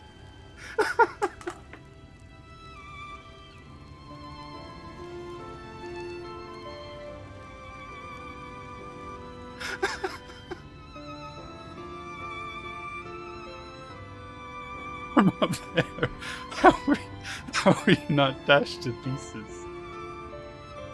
Don't ask me. Luck, I suppose. If you hadn't found me when you did, it wouldn't have counted for much. Monstrous. And the citizens condone such barbaric punishment.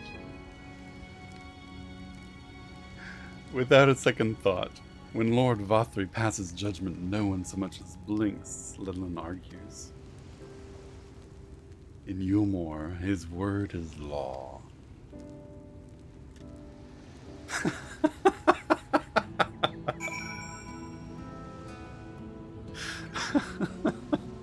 All you need to do is file a lawsuit for unlawful termination and defenestration. I'll help you.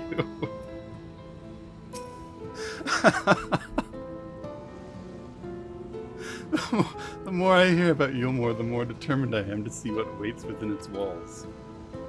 I shall bend all my thoughts towards securing another way into the city. There must be something we can do.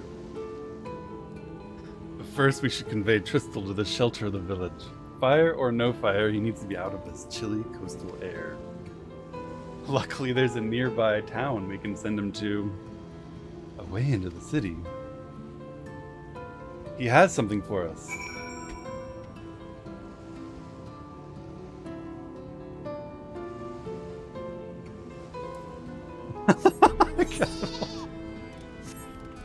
I should have gone to Alfie first. That's what I'm really learning here.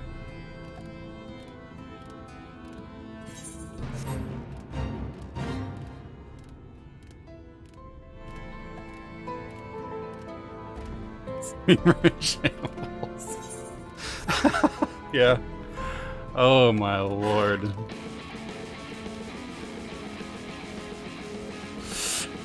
Oh my lord. I don't even know what to say about what we've got going on down here in Yulmore.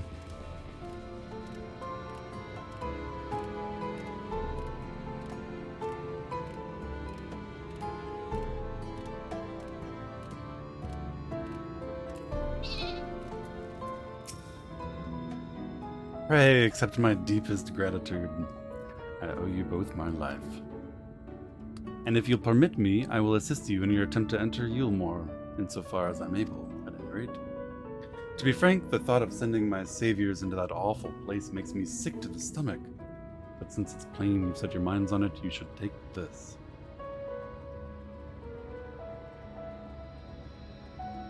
And here I was thinking that since we recently learned that there's a vacancy for an artist, we could always have Alfie do some drawing. Another of his marketable skills. My favorite paintbrush. The Yulmore and Elite are never satisfied until they get exactly what they want, and if I'm not mistaken, oh my god, it is!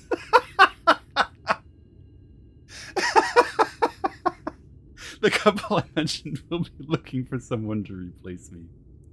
If you make a show of owning such a well-used brush, you may be able to convince people you have a talent for painting. Alfie! Are you certain? This is your livelihood. We cannot deprive you of such a treasured possession. Besides, Alfie has all his own brushes and pencils. I give it gladly after all you've done for me. Besides, I don't think I have the heart to paint anymore. As to what I'll do instead, I honestly haven't decided. But I shan't stay long in this place, not with that city brooding over me. No, I'll move on to new lands and a new profession. I'll keep you in my prayers from now until my dying day. You said Alfie had no skills. Yes, I did say that. But you know I didn't mean it, right? You guys need to... You can't be so transparently easy to troll all the time. Eventually I run out. They say kindness is its own reward, but Tristel has repaid us with a gift as timely as it was unexpected. We will, however, need to act upon his advice before another painter steps in to fill the vacancy. Thankfully, I do have some modest skill with the brush. Nothing approaching that of a true artist, of course, but enough to play the role, I would hope. As for you, well, if you don't mind taking a subordinate role, mayhap you could pose as my assistant. Zero irony in the stream. I know, I'm so sorry. It was probably impossible to tell that not everything I say reflects my actual beliefs throughout the entire course of this particular storyline. I'm told that I not only have the amazing poker face, which is why I don't have a camera on right now, and, you know, an extraordinarily good poker voice that never reveals any hint of any inner amusement I might be finding in the things I'm saying.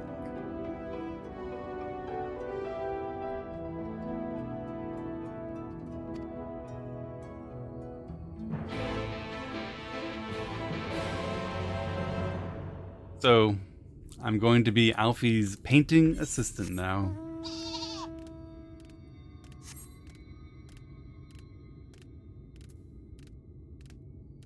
Your UI is nice. Thank you, Sakura. I'm glad you enjoy it. Manservant, no. I'm a professional painter's assistant with value and worth.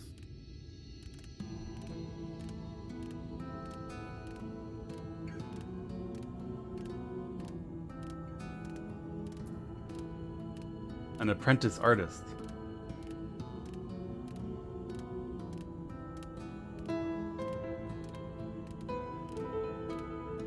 How are your art skills? I don't have any. I have no art skills whatsoever. Is Alfie paying you an exposure? No. God, I hope not. There's no part of Alfie to which I wish to be exposed.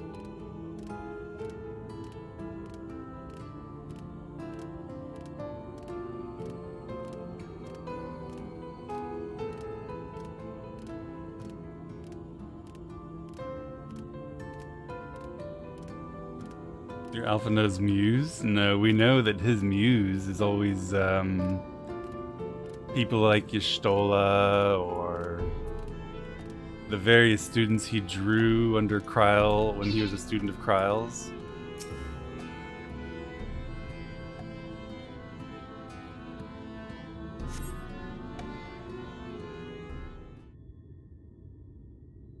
Robin needs marketable skills. Robin just stabbed stuff. Here they come. Ladies and gentlemen, your attention once more. What a day it's been for the folk at our door. We've welcomed a peddler who made pearls from a plum, and now we've a place for a painter of a plum. So come along and don't be slow, it's time to let your colors show.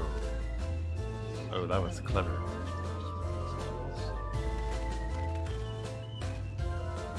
I can paint. Portraits at least. Landscapes and still lifes are so rarely commissioned these days. I thought I spied some new faces in the crowd. What fortune that you should feel at ease around an easel. That didn't rhyme. What proof have you of your prowess? Any masterpieces on your person? Sadly not. Everything I paint is soon sold. Such is the life of a working artist. I only have my brush to testify for me, though you will note that it has seen no small amount of service. Aha! Ho ho! Flecks of paint, both old and new, a tool much loved and much used. That didn't rhyme either. Not a prop to be conjured on the hop. Very well. Come with us and we'll put those talents to the test. Nod. And who is this hanger-on? Well-wisher or parasite? This is my assistant. He whose unfailing support allows my art to flourish. I'll go with him or not at all. Parasite, then. We shall leave his fate in the hands of your new employer. It matters not a whit to us. And having filled our latest vacant space, we retire to Yulmore's sweet embrace.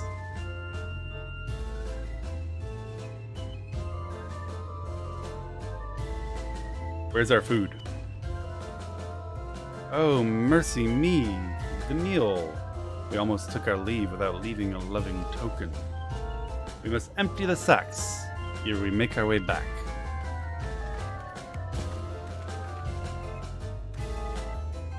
So if the meal isn't made from the poor people you lure into Yulmore, which I feel like I should be forgiven for thinking might have been what was happening, it was in fact plausible.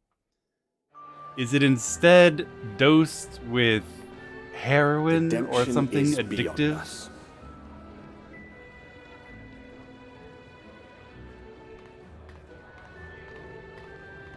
Or am I maligning the lament of all saintly but capitalists? Saints and fools, and the comfort of the lords and ladies of this accursed place.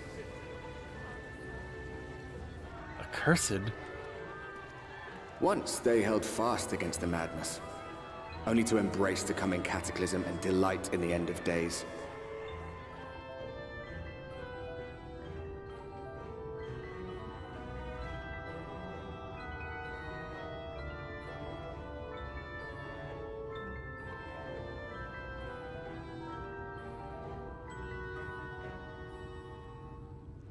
Perhaps in rapture they seek to lose themselves and the misery they share. Or perhaps for them alone, the promise of eternal pleasure really does hold true.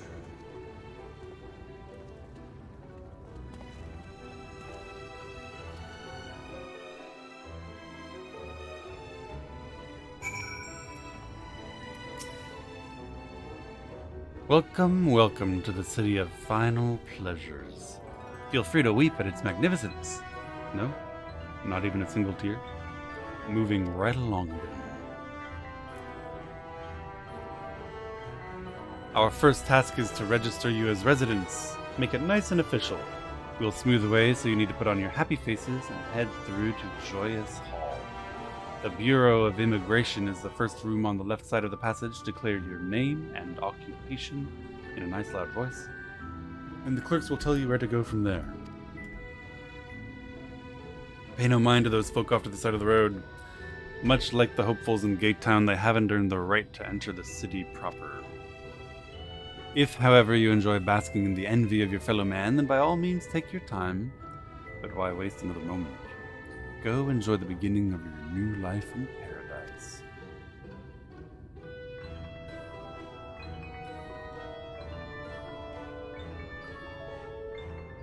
The Bureau of Immigration, was it? I suppose we'd better show ourselves willing for the time being.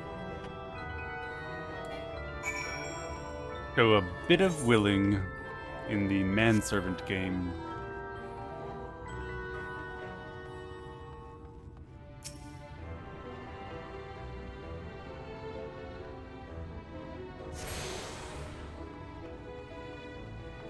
I don't think I've ever clicked on as many ethers in as short a time as I have here today.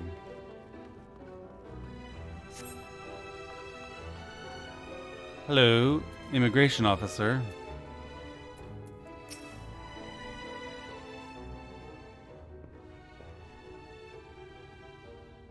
Welcome to Yulmore, fortunate friends. May I have your names? I am Alphino, an artist, and this is Robin, my assistant. Ah yes, I was informed of your imminent arrival. We can forego the usual interview and begin processing your registration papers forthwith. Now, the citizens of Yulmore are divided into two classes. There are the poor, the free, who are blessed with the favor of Lord Vothry, and the bonded, who work in the employ of the free.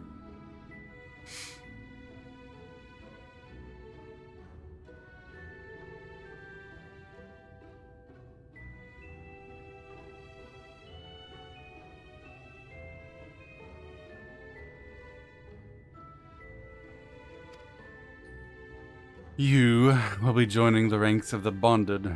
Your duties are to serve a patron in the capacity for which you were chosen.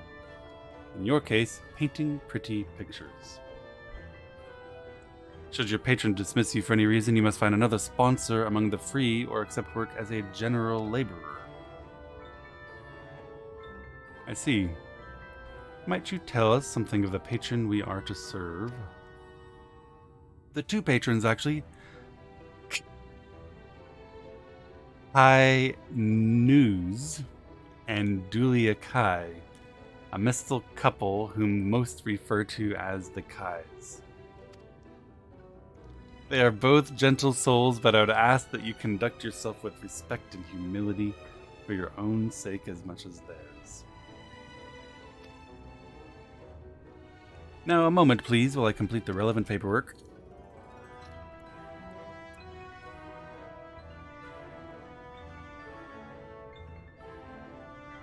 All in order.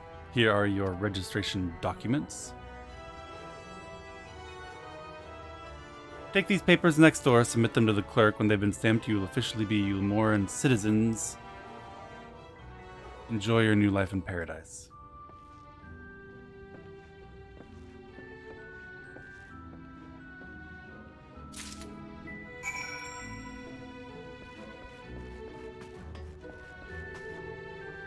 Registration officer. Welcome to the Bureau of Registration.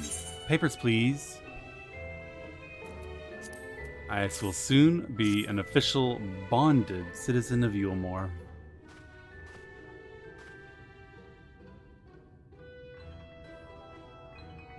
What have we here? Alphino, artist, Robin, artist assistant, to be employed in the service of Lord Kai News and Lady Dulia Kai.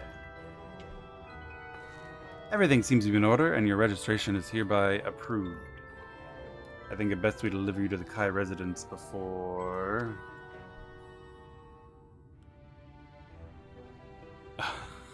I believe we need a bath. You smell hideous. Guys, I don't know why you keep implying that to be bonded is to be a slave. A central feature of slavery is the inability to escape, and as we saw, all that artist needed to do was but wish to leave, and he was helpfully shown the window.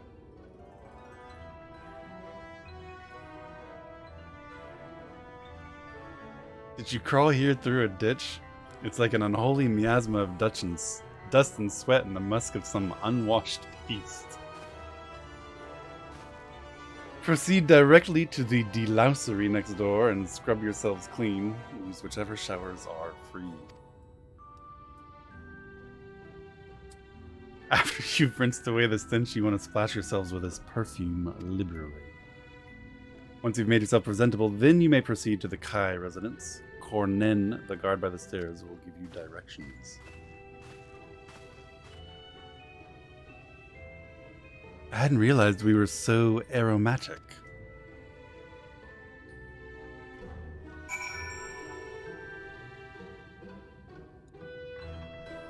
Alright, time to scrub myself clean in the delousery showers. You stay out here. Whoa, whoa, whoa. Here's one that's not occupied. Whoa!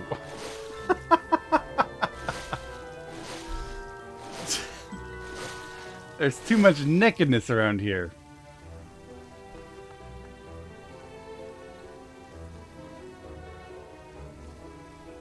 Alright, well this is the least occupied. Scooch. No touching and no looking.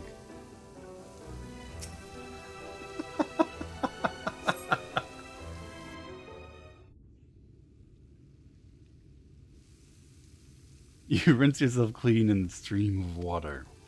Went to the boy, of course. Of course I did! What kind of degeneracy do you think I endorse on this stream?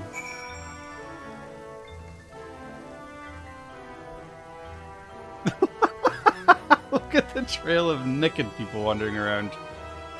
Oh my. Oh, I didn't apply the perfume. Any perfume?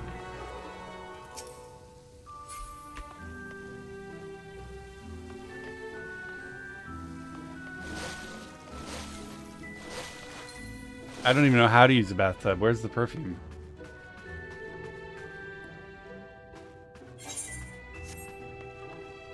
Oh, I have it in my bags? This bottle contains scented water, the liberal application of which can conceal undesirable odors. You apply the perfume as directed and the delicate scent of roses fills the air. Look, everyone's getting dressed. Mostly.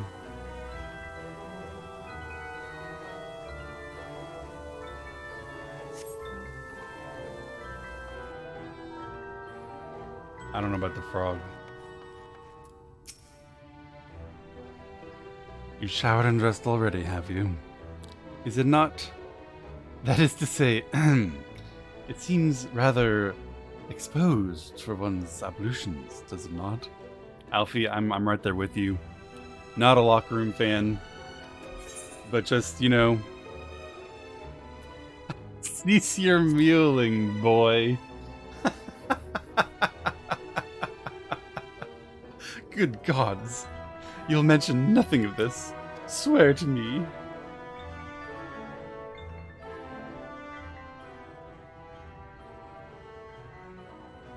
The people in there are gonna see my pee-pee.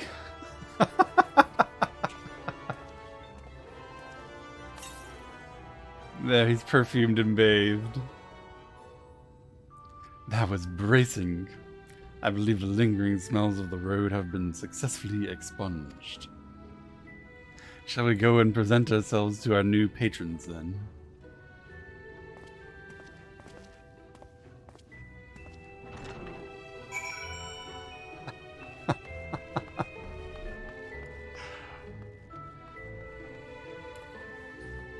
Yeah, I feel like I need to be wearing new clothes after this bath. What do I have? Wow, my clothes are full.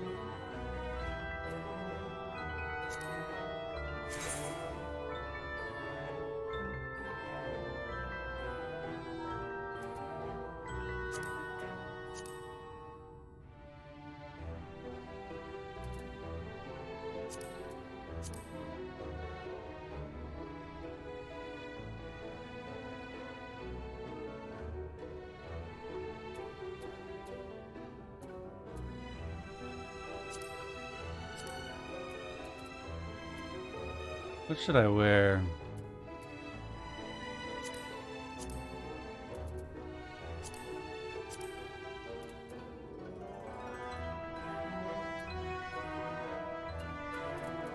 This is a posh place. Enlarge. How do I do that? There you go.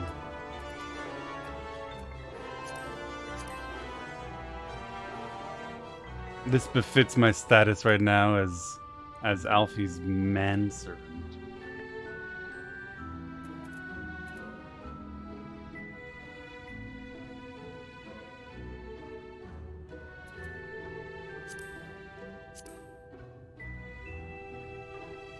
That one's confusing.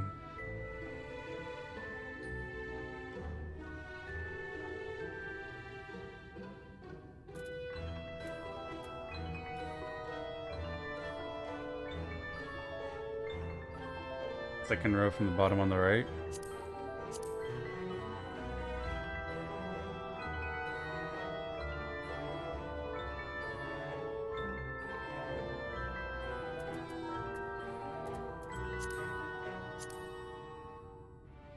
That's very manservant-y.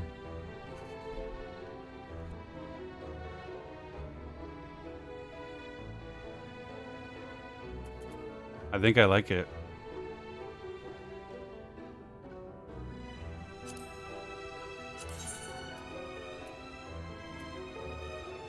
Whoops.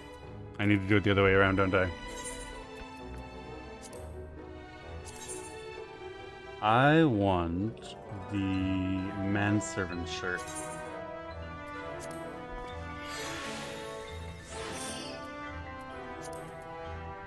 Which means I need probably emperors, I'm guessing. And some kind of pants.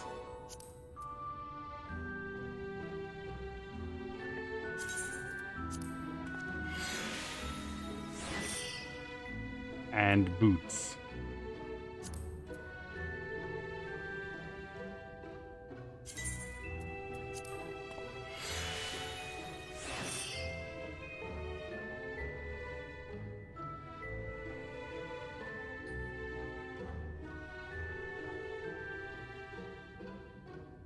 Almost done.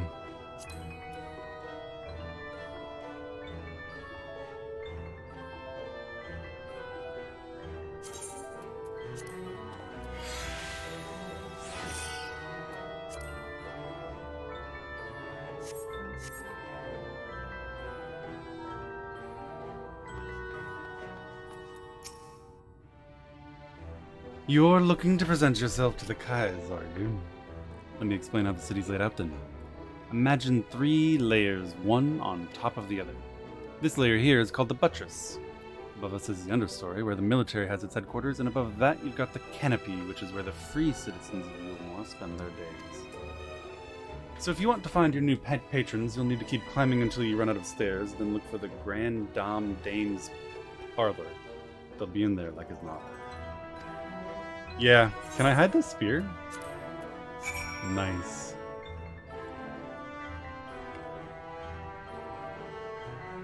Actually very beautiful.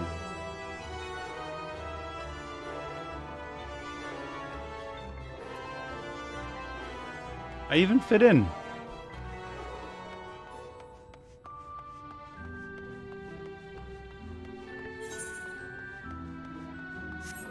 Speak with Dula Kai.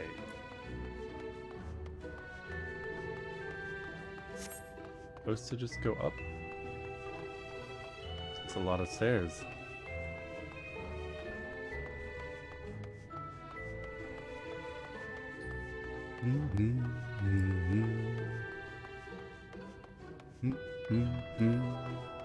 Rachel will enjoy that pronunciation. I have, guys, it has to be that way. Otherwise, it's too close to too many jokes. Kai, it is.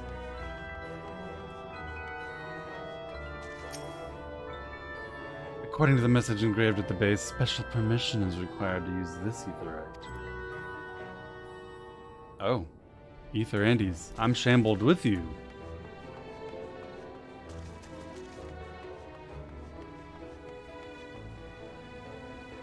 Hello. Hi, News and Dulia Kai.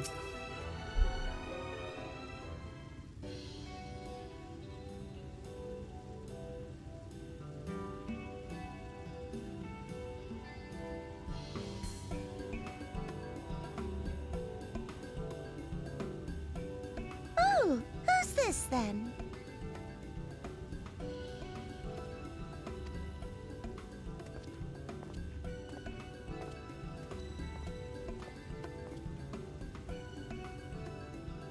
Lord and Lady Chai, pray forgive our intrusion. I am given to understand you were in search of an artist. Ah, you must be the new, Artist? Oh, goodness me! What an adorable boy! True. That silken hair, those pearly cheeks, oh, and you even smell wonderful, like a bed of flowers. Alfie is adorable. She's not wrong.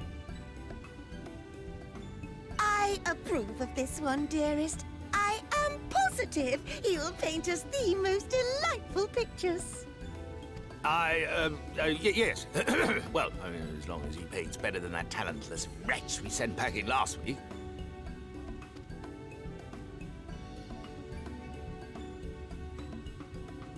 The one who was terminated via... Welcome to Yulmore. Termination via defenestration. Alphino, if it please you, my lady. And this is my assistant. Also his manservant Your and bodyguard. assistant? I've heard of folk bringing in family members, but this seems a bit irregular. Aren't you a little young to have a protege? Can't tell if you like Alfie or not? We are family in all but name, my lord. Though we share no blood, we have stood by each other through life's many challenges, resolved to prevail together or not at all. This is true. Every single word of that is completely true. Of all people, 'tis he who best understands my work. With his unique insight guiding my hand, the art I create is sure to satisfy your expectations. Once the picture is begun, of course, I shall have no need of constant encouragement. And so I wondered, rather than him being in your way, might it then be permissible for my assistant to explore the city he has so longed to see? Out of gratitude for his priceless contribution to my art, I thought it only fair that I make this humble request on his behalf. Especially since he doesn't talk. Oh, did you ever hear of such devotion? Of course your assistant must have his wish. He shall be free to roam to his heart's content. Isn't that right, darling? Oh, yes. Yes, of course, dearest. Quite right.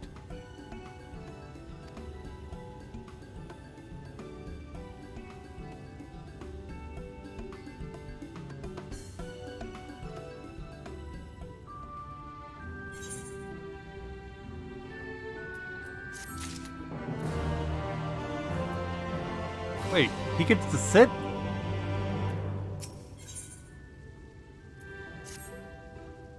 Now you have the opportunity to experience Yulmore. I suggest you make the most of it. Explore the city, top to bottom. In other words, I would start with the canopy and go from there. Yeah.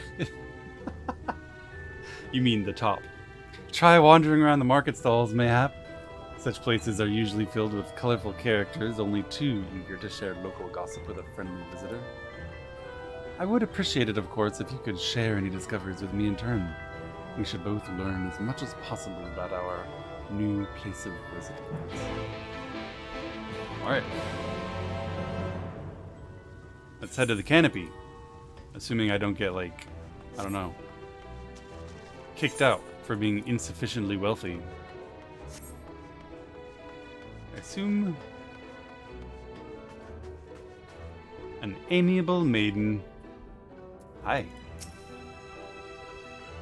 Hello there. A fresh register, are we? You seem a little lost. Nod. 'Tis lovely to make your acquaintance. Speaking of acquaintances, you wouldn't happen to have run into my attendant on your wanderings, would you? Big, strong lad. Long hair, tied back. He was escorting me on a shopping errand when I'd realized I'd dropped my handkerchief, and now I've been waiting here all alone while he's been off searching for it. I'm not terribly fond of being alone. If you do see him, I would be obliged if you could pass on this message. Forget the silly handkerchief and return to my side at once. Alright. I guess I'm gonna go find your boy.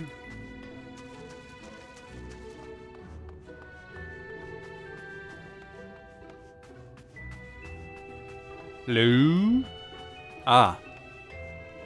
Bro! You need a hand.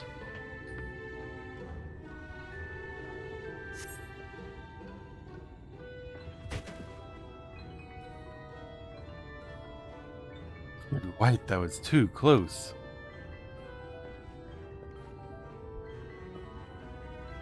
Thank you, friend. I don't know what I would have done if you hadn't come along. I was trying to rescue Milady's handkerchief, you see. The wind must have blown it over the edge, but luckily it caught on something. I thought if I could just stretch out far enough.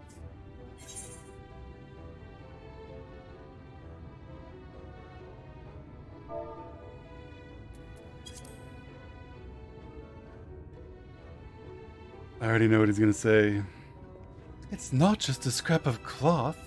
Not if it belongs to her. God, I love how much Final Fantasy enjoys making fun of Tier 3 subs.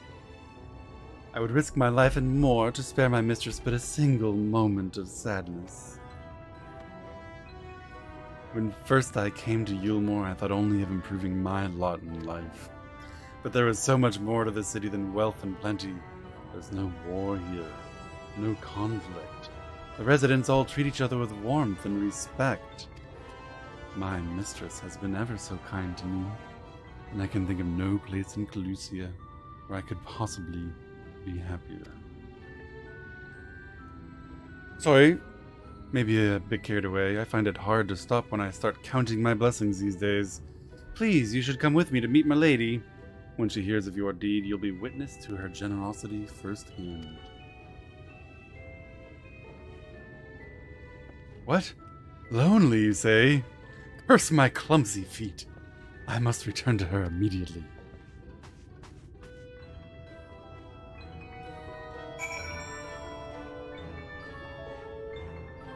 Well, that's a nice view.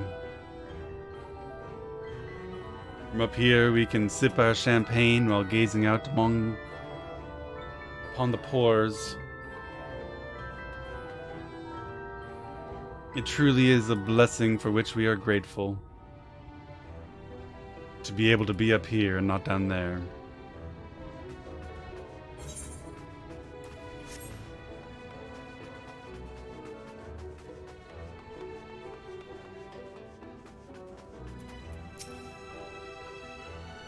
My attendant told me everything. I'm so very grateful you were there to offer your assistance.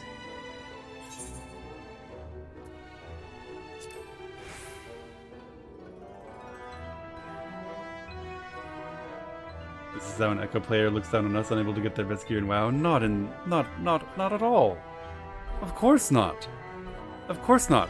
Why on earth would I be looking down upon you from on high, mocking you for your poverty and inability to gear up, when I could instead be down there among you, begging you to give me those scraps you have so that I can wear them instead of you?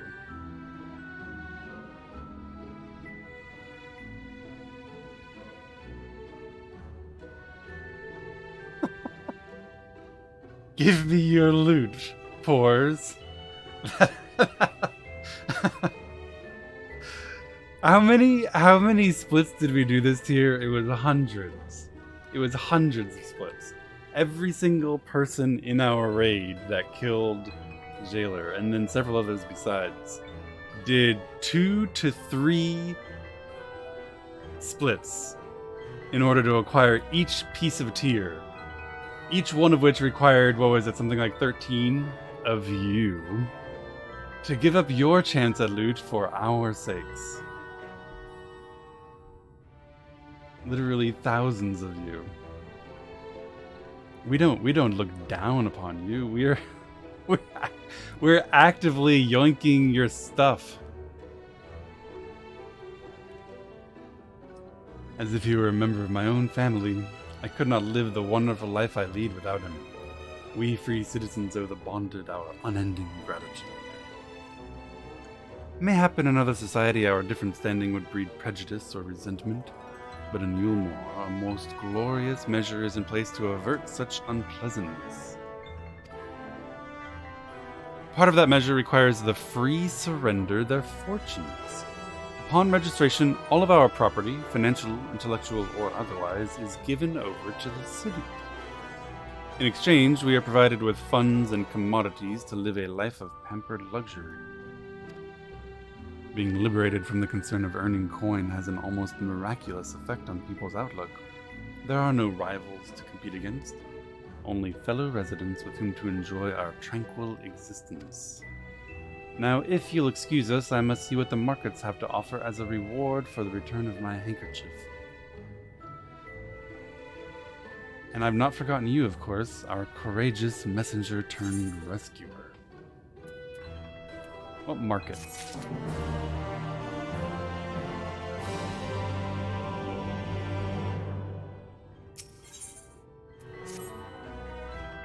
All this talk of relying on the bonded, and I haven't given a thought as to what your duties might be. I hope I haven't interrupted your work unduly. A tour of the city? Then you really must visit the Beehive. It's always buzzing with activity. Haha. Anyway, a lady by the name of Tista Bai usually has her seat near the entrance, and she will gladly speak with you on any number of topics, assuming you find yourself on her good side.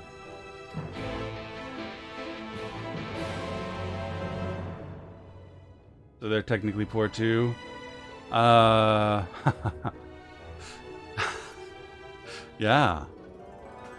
Yeah.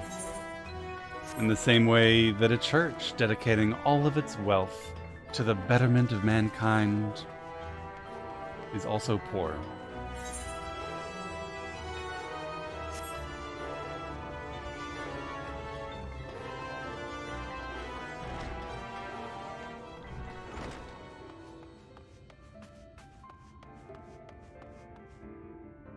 Hello.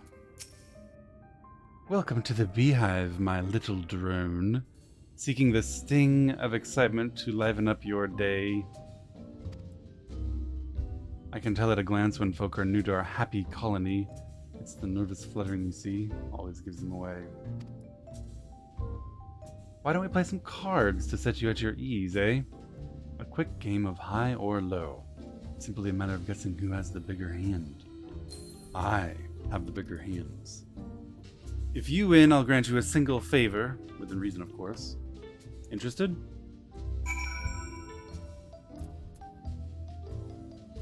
Sure. Ready for a game of high or low, then? Yes. Good for you. No time like the present, I say. 3 cards for you, 3 cards for me. You flip one of yours over, and I flip 2 of mine.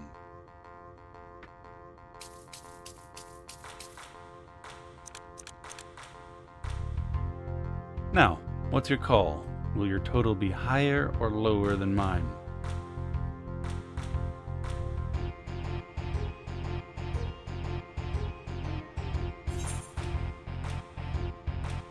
I don't know. How could I possibly know? There's no way to know, which means this is some kind of gambling. This is some kind of immoral gambling. I don't hold with gambling. You're going with high then. Let's see what we've got. I win.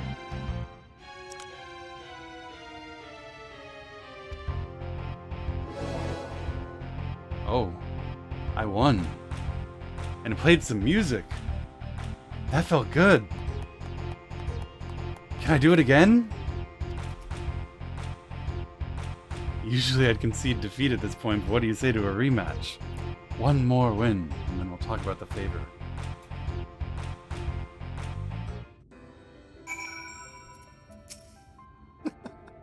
Another match of high or low. Come now, little honeybee. We all need our diversions. That's the spirit. Let me sort out the deck.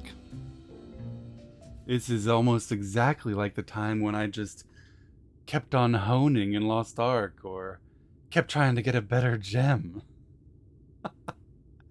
that rush when you win. You just can't ever get enough.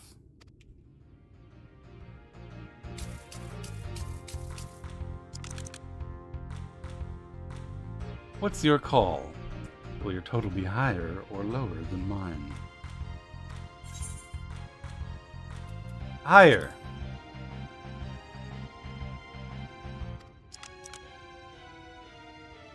I win!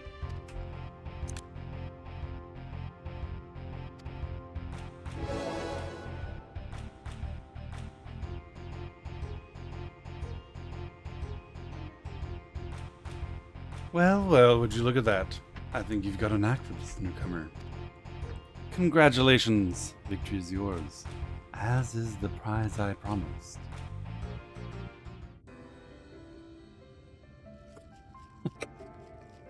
I'm whispering in my ear then. Don't be shy. Tell old Dista what she can do for you.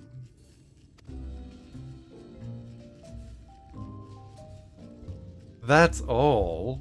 How delightfully wholesome. But if knowledge is what you want, then that is what you shall have. In my humble estimation, the most wondrous thing about this town is how safe we are from the Sin Eaters. They say Lord Vothri was born with the power to command them, which means no Yulmoran need ever raise a weapon in defense of the city. Was that the kind of thing you wish to know? If your itch still needs scratching, you might get a few words out of Arthurn over there. There's nothing that Mary Sot likes more than the sound of his own voice. I think that she wanted to play more cards, and she's disappointed that that wasn't the favor I wanted to ask. And I would have been happy to oblige her, but of course a man's got places to be, things to do. Can't always be playing cards. What's that? New to Yulmore, you say? Ha ha ha. Only just arrived and you're already looking to peel away the layers of mystery. I'm all for chatting, but you need to slow down and enjoy life, my friend. I tell you what, you hop on stage and give us a dance first, and then we can have our little talk. Dance for us, little bonded citizen. Dance for us.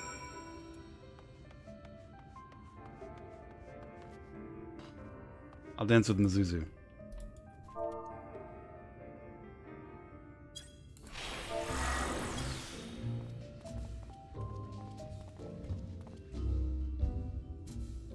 I didn't dance for very long.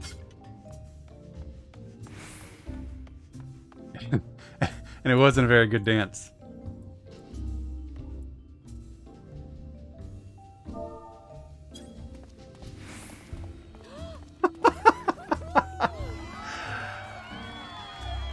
Okay.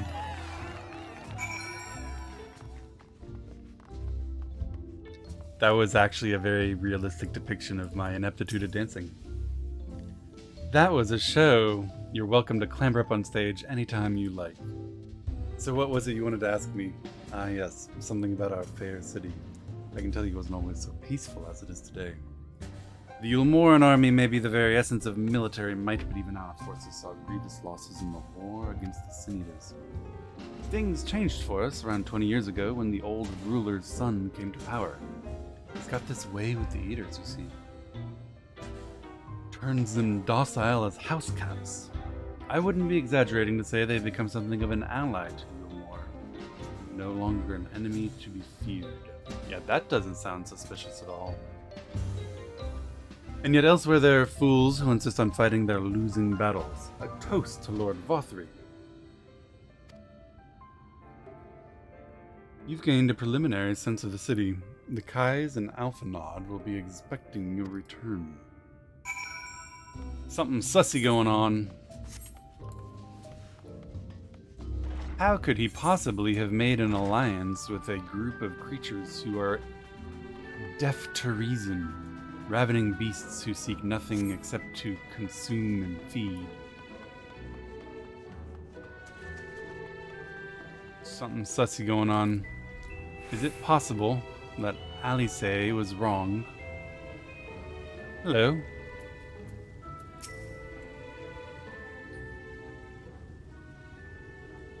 You returned from your jaunt around the city so soon.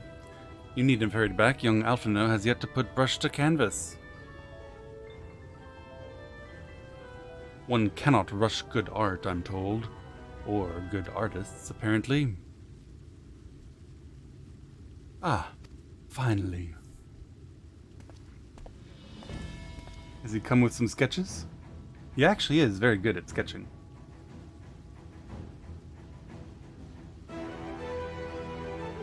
I've put together an ensemble out of the garments you chose. It is satisfactory. Brand new clothing, much like me, no longer wearing his poor man's poncho. Goodness gracious me! That last outfit was precious, but this makes you look positively dashing. You truly are a handsome boy. However, am I to decide... Decide what, lady?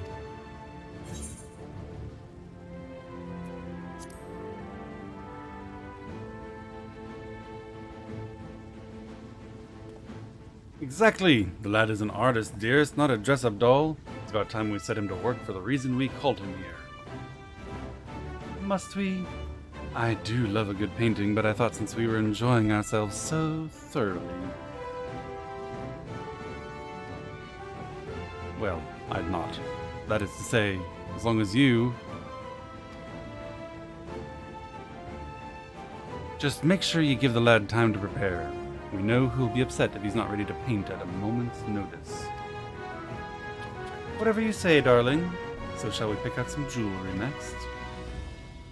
She's got a ring on every finger.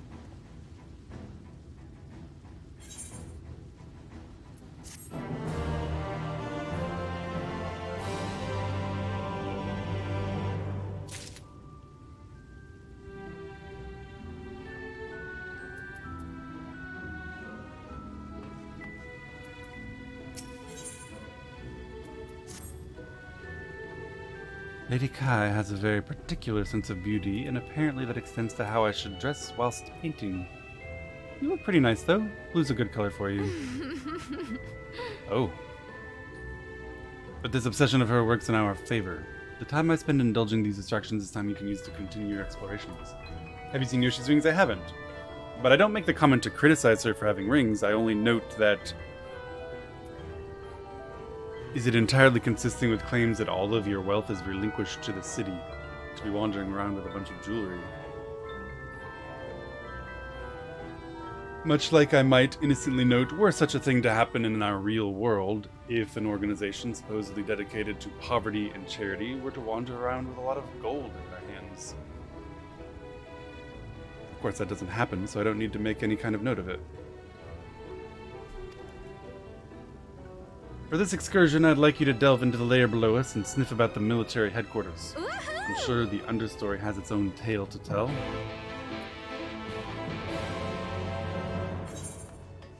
The understory.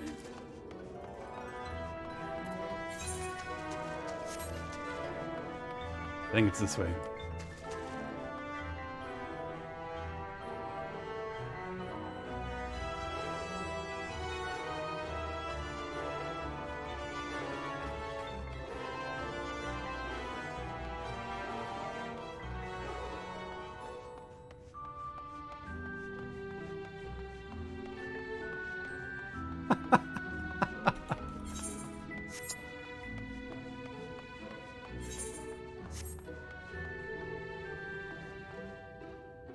This the understory? Gather information in the understory.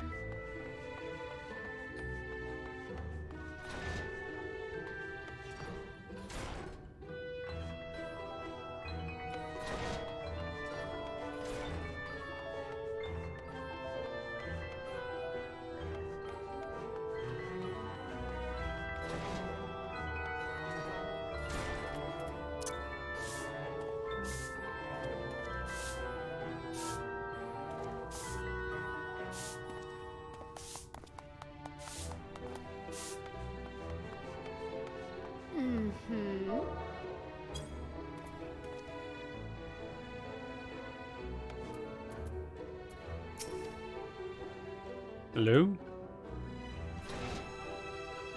You're one of the bonded, aren't you? Like me. Please, I need your help. My throat. I can't sing anymore. I've been making excuses, but it's just not getting any better. If my patron thinks I'm of no use to him, then... I need you to sneak out to the derelicts and describe my condition to Thwaric. Here's a list of symptoms and a hunk of meal to pay for his medicines. Please, I have no one else to turn to.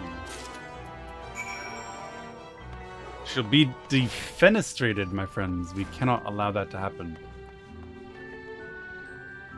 We need to go outside. Somehow.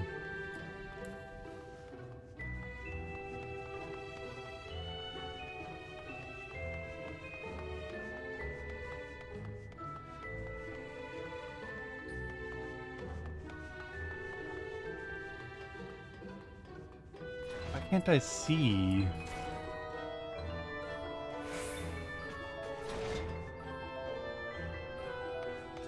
I'm trying so hard to click the Aetheryte for you guys, but I just can't. I can't do it. All these doors open.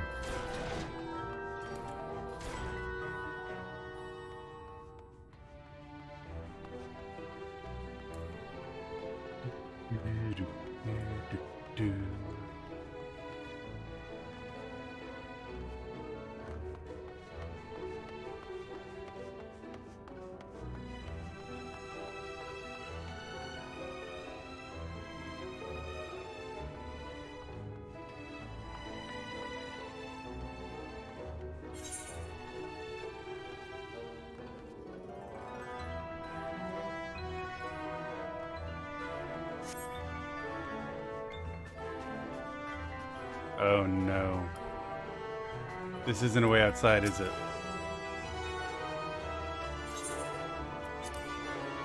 Man!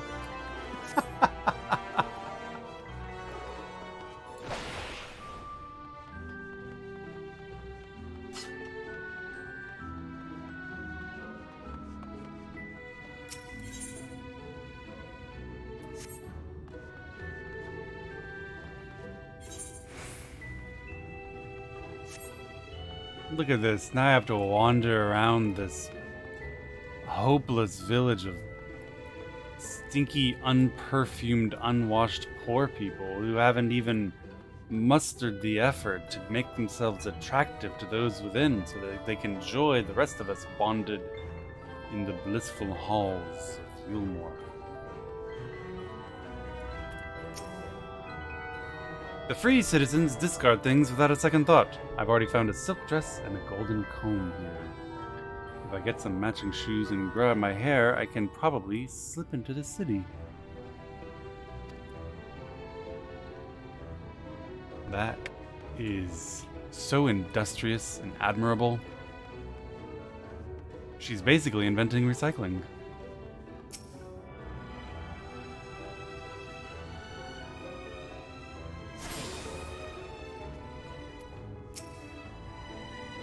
Hee hee. You need medicines, tonics, potions. Coughing hoarse, hard to swallow, feels like something's there, sore throat. And a bit of meal intended as payment for an apothecary's medicine. A cure for an ailing voice, is it? No, no medicine will cure this. She thinks your songbird has a lump in her throat. It must be cut out, excised, and even then the voice may never heal completely. Whoa, are you sure? Poor little songbird. Will they kick her from the nest, I wonder, or simply silence her chirps? Jesus. Your face.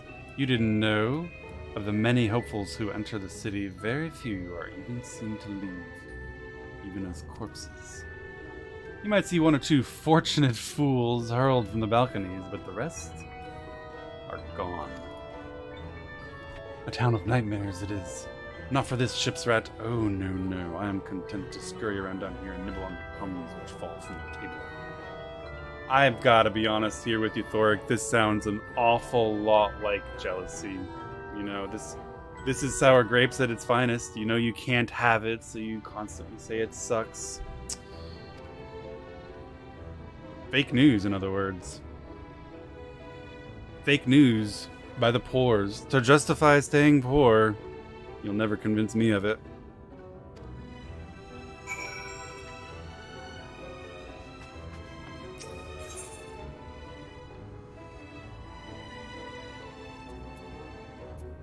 I never did find this.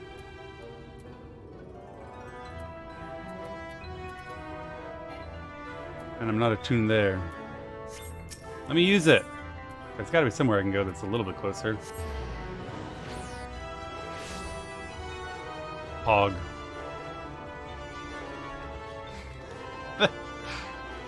Nobody saw that.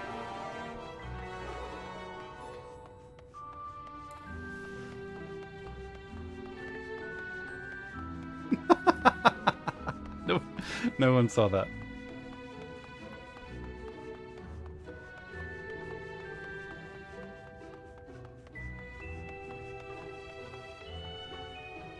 I see it.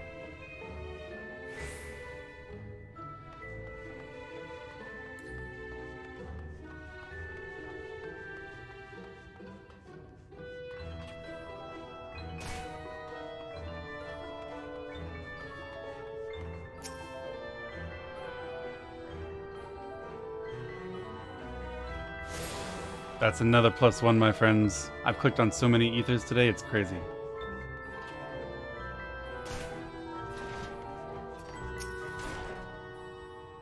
Did you get my medicine? No. He took your food and said...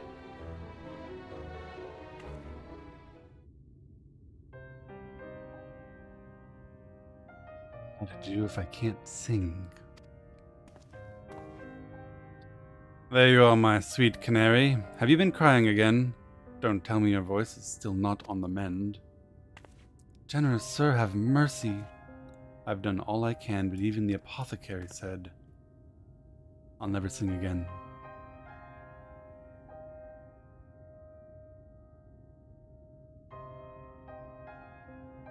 So you've been suffering all this time? I'm sorry, my pet. I hadn't realized your affliction was this grave. But you needn't fret. I'll not reward your hours of chilling by casting you out into the street.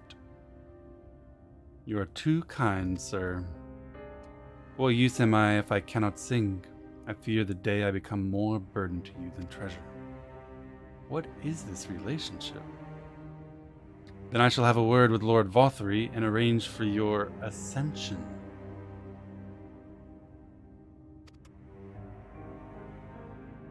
In that paradise where resides neither pain nor illness, will your song ring out clearly once again. Ah, fuck.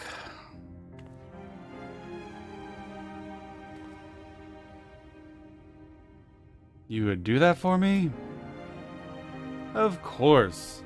I would almost wish to hasten my own ascension knowing your blessed instrument was waiting there to greet me.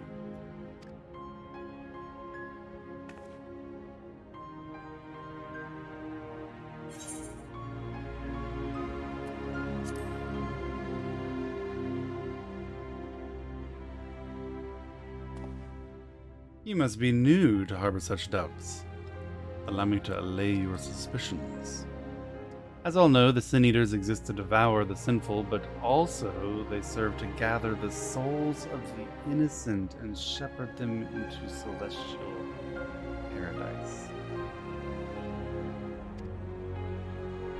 It is through Lord Vothry that we learn this truth. It is through Lord Vothry's grace that the free people of Yulmore are destined to embrace salvation. We are blessed to spend our days surrounded by love and merriment, until at last we are called to our final rapture. Even the bonded may find a place within that host if their patrons deem them worthy. Lord Vothry truly is a great man, isn't he?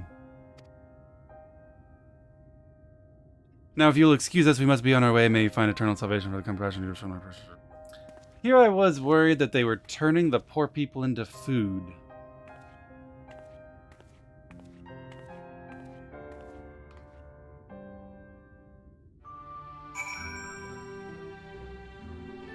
I'm glad that's not the case.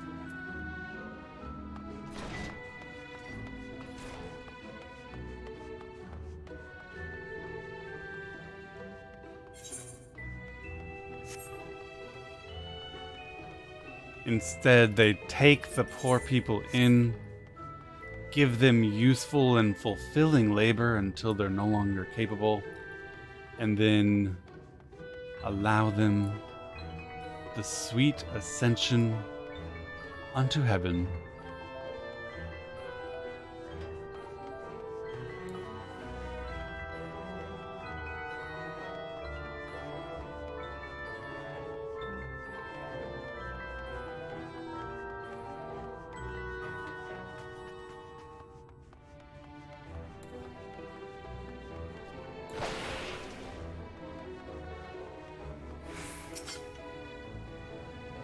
Good to see you back.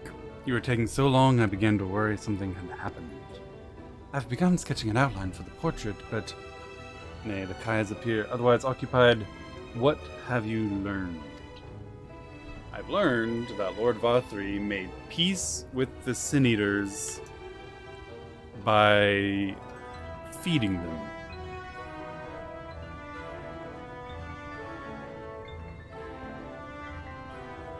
What does this remind me of?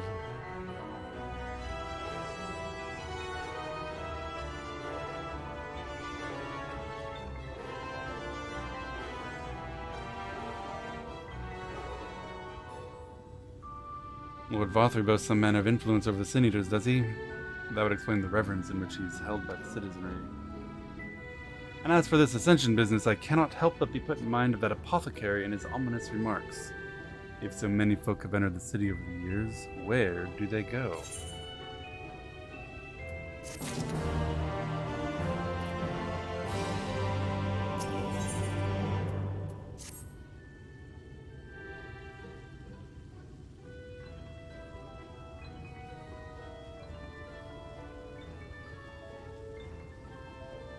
I take my eye off you for one moment and you're chattering away with that assistant of yours. Am I to assume the outline is done, then?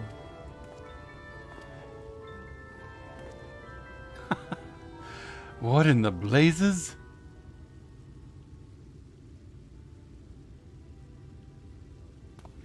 Uh-oh. It's so unflattering. Explain yourself, Alphino. Where is your artistic interpretation? It should evoke images of affluence and nobility and overwhelm the viewer with boundless beauty. Lord Guy, you stated that this portrait was to commemorate your anniversary. Yours being a joyous union, it seemed to me that a realistic portrayal... Realistic? I don't want realism. I want perfection. A spectacle to slacken jaws and weaken knees. And to make people cry out in amazement. What can you do with slackened jaws and weak knees? Fetch a blank canvas. Start over.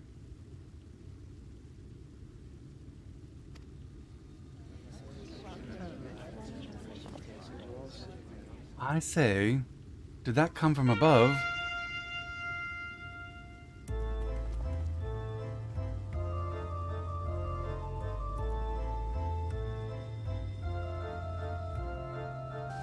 Ladies and gentlemen, your attention please. A tale to make you quiver and your noble blood freeze. There was a villain on the loose set to ruin our fair city, but our lord's got him now, and his fate won't be pretty. The hammer of justice is poised to come crashing down, and one and all who'd watch it fall are invited to join his lordship in the offer. It's so weird when you just stop rhyming.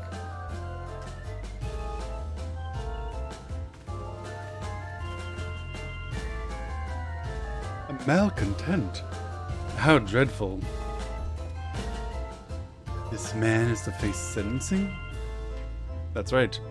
In fact, if you're curious, it might be worth you going along for the experience. The offer they mentioned is part of the Emergent, the level above us where Lord Vothri resides. Ordinarily, you'd be barred from entering, but it seems they'll be opening its door for the next little while. The crown lift will take you up. We'd better not dawdle then. And this is great. They give out free meal, and they give out free whatever's being served here, and they give out free entertainment. It's almost like bread and circuses.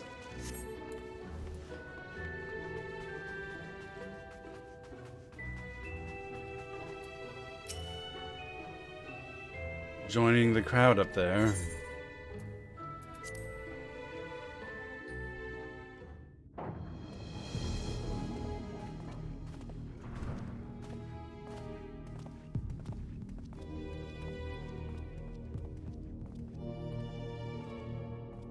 Oh, wow. That's him. That's Vorthri. I wonder if we're supposed to not like this man.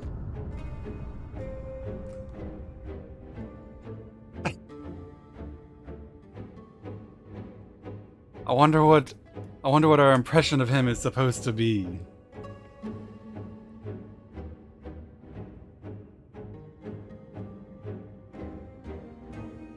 He is attended by sin-eaters. But how does he keep them from attacking? Good question. Mercy! Mercy!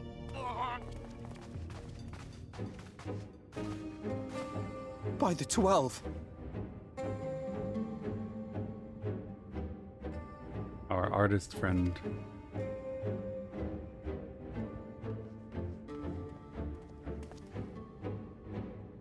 Kaishia, what happened to you? Who are these impudent louts? I do not recall requesting their presence. Oh yeah, the scam the native tribes guy. Lord Vorthri, what is the meaning of this? Why is this poor man bleeding to death on your floor? Why? You ask me why? Because criminals must be punished. And this man is guilty of fraud. Man, remember when I called that being fraud way at the beginning? And you thought you did him a favor by sending him off to enact your fraudulent scheme. He came to us, claiming to be a man of business. Yet his subsequent conduct has shown him to be anything but. Yulmo is a city built on love for one's fellow man. Those who have naught to give and live only to take are a blight upon our society!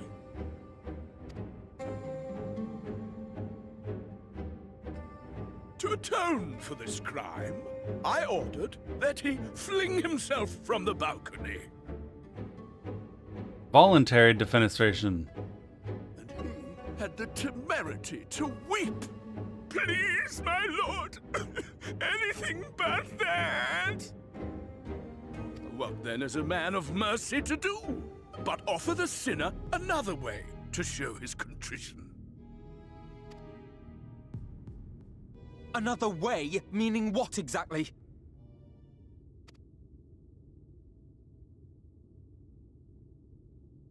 Sin-eaters are part of Yulmo's society, but they must be fed with ether. Living ether. So, I demanded an offering of flesh, carved by his own hand, from his own hide. Good lord. And still, he could not do as I asked. A wholly unsatisfactory performance.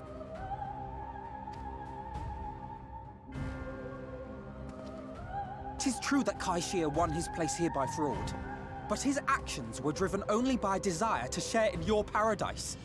I love how Alfie's like, yep, it's true. That plan was pure fraud. And I gave it to him. What? That you would cast him out, I could almost accept. But to humiliate him thus? To demand his very life? Is this truly the way of Yulmore?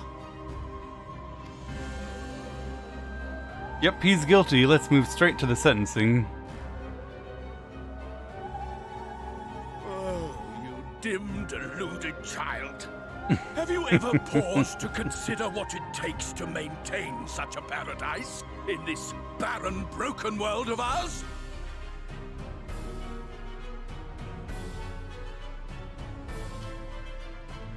the guarantee of safety and stability. The knowledge that if one only abides by the rules, one has naught to fear. I alone can offer these things, for I alone can command the Sin Eaters. And thus am I alone the voice of justice, and any who oppose me, villains to be punished. Here it is. You're either with me, or you're against me.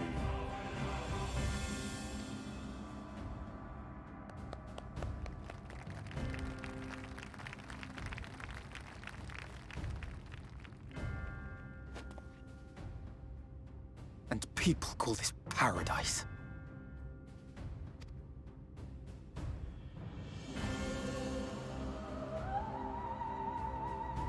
You were granted a place in my city for a particular skill. What was it? Painting. An artiste! Then you shall paint a picture for me of Yulmore. If I find your art pleasing, then I may excuse this display of insolence.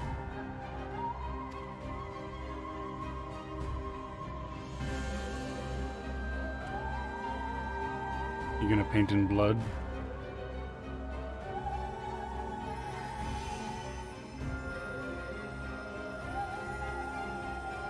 Who gave you permission to tend to that criminal's wounds? I told you to paint me a picture!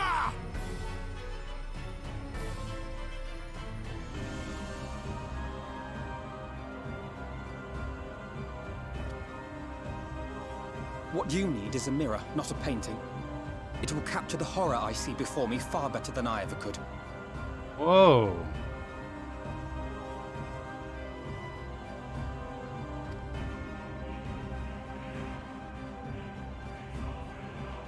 Can you walk? I think so.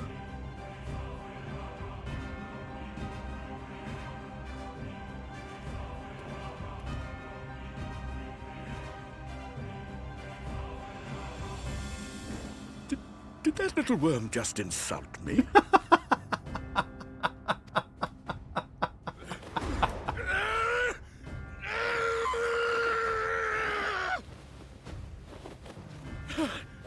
I'll kill them!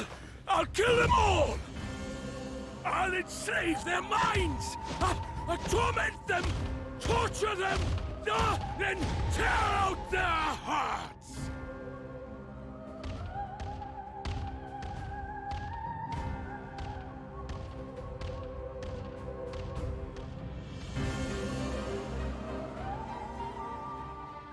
That went well.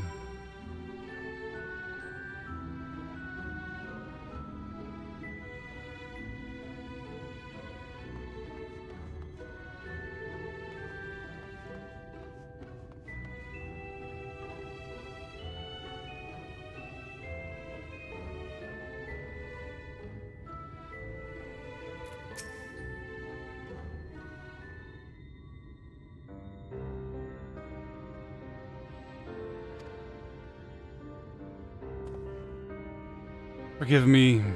In my anger, I seem to have marched us back outside again. Though it's probably best we leave the island altogether. I believe we've worn out our welcome in Yulmore.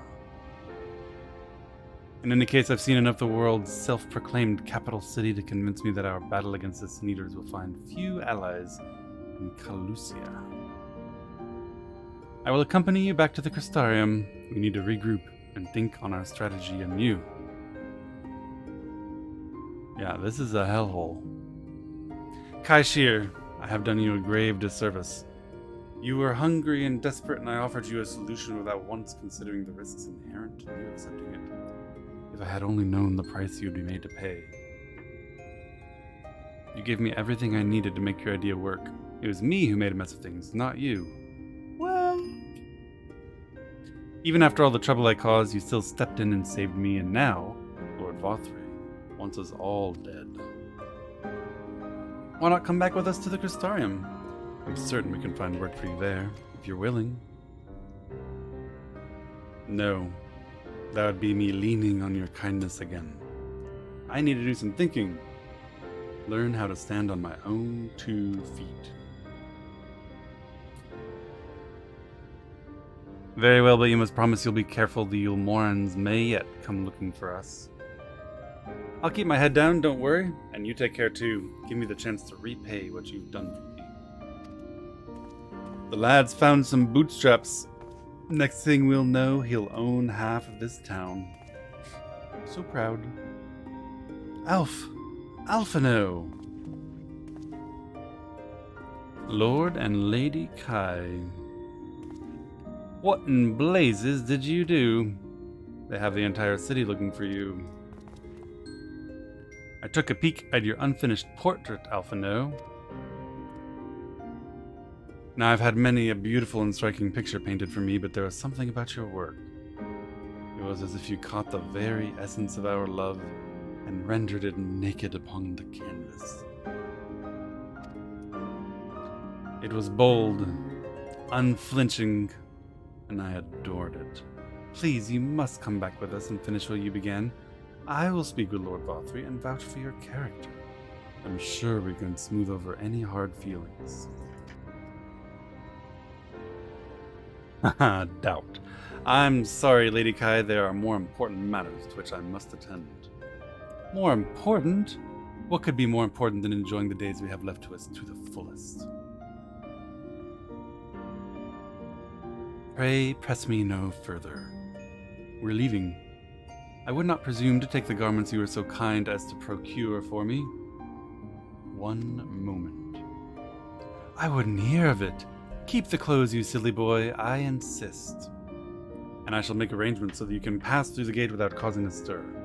I expect you to come and visit. I will return. I promise you that. The outrage I witnessed must not go unanswered.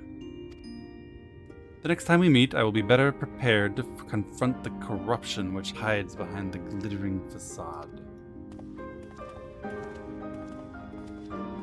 Well, at least he got new clothes out of it.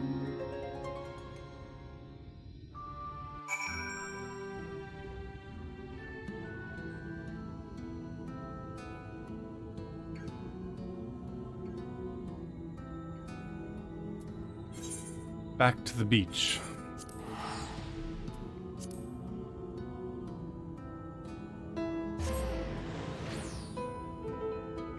Thoughts on Shadowbringers so far?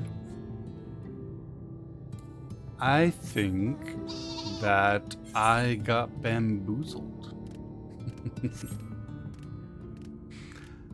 First, I was bamboozled by the end of Stormblood into thinking that, you know, we were going to be dealing with the Empire. And then I got bamboozled by the trailer, thinking this was going to be a wholesome and uplifting story of heroism. And so far, instead, what I have found is a euthanasia clinic for children and a parody of I don't even know what, complete with virtual slavery and soylent monsters.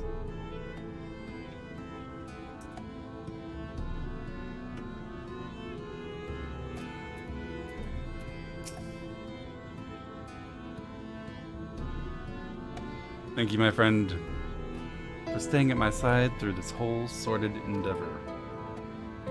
While it's not quite the joyous outcome I had hoped for, our efforts have nevertheless answered a great many questions. Suffice it to say, our plans for saving the First are unlikely to involve the aid of Lord Vothry and his subjects. True. It also raises several questions, because according to Alice, the Sin Eaters are unreasoning, irrational, can't be spoken with, can't be talked to monsters. But Lord Vothry somehow is leaning against a Sin Eater with a humanoid Sin Eater there. They have to have some kind of thoughts, plans, ideas, means of communication.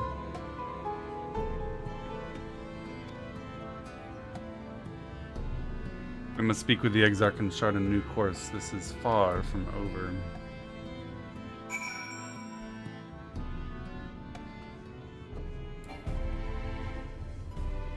Speak with Alphino at the Ocular. Alphino and Alice at the Ocular together. Now we need Thancred and Yustola and Yoronge.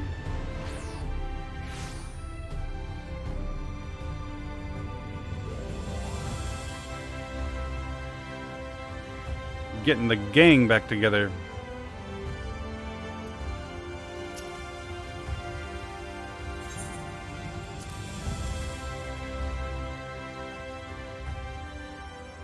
And Minfilia, keep your copiums away from Minfilia's name. It is good to be back amongst friends, not to mention my dear sister. I have not seen her for some time, but I gather she is as keen to press on with our plans as I am. You've seen quite a lot of the First yourself now, more than enough to appreciate the scale of the obstacles we face. Let us lay our discoveries before the Exarch and discuss what must be done.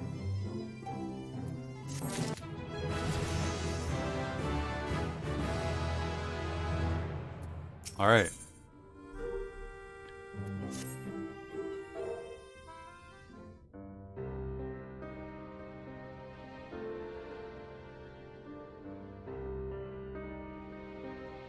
And so you return. Indeed. Have you gained a better understanding of the crisis now faced by the First?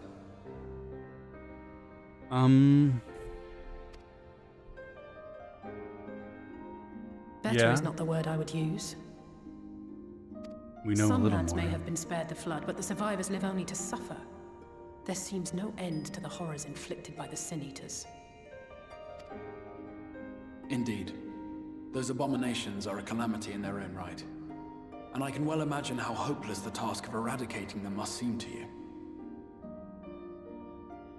But after countless battles and untold sacrifice, we have identified a potential weakness. Sin Eaters are drawn to serve the strongest of their kind, a class of creature we call Light Wardens. And from what we have been able to ascertain, only a handful of these entities exist.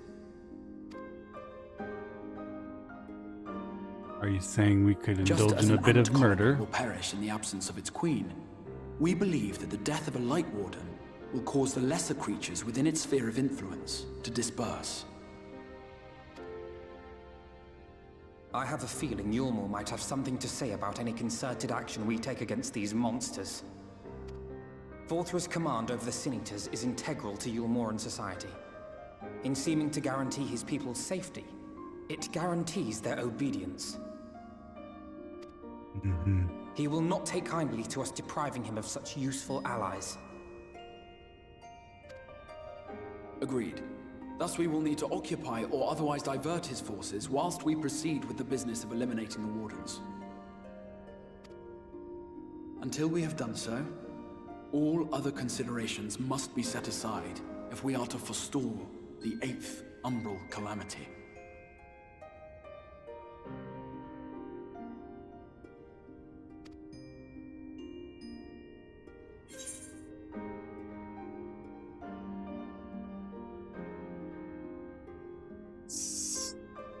Okay. Alright. Each time Eorzea, or I guess I should say the source, suffers an umbral calamity, another world, another shard, is destroyed. Since the Sin Eaters are spreading the light, eliminating ether, increasing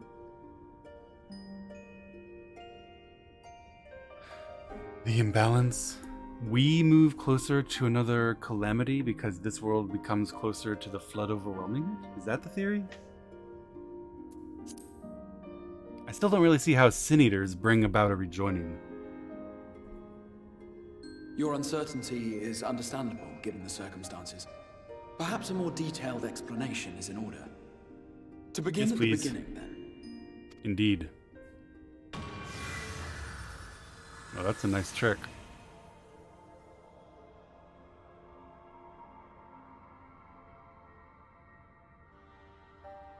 In the ancient past, a single star was divided into 14 worlds. This is the source, your home. These others are the 13 shards, in whose number we find the first. Though physically separate, they retain a connection to each other, and with the source especially.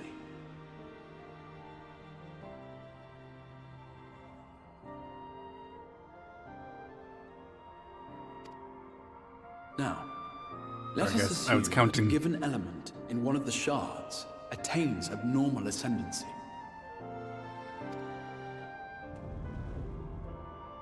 Just as water will flow from the highest point to the lowest, the excess energy will begin trickling into the source.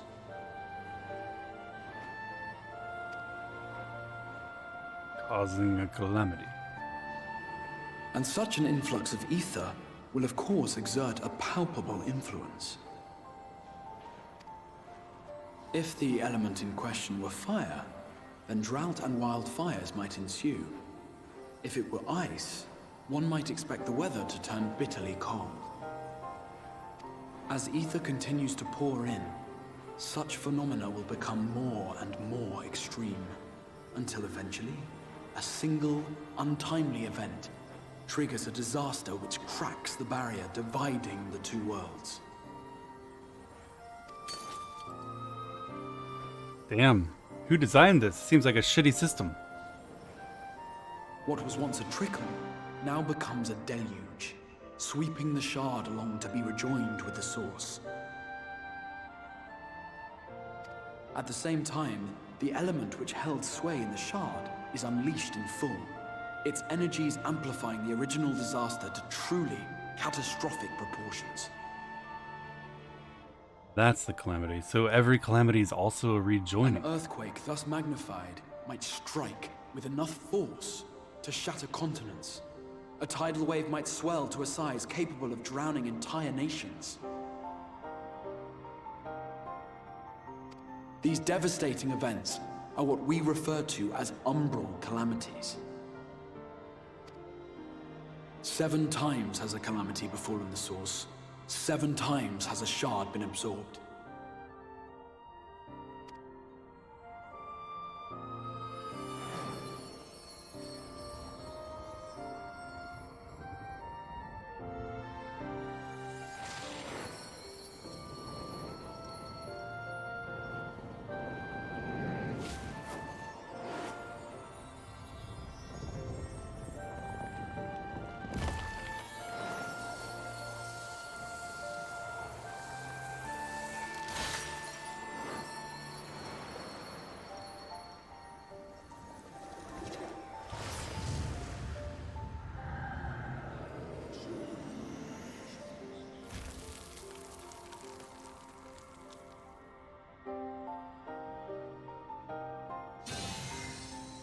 At present, the light-drowned realm of the First stands perilously close to meeting the conditions for a rejoining. It is the Sin Eaters who are to blame for the Light's continued dominance. In addition to attracting their lesser kin, the Light Wardens I mentioned earlier radiate ether, saturating every corner of their territory with light. Even here in the flood-spared region of Norvrant, their influence is strong enough to banish night from the sky. Thus, if we are to restore balance to the First and head off a potential calamity, it is imperative that we put each and every Light Warden to the sword. Okay. Now I understand. Sin Eaters harm the balance. Harmed balance means rejoining source. Rejoining means calamity. And this would be a light calamity of some kind on Eorzea.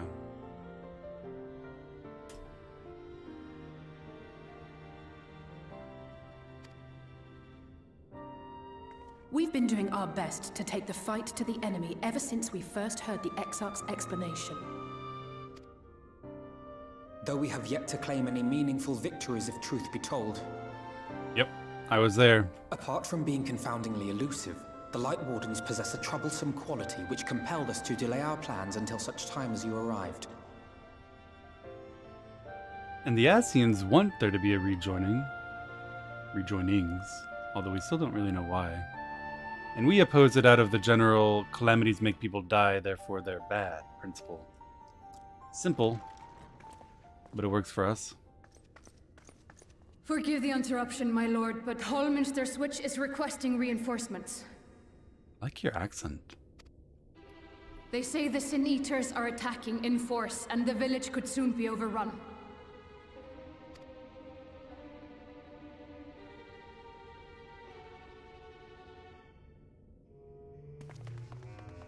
I'm not sure I've ever heard that accent before, but it's really, really nice. You have command of our forces in the field, Captain, but hold off on entering the town until I arrive. That goes for Alphino and Alize as well. Don't let the twins get in. It's Icelandic? Yeah, I don't know that I've ever heard anyone from Iceland before. Such a fight will provide you with far greater insight than any explanation I could offer. True. And the Sin Eaters killed my friend, so I'm willing.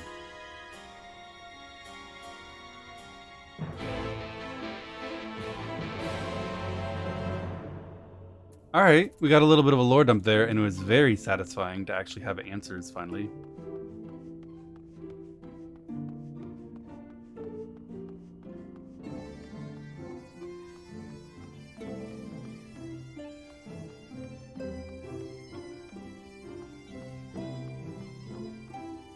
It's really cool how it all ties way back to that Warrior of Darkness storyline, and what we learned from Minfili when she was speaking for Hydaelyn.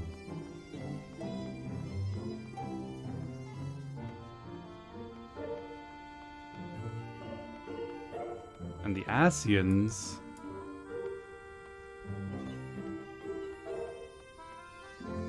Hydaelyn, as far as I can tell, wants to maintain the status quo, different worlds being different, no millions dying. But the Ascians worship something called Zodiarch, another aspect or partner to Hydaelyn, and they want a rejoining to fix him somehow. Or make him ascendant somehow.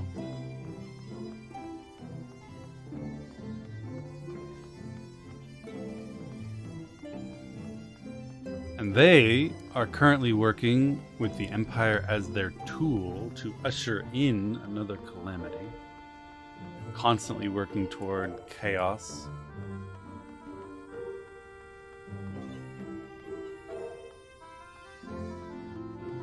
I wonder if the influence goes both ways. The rejoining of an imbalanced shard causes a calamity related to the imbalanced element overwhelming that shard. Does increasing crises like a calamity work backwards along the exact same connection, influencing the etheric balance of those shards?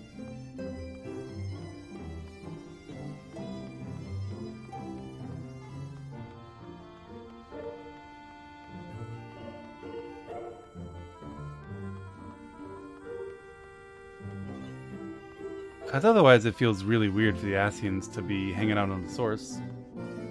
They should just be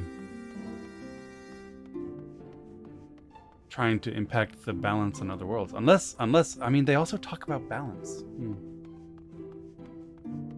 There's always the extremely faint possibility that this entire time they're trying to prevent that kind of etheric imbalance on our world. Hallminster Switch is in the north of Lakeland, so we'd best make haste with our preparations. Meet me outside the Crystarium at the crossroads northwest of the Ascensor Gate, and I shall lead you there myself.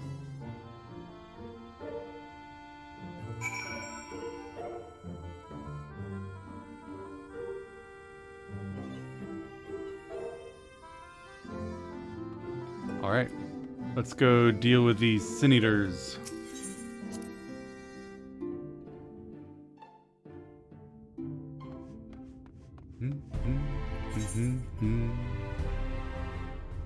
Where's this gate? Really far away.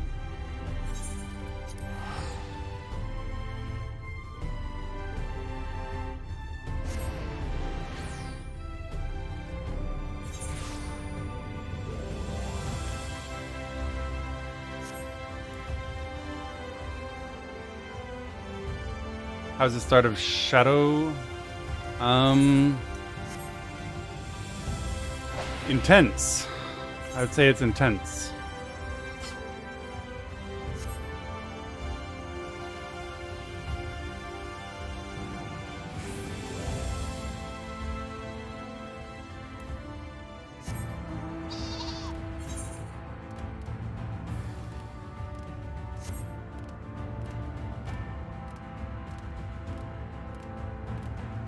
How about a cup of chai?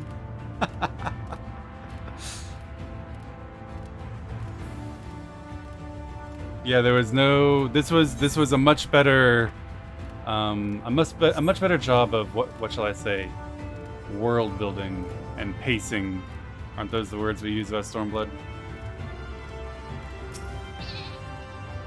2 ethers in 1 day? I spoil you guys, I really do. I spoil you, chat.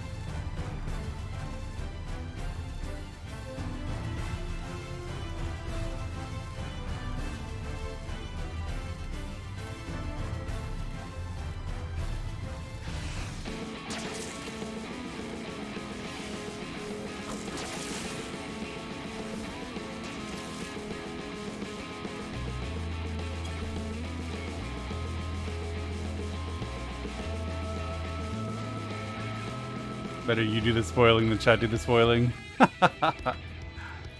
I know you guys are super invested in Pepe laughing when my brain gets knocked out of my head by stunning and unpredicted events. You're protected from spoiling by your own greed for reactions and stun locks. Your joy at things like yesterday's whole, what are they gonna do next? Bring back Gaius? That joy protects me from you spoiling, because oh my god,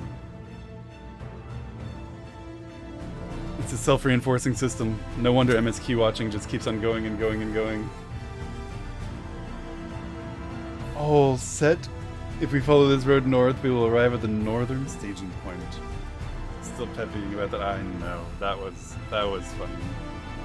When I heard that I was on the floor, Elijah, I don't even know what to say. And then we went back and we watched the scene where Gaius died, and I swear it was so cringy in retrospect now, because I'm all like, he's dead. I shall not mourn his death. Blah, blah, blah, blah, blah, blah, blah. He's fucking alive. Oh my god, I can't even think about it. I'll just be stun-locked again. The village itself lies not far beyond. Quickly now. I'm still shambled. I'm shambled by imagining what you guys were thinking when that happened. And I'm shambled imagining what you guys were thinking when I was mad about Xenos coming back and said the Gaius line. This is the kind of thing... You know how we've all done things, you know, in high school or junior high school or elementary school that you recall with intense embarrassment, and 30 years later... You remember it right before you were about to go to sleep, and then suddenly you can't sleep because, oh my god. This is now one of those moments, chat, because of you. When I'm 80, I'm going to remember that time when I was like, I shan't mourn his death. and be unable to sleep.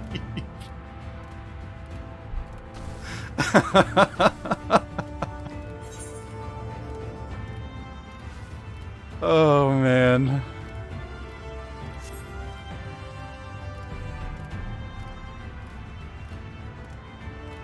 Just happy you didn't know. I had no idea. That's why it was my go-to analogy. It was inconceivable that he could still be alive. Deacon Fist, thank you so much for the sub. Silesian, Silvernode, Meerkat, and Squatting Pepe. Thank you so much for all of the support. I appreciate the subs. Caleb, thank you for the 27 months. I appreciate it, my friend. Buy your kids some food. I will, don't worry. I shall take your money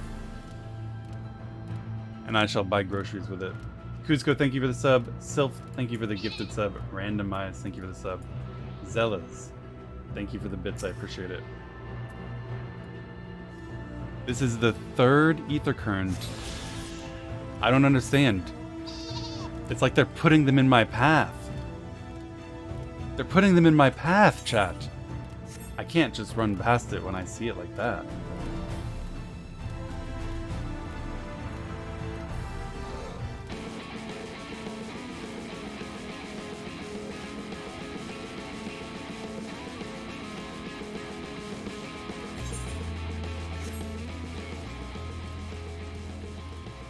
Yeah, we're gonna turn this light into an air ether calamity.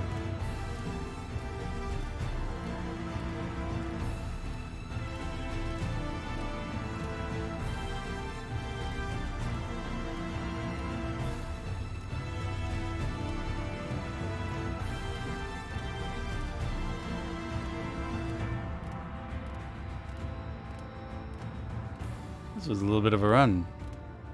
We have some people here. Hello, my friends. Deacon, thank you so much for the 5 gifted subs. I really appreciate the support. That support enables me to do at least 12 hours today instead of working for my groceries. Holminster Switch is past these gates and through the woods. Which is not exactly a near neighbor to the Crystarium, but as we occupy the same region, we've built up something of a cooperative relationship. What can we expect inside, Captain? The town is beset by a swarm unlike any we have seen in recent years. We did our best to evacuate the villagers, but as many as half remain. Oh my god, it's Stratholm. The sickness is inside the city. Judging by the number of eaters present, we have good reason to believe that a Light Warden leads the attack. How convenient. It seems we'll have our chance to slay a warden sooner than we expected. Man, if killing a Light Warden slays all the Sin Eaters in its area of influence, imagine if killing a Light Warden also purged the sickness from all those who had been infected by Sin Eaters in their area of influence. That would be so wholesome and nice. That'd be great. We could cure them. I bet that's what we're about to discover. One does not simply slay a warden. Has no one told you what happens if you defeat one of those fiends? They hold more light inside them than all their underlings put together. It can be struck down, aye, but its essence won't dissipate like the weaker kind. Vile ether will billow outward and envelop the nearest living being, a reckless young swordswoman perhaps, and turn her into a brand new, well, shit.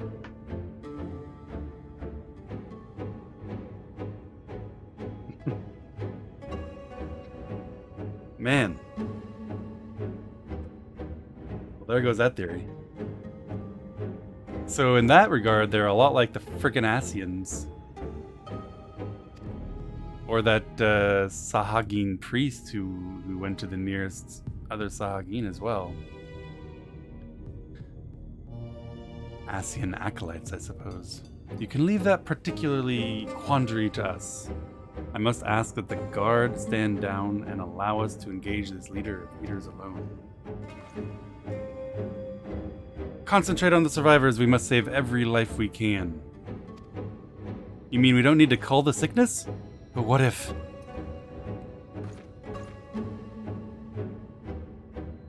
How dare you question the Crystal Exarch? Understood, my lord. As captain of the guard, however, I will not watch you brave such danger without an escort from our ranks. I insist that I go with you. Nod. Very well. Then our warden-slaying party shall include myself, the Leveliers, Captain Lena, and last but not least, the Warrior of Light. Dressed extremely fancy for today's excursion, A formidable group indeed. Into Holminster we go. Once we reach the Light Warden, do not hold back. We strike to kill.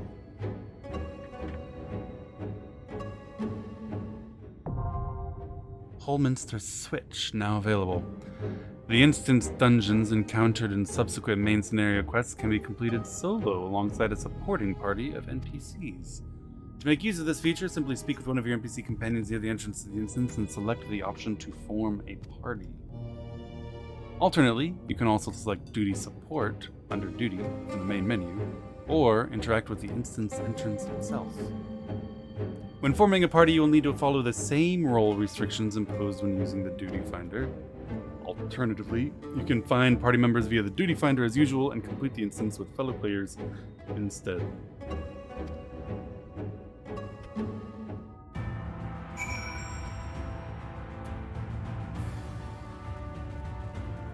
Hello, my friends! Why would I ever choose to do a dungeon with Alfino and Alice when I could do it with you wonderful, beautiful people instead?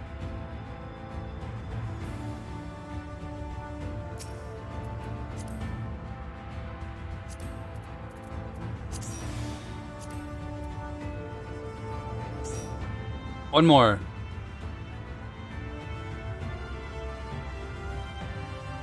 There's so many people loving to follow along the story. It is awesome to see. Holly whispered me first. Hello, all my friends.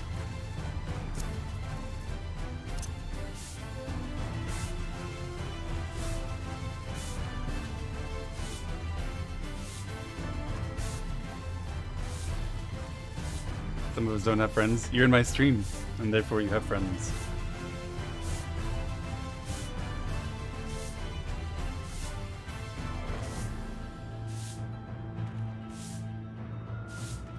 What is that? Your bird has beautiful butterfly wings. And your bird is also beautiful. My first dungeon of Shadowbringers.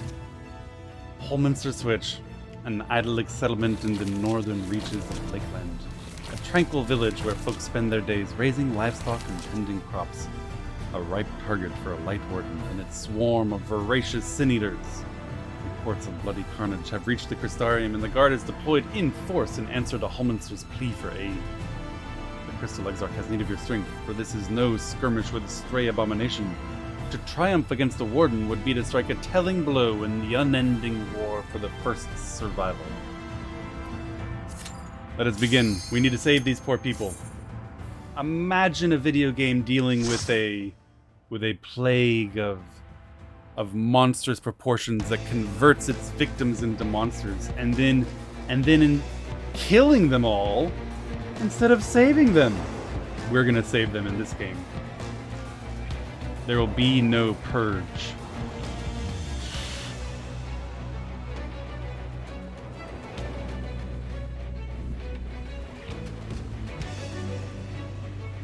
This helpless village.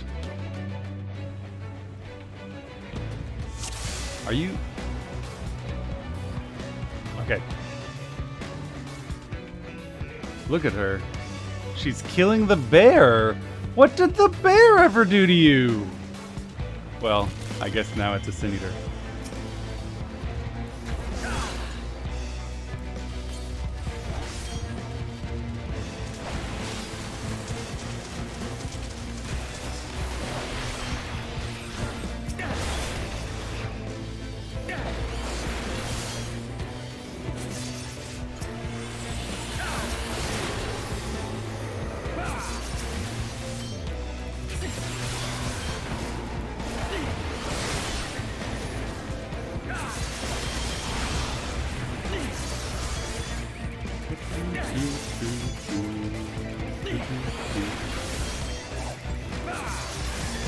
I forgot I can actually use my third button now. Corthian Torment. I think that's what it's called. Yeah, Corthian Torment. So she's seeding our path with new sin-eaters. What a jerk.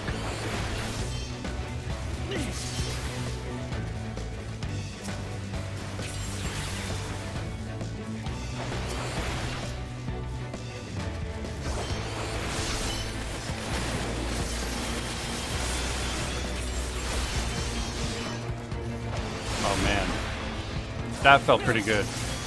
That was a lot of AoE.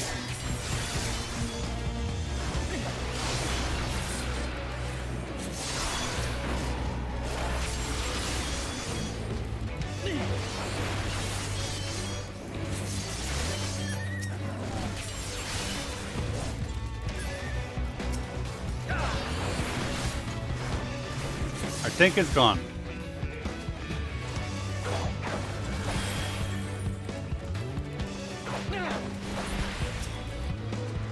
Get dunked.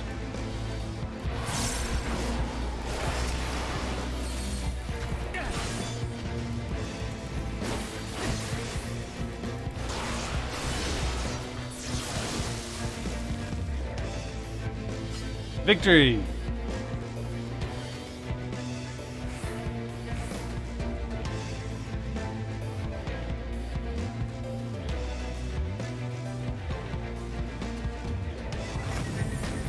Guys, it was fine. It was fine.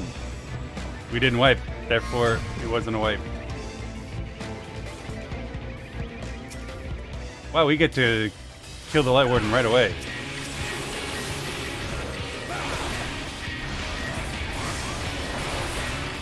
Music, let's go.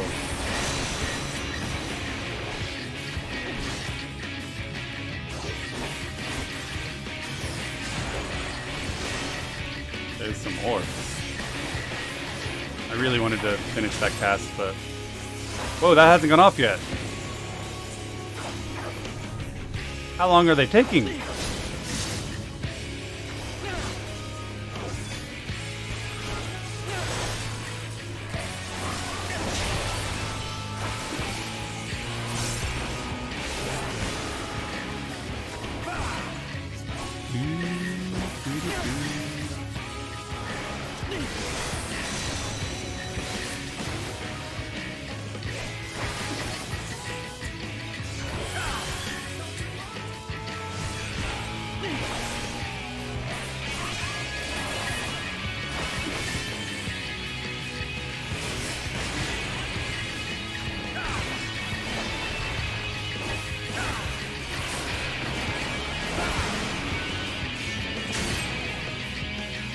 Man, I was watching the on cast time.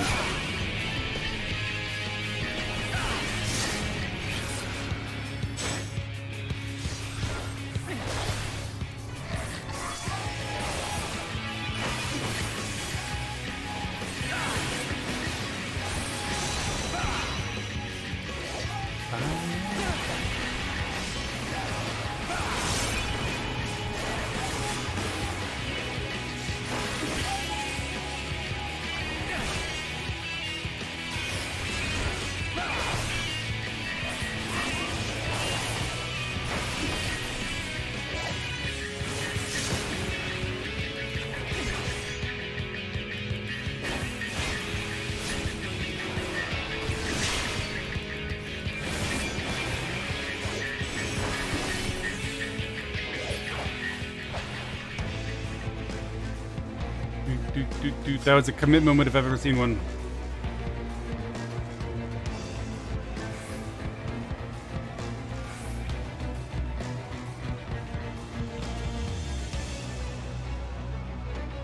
Lucky? No, just a masterful, some might even say professional, evaluation of the DPS required to meet a check.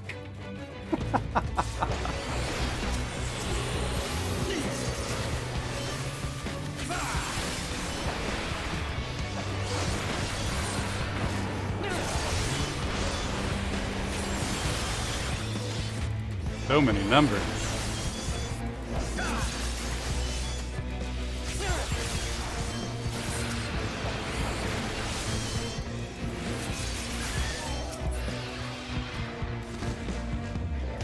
Man, they're turning the crops into sin eaters, man. So uncool.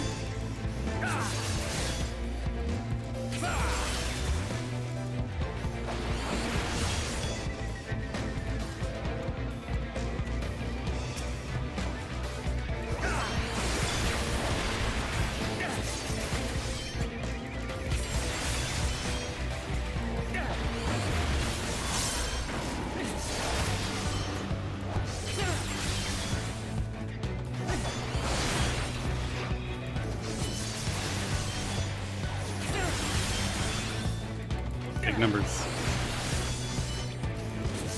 Bulls are my favorite crops. They're all crops of one kind of another. Corn, wheat, cows, it's all future food.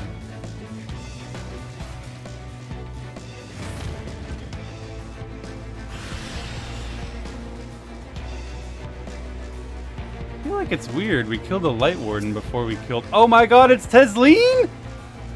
No!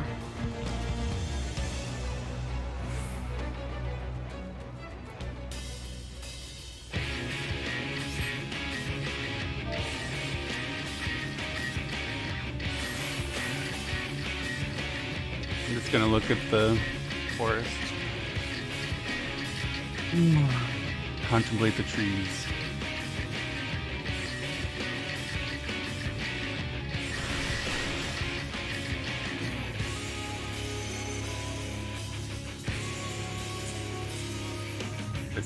There's something over my head.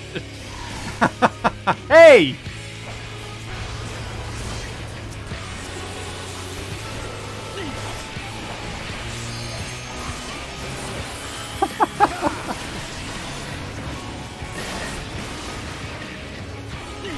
He bonked me.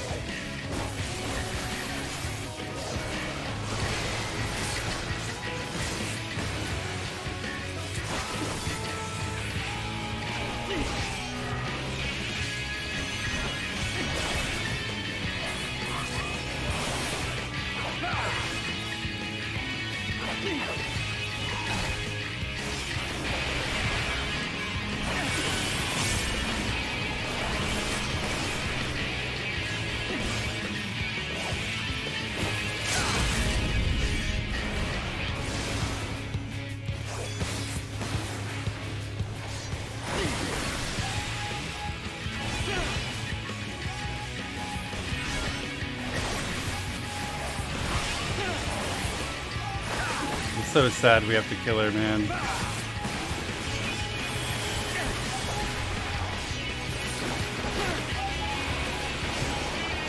She even talked as she flew away, saying, "Forgive me, Alice."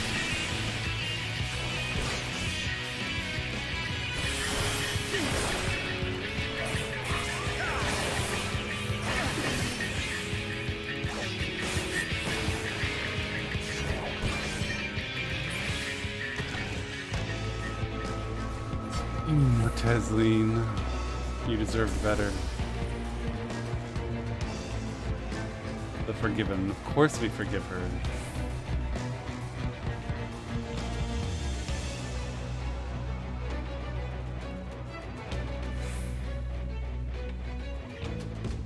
Vengeance for Tesleen. That's why Valerian. Save the villagers! Hurry! No! Why?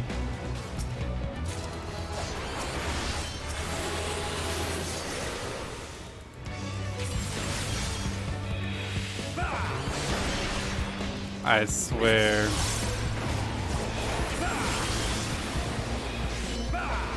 Yoshi P is probably doing all of this, like front-loading the sorrow so that we can be uplifted later. He's bringing us down in order to bring us up. It makes sense when you think about it that way.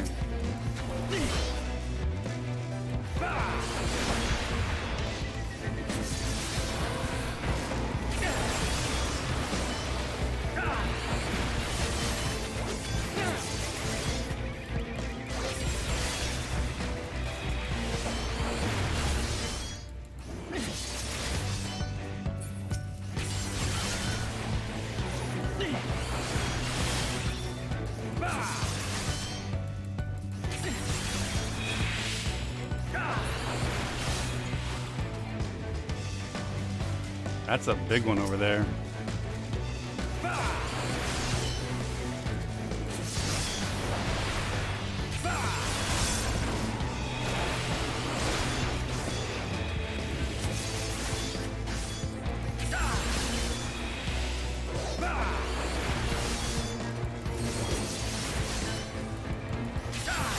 You kill Tesleen? I didn't kill Tesleen.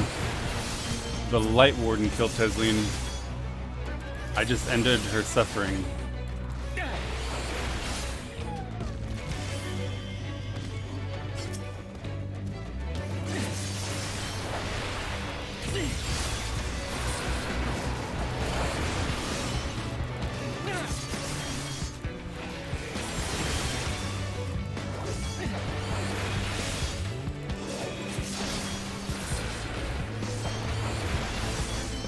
He's not stunnable. Oh well.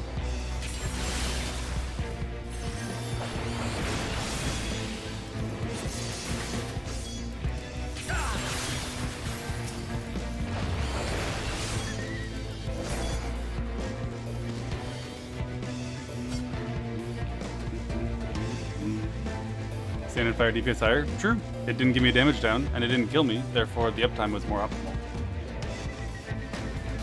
We saved these ones. Flee, villagers, flee.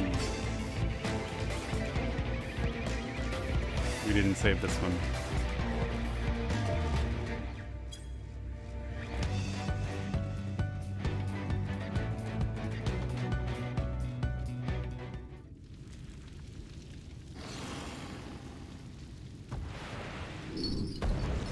Oh. Okay, so that's a light warden.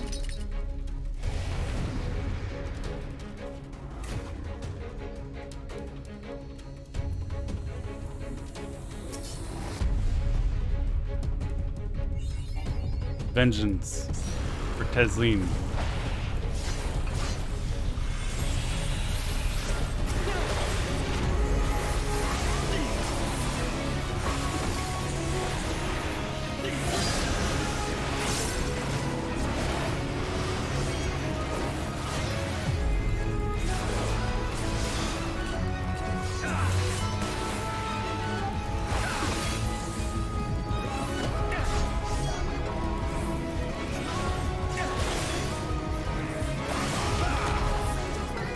I should have gone that way. Is it over?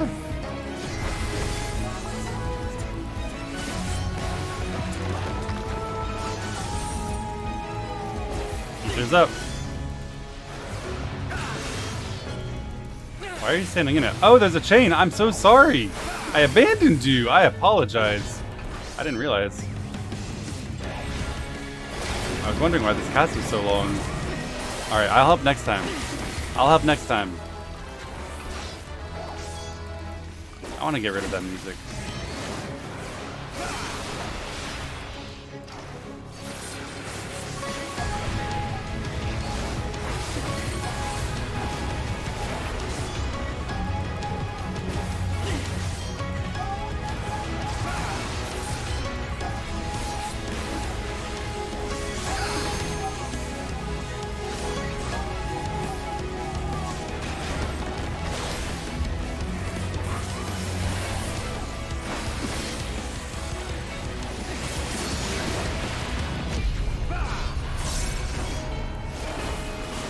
A good feint.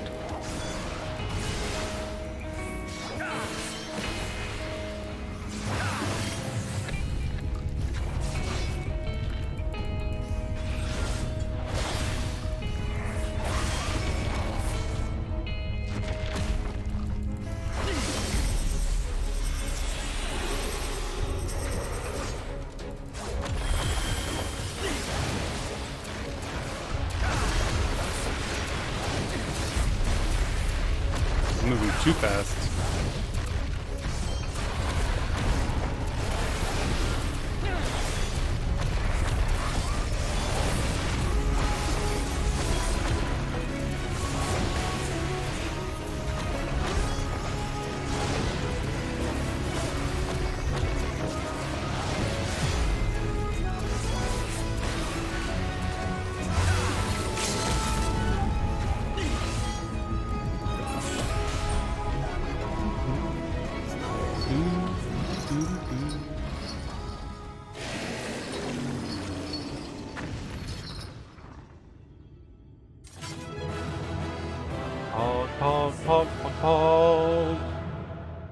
But my understanding was when we kill a light warden, He just takes someone else? We need to see what happens.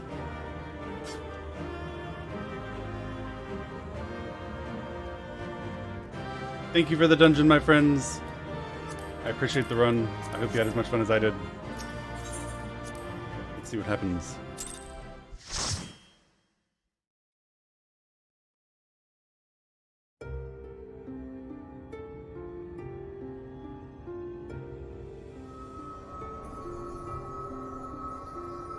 It's releasing its ether! Fall back! We cannot let it touch us! Quickly, my lord, we must withdraw! That will not be necessary, Captain. Though I appreciate your concern. The eternal light of these creatures has confounded us for nigh on 100 years. For each we have put down, another has risen up in its place, born of the self-same ether relinquished by its predecessor. But now we have a way to contain that corruption. We do?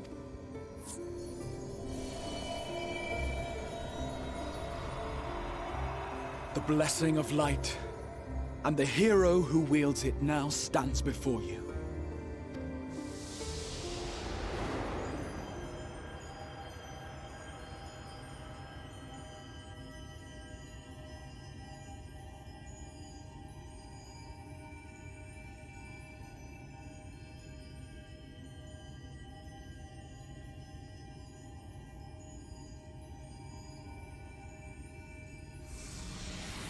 Hey. No touching.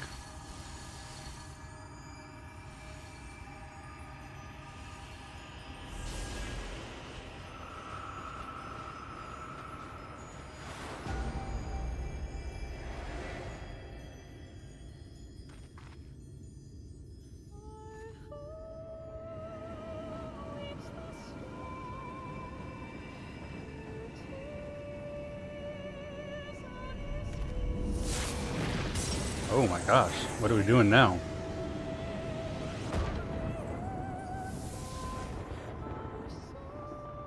Behold, the monster's power is broken, and the world, twisted by its touch, returns to its rightful form.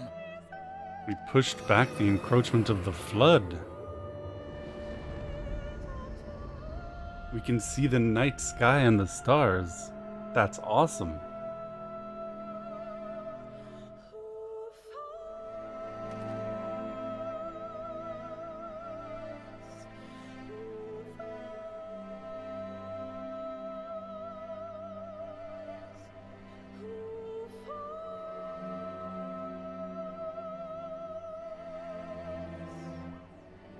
Hope you guys don't panic about this.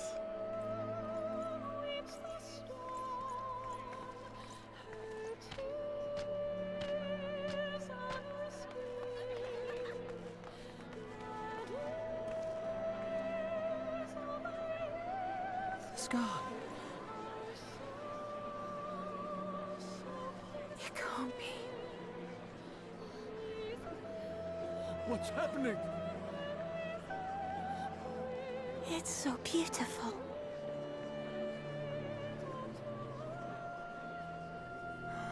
The sunless sea. The warrior of darkness has come.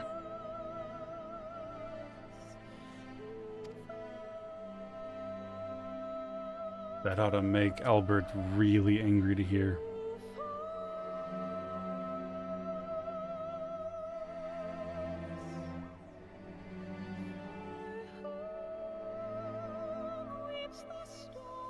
Is that what I think it is? The night sky, as it should be. Who are you people? You killed a warden, then bathed in its ether as if it were a spring shower, and now the sky? The legends are true.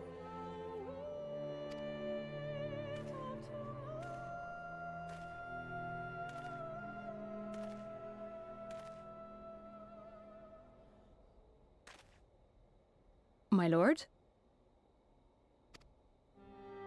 How many years have I waited for this moment? For the one possessed of her blessing. For you.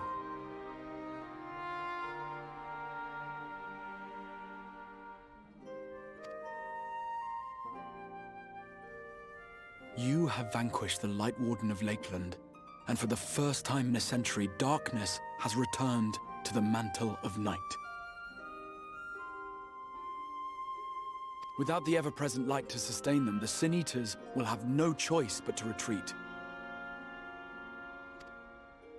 Yet our victory is far from complete. Though darkness has fallen here, the other Wardens yet bask beneath burning skies, feasting upon what little life remains.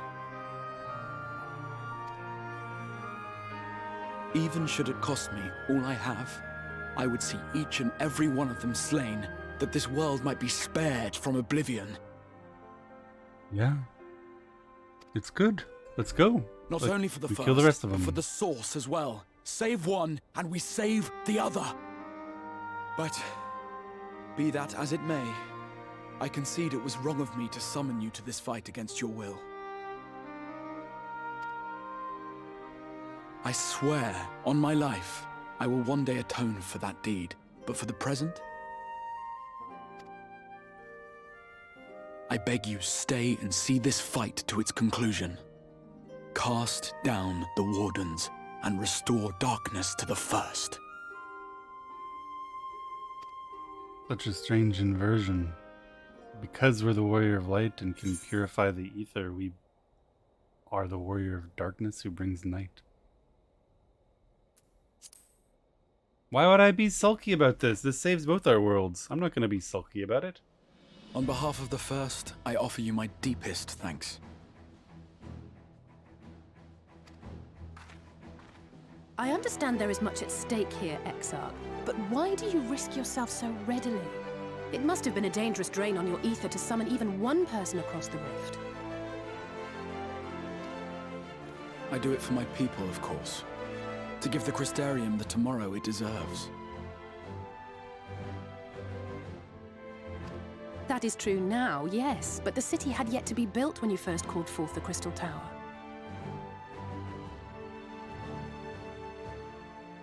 I'm simply curious to know what prompted you to commit yourself so completely to this particular course.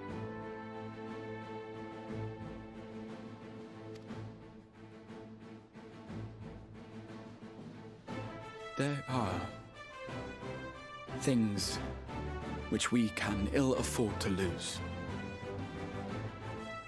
Mm-hmm. And I sensed from the first that I had a part to play in preserving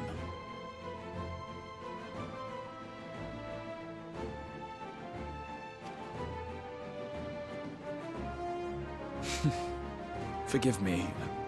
I fear the events of the day may have taken their toll. Despite appearances, I am an old man. One burdened with many difficult memories, some too painful to recall. How old?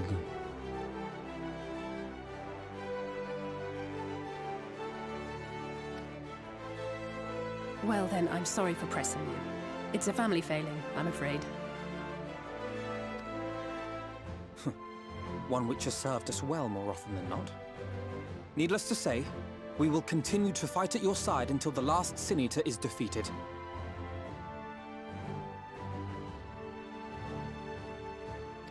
Yes, I agree with that. Come then, saving two worlds, my warriors of darkness. Let us gather the surviving villages and make our way back to the Crystarium.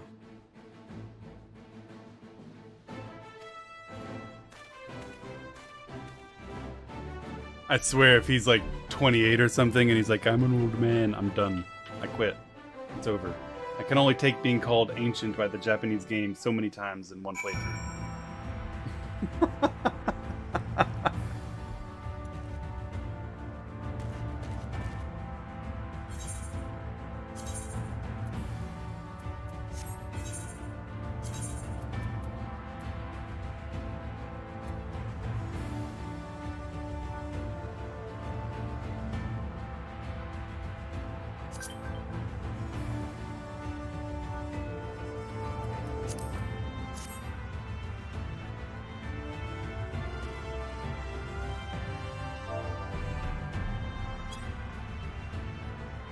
My camera didn't move.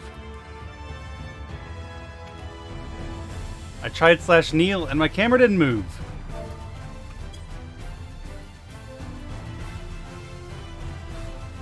Okay. I feel cheated. How quickly you have justified my faith in you. So many lives saved, and the sky itself heralds your success. A single victory in a larger struggle perhaps, but a momentous one nonetheless. Trying to look under her hood. Yes!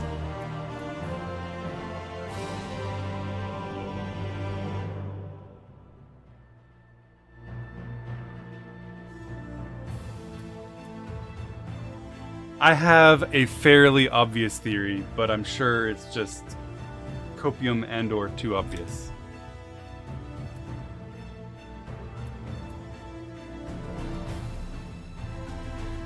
Tell us. I can't tell you because you'll all... There it is.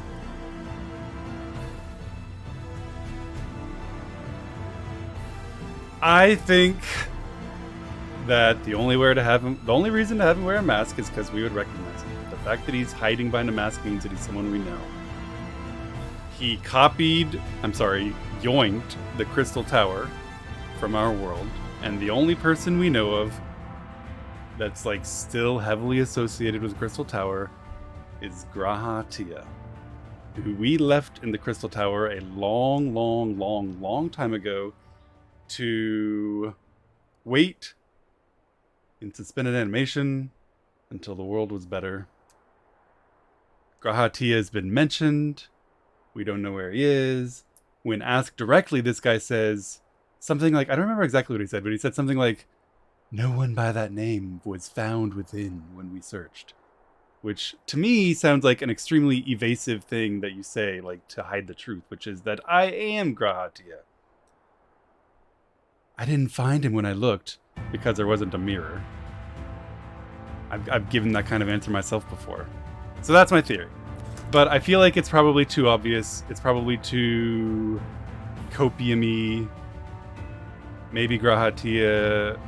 He has to come up somehow, but I don't know how.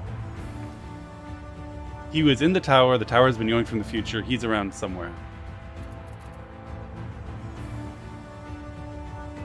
This guy, the Crystal Exarch, knew about the Warrior of Light, knew about our companions, even knew which of the Scions would be useful. That's not really true. He was trying to summon us and accidentally yoinked other Scions because of their close connection to us. That's my theory. I think it's Graha. Alright. I'm not going to look at chat for like 30 seconds. So that you neither confirm nor deny. As for how we proceed from here.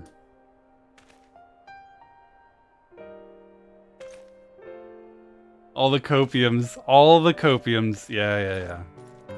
He's our friend, and he's supposed to be alive, and he was mentioned, and I'm sure he's going to come up in the story. That much I'm sure of. I'm sure he's in the story. The villagers we evacuated earlier have arrived safely in the Crystarium.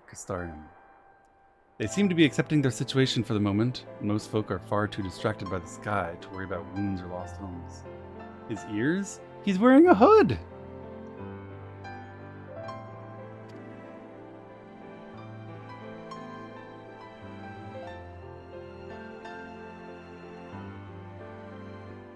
Tail? Some cats have bobbed tails. Maybe it's in his pants. They whispered wonder if the Warrior of Darkness has come. 'Tis to be expected. Robin, I must ask a favor of you. Would you be so kind as to conceal your involvement in this endeavor for the time being? Why? Seeing the light recede from Lakeland is a momentous occasion, and many will be swept up in a maelstrom of excitement and confusion. Should you come forth as the legendary Warrior of Darkness, I fear that no matter how good your intentions, such an appearance would throw the city into disarray. Robin doesn't crave the spotlight anyway. I find myself in agreement with the Exarch, although my concerns are more focused on Yulmore. It may be best if you maintain a low profile until we see how Vothri responds to all of this. It's Tataru? No, Tataru is wailing and crying about us vanishing. My thanks. Though we cannot freely celebrate your success, pray allow your heart to be buoyed by the joy of our citizens. A joy you surely brought into being. Yeah, I agree with that.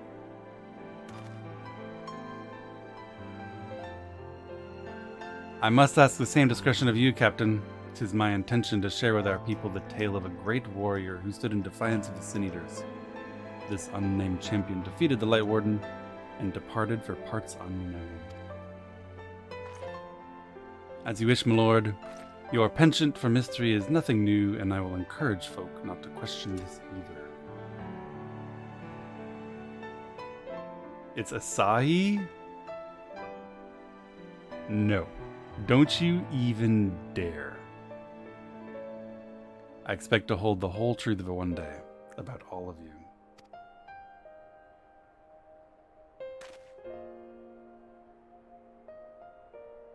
With that settled, I shall return to the Crystarium and make an address to the people.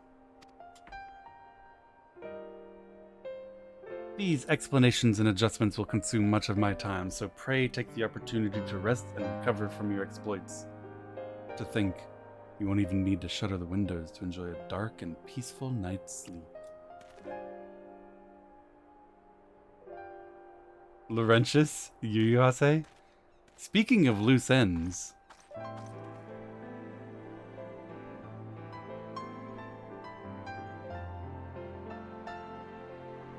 I must stay behind and coordinate the evacuation of the remaining survivors. And I hesitate to ask after all you've done here today, but could I ask you to pass on a message on your way to the Pendants? Please let Bragi know that we're bringing in a number of injured, and any restoratives in the markets need to be reserved for the infirmary. Sure.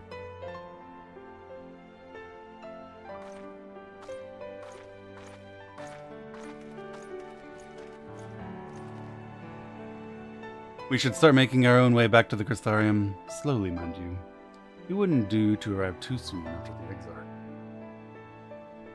I'm staying behind as well. There's something I need to check on in Holminster.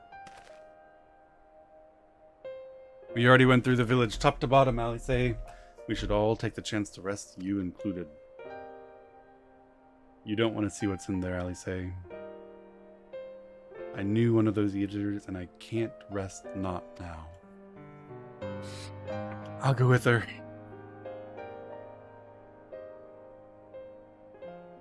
Oh, no I won't. She wants to be left alone.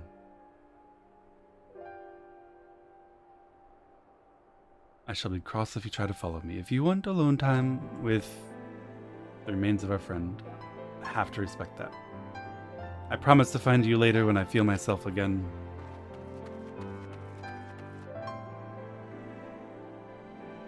Just you and me then, shall we?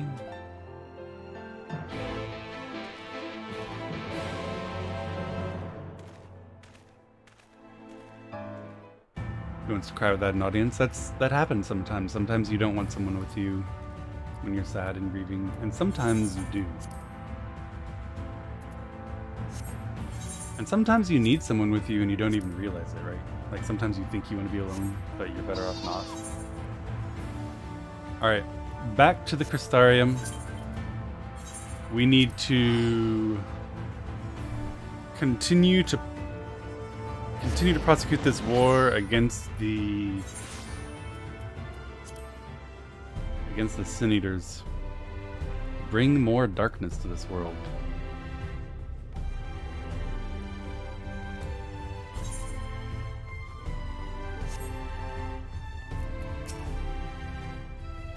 The Crystarium seems relatively ordered, wouldn't you say? The Exarch's speech must have been reassuring to hear. On the contrary, there's something jubilant in the air.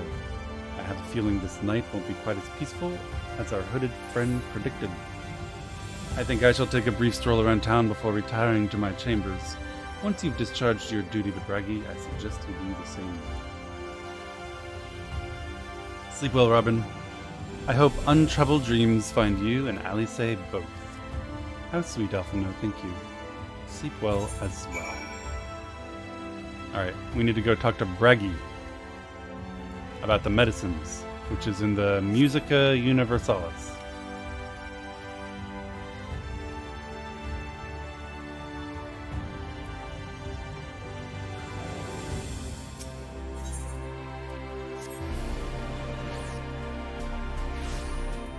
Why do you think Grahazi Exarch? Don't see how that is? I don't know that I do think it is. I just think that's the obvious, like, potential possibility. We have some new person with a mask, and we have a missing person associated with the tower, and the new person with the mask has to do with the tower. It just kind of fits together, you know?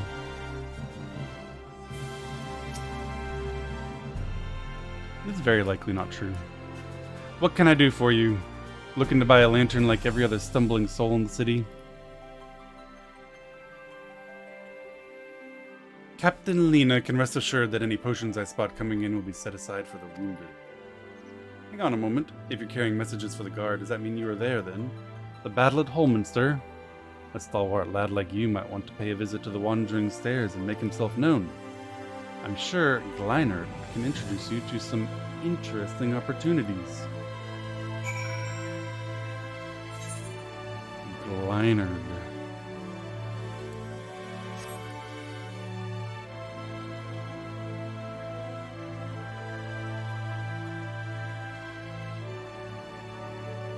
What do you think about Shadowbringers? It is non-stop action so far.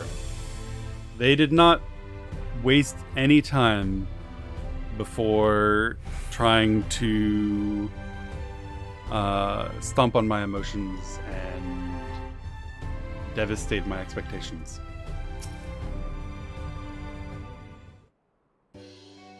Oh, you're here for the new expansion. Right this way to the euthanasia clinic. Look around, make some friends. Oh, and then we'll kill your friends too!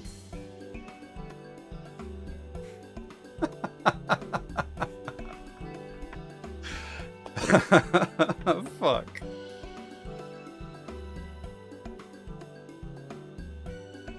Say a more beer for table 2, and a couple of pints of mead for table 3 while you're at it. Coming right up. Sorry, we're rushed off our feet today, sir. Can I get you anything? Drinks are on the house. Well... Oh, that Bragi has a twisted sense of humor. Ha ha ha.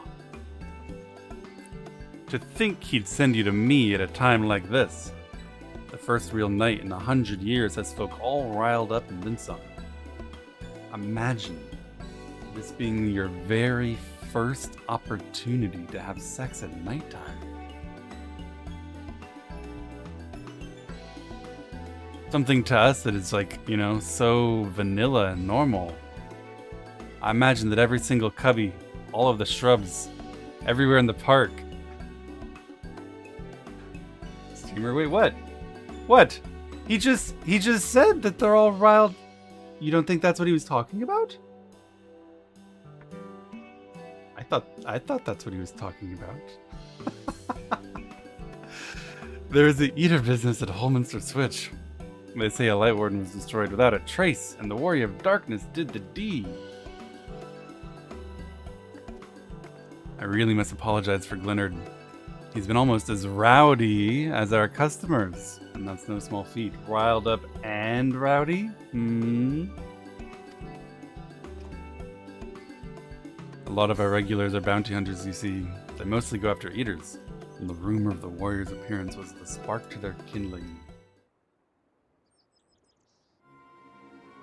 You know how the weak eaters are drawn to the strong ones, right?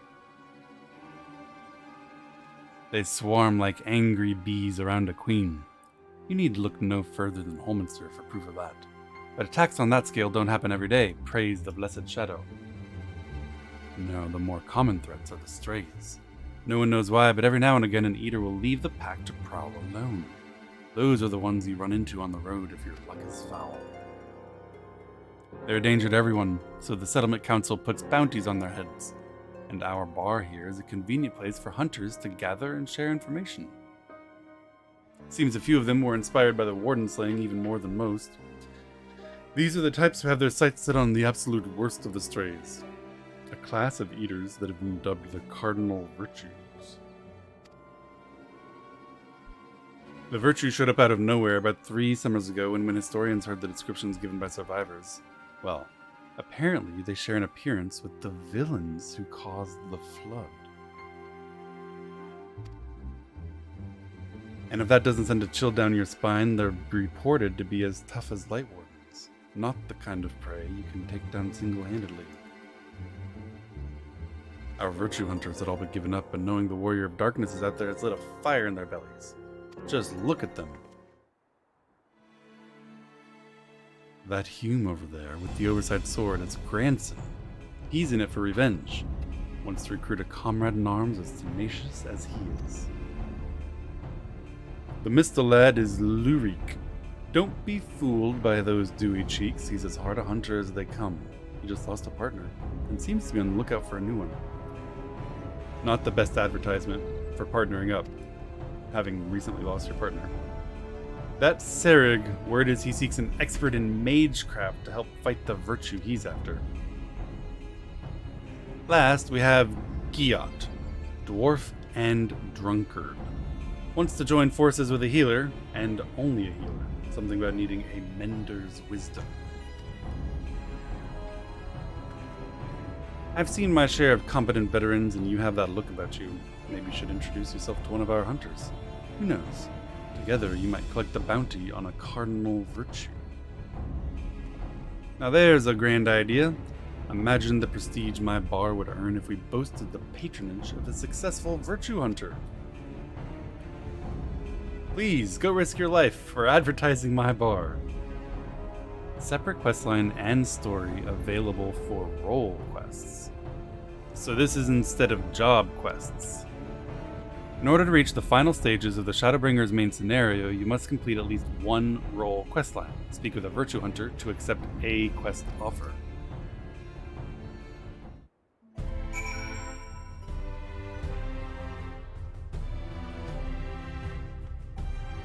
Is this why you wanted me to do one of all of them, Leaf? You want me to do a tank, a healer, and a caster? Yeah? For role quests. Okay.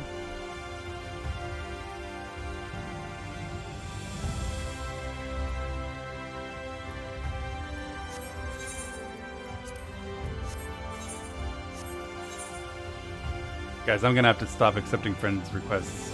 This menu is driving me crazy.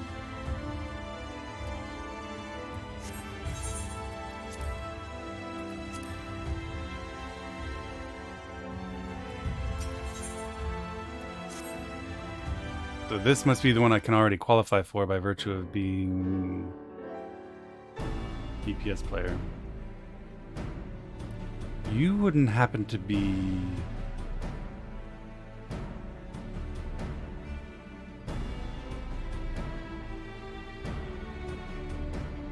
Of course you are. Who? What? Just plain from the way you carry yourself. You're just the sort of man I've been looking for. You're perfect. Go on. My name is Lou Reek, and I am a bounty hunter. But not just any bounty hunter, I'll have you know. I'm not wont to settle for run-of-the-mill prey. I hunt sin-eaters. Not only that, I have recently set my sights on a particularly notable fiend, one of the 4 cardinal virtues, those infamous instigators of the flood itself. Naturally, it will take considerable strength and skill to defeat such a formidable eater, and I'm not afraid to admit I cannot do it alone. However, with the aid of equally formidable allies, I'm confident it can be done, and you, my friend, are exactly the sort of ally I have in mind to recruit.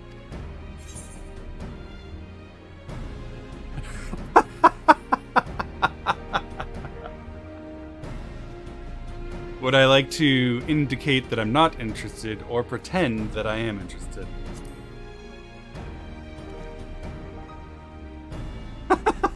Wait, I have money. Lots of money. You'll be well rewarded for your service on my honor. Wait, I turn around for money? However, as much as I am certain you are the right man for the job, 'tis only meet that I put your skills to the proof. A simple test should suffice.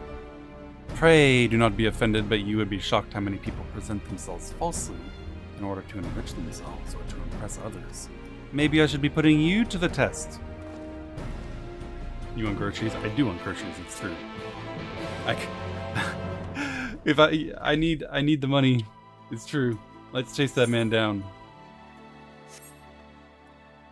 So this is the role quest. Is it like the job quest that unlocks with level as I go?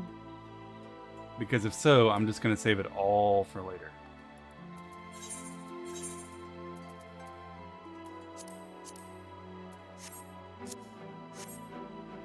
Yeah, we save it all for later, do it all at once. We'll do all of the role quests all together at the end of the MSQ. Just like we did job quests way back in the day. Alright, rendezvous with Lurik. No, wait, that's the wrong one. That's the one I don't want. There we go. Speak with the manager of Sweets in the Pendants. I'll give a warning, the story will blue ball if you haven't finished. Yeah, that's fine. At some point it's going to say it's mandatory that you finish the roles, and then I'll go do the roles. When I'm told you have to do role quests, I will assume the role quests are entirely done and unlocked, and that's when I'll do them. And we'll just do them all in a row. Welcome back, sir. I wonder if anyone can sleep with the city in such an uproar, but will you be retiring to your quarters? Yes. Very good. In light of the present situation, I have had illumination prepared for all our rooms. No need to rush to the markets for lanterns or candles. Have a pleasant rest, sir. I'll tell you before you get to the block at its convenient story break. Perfect, Leaf. That is perfect.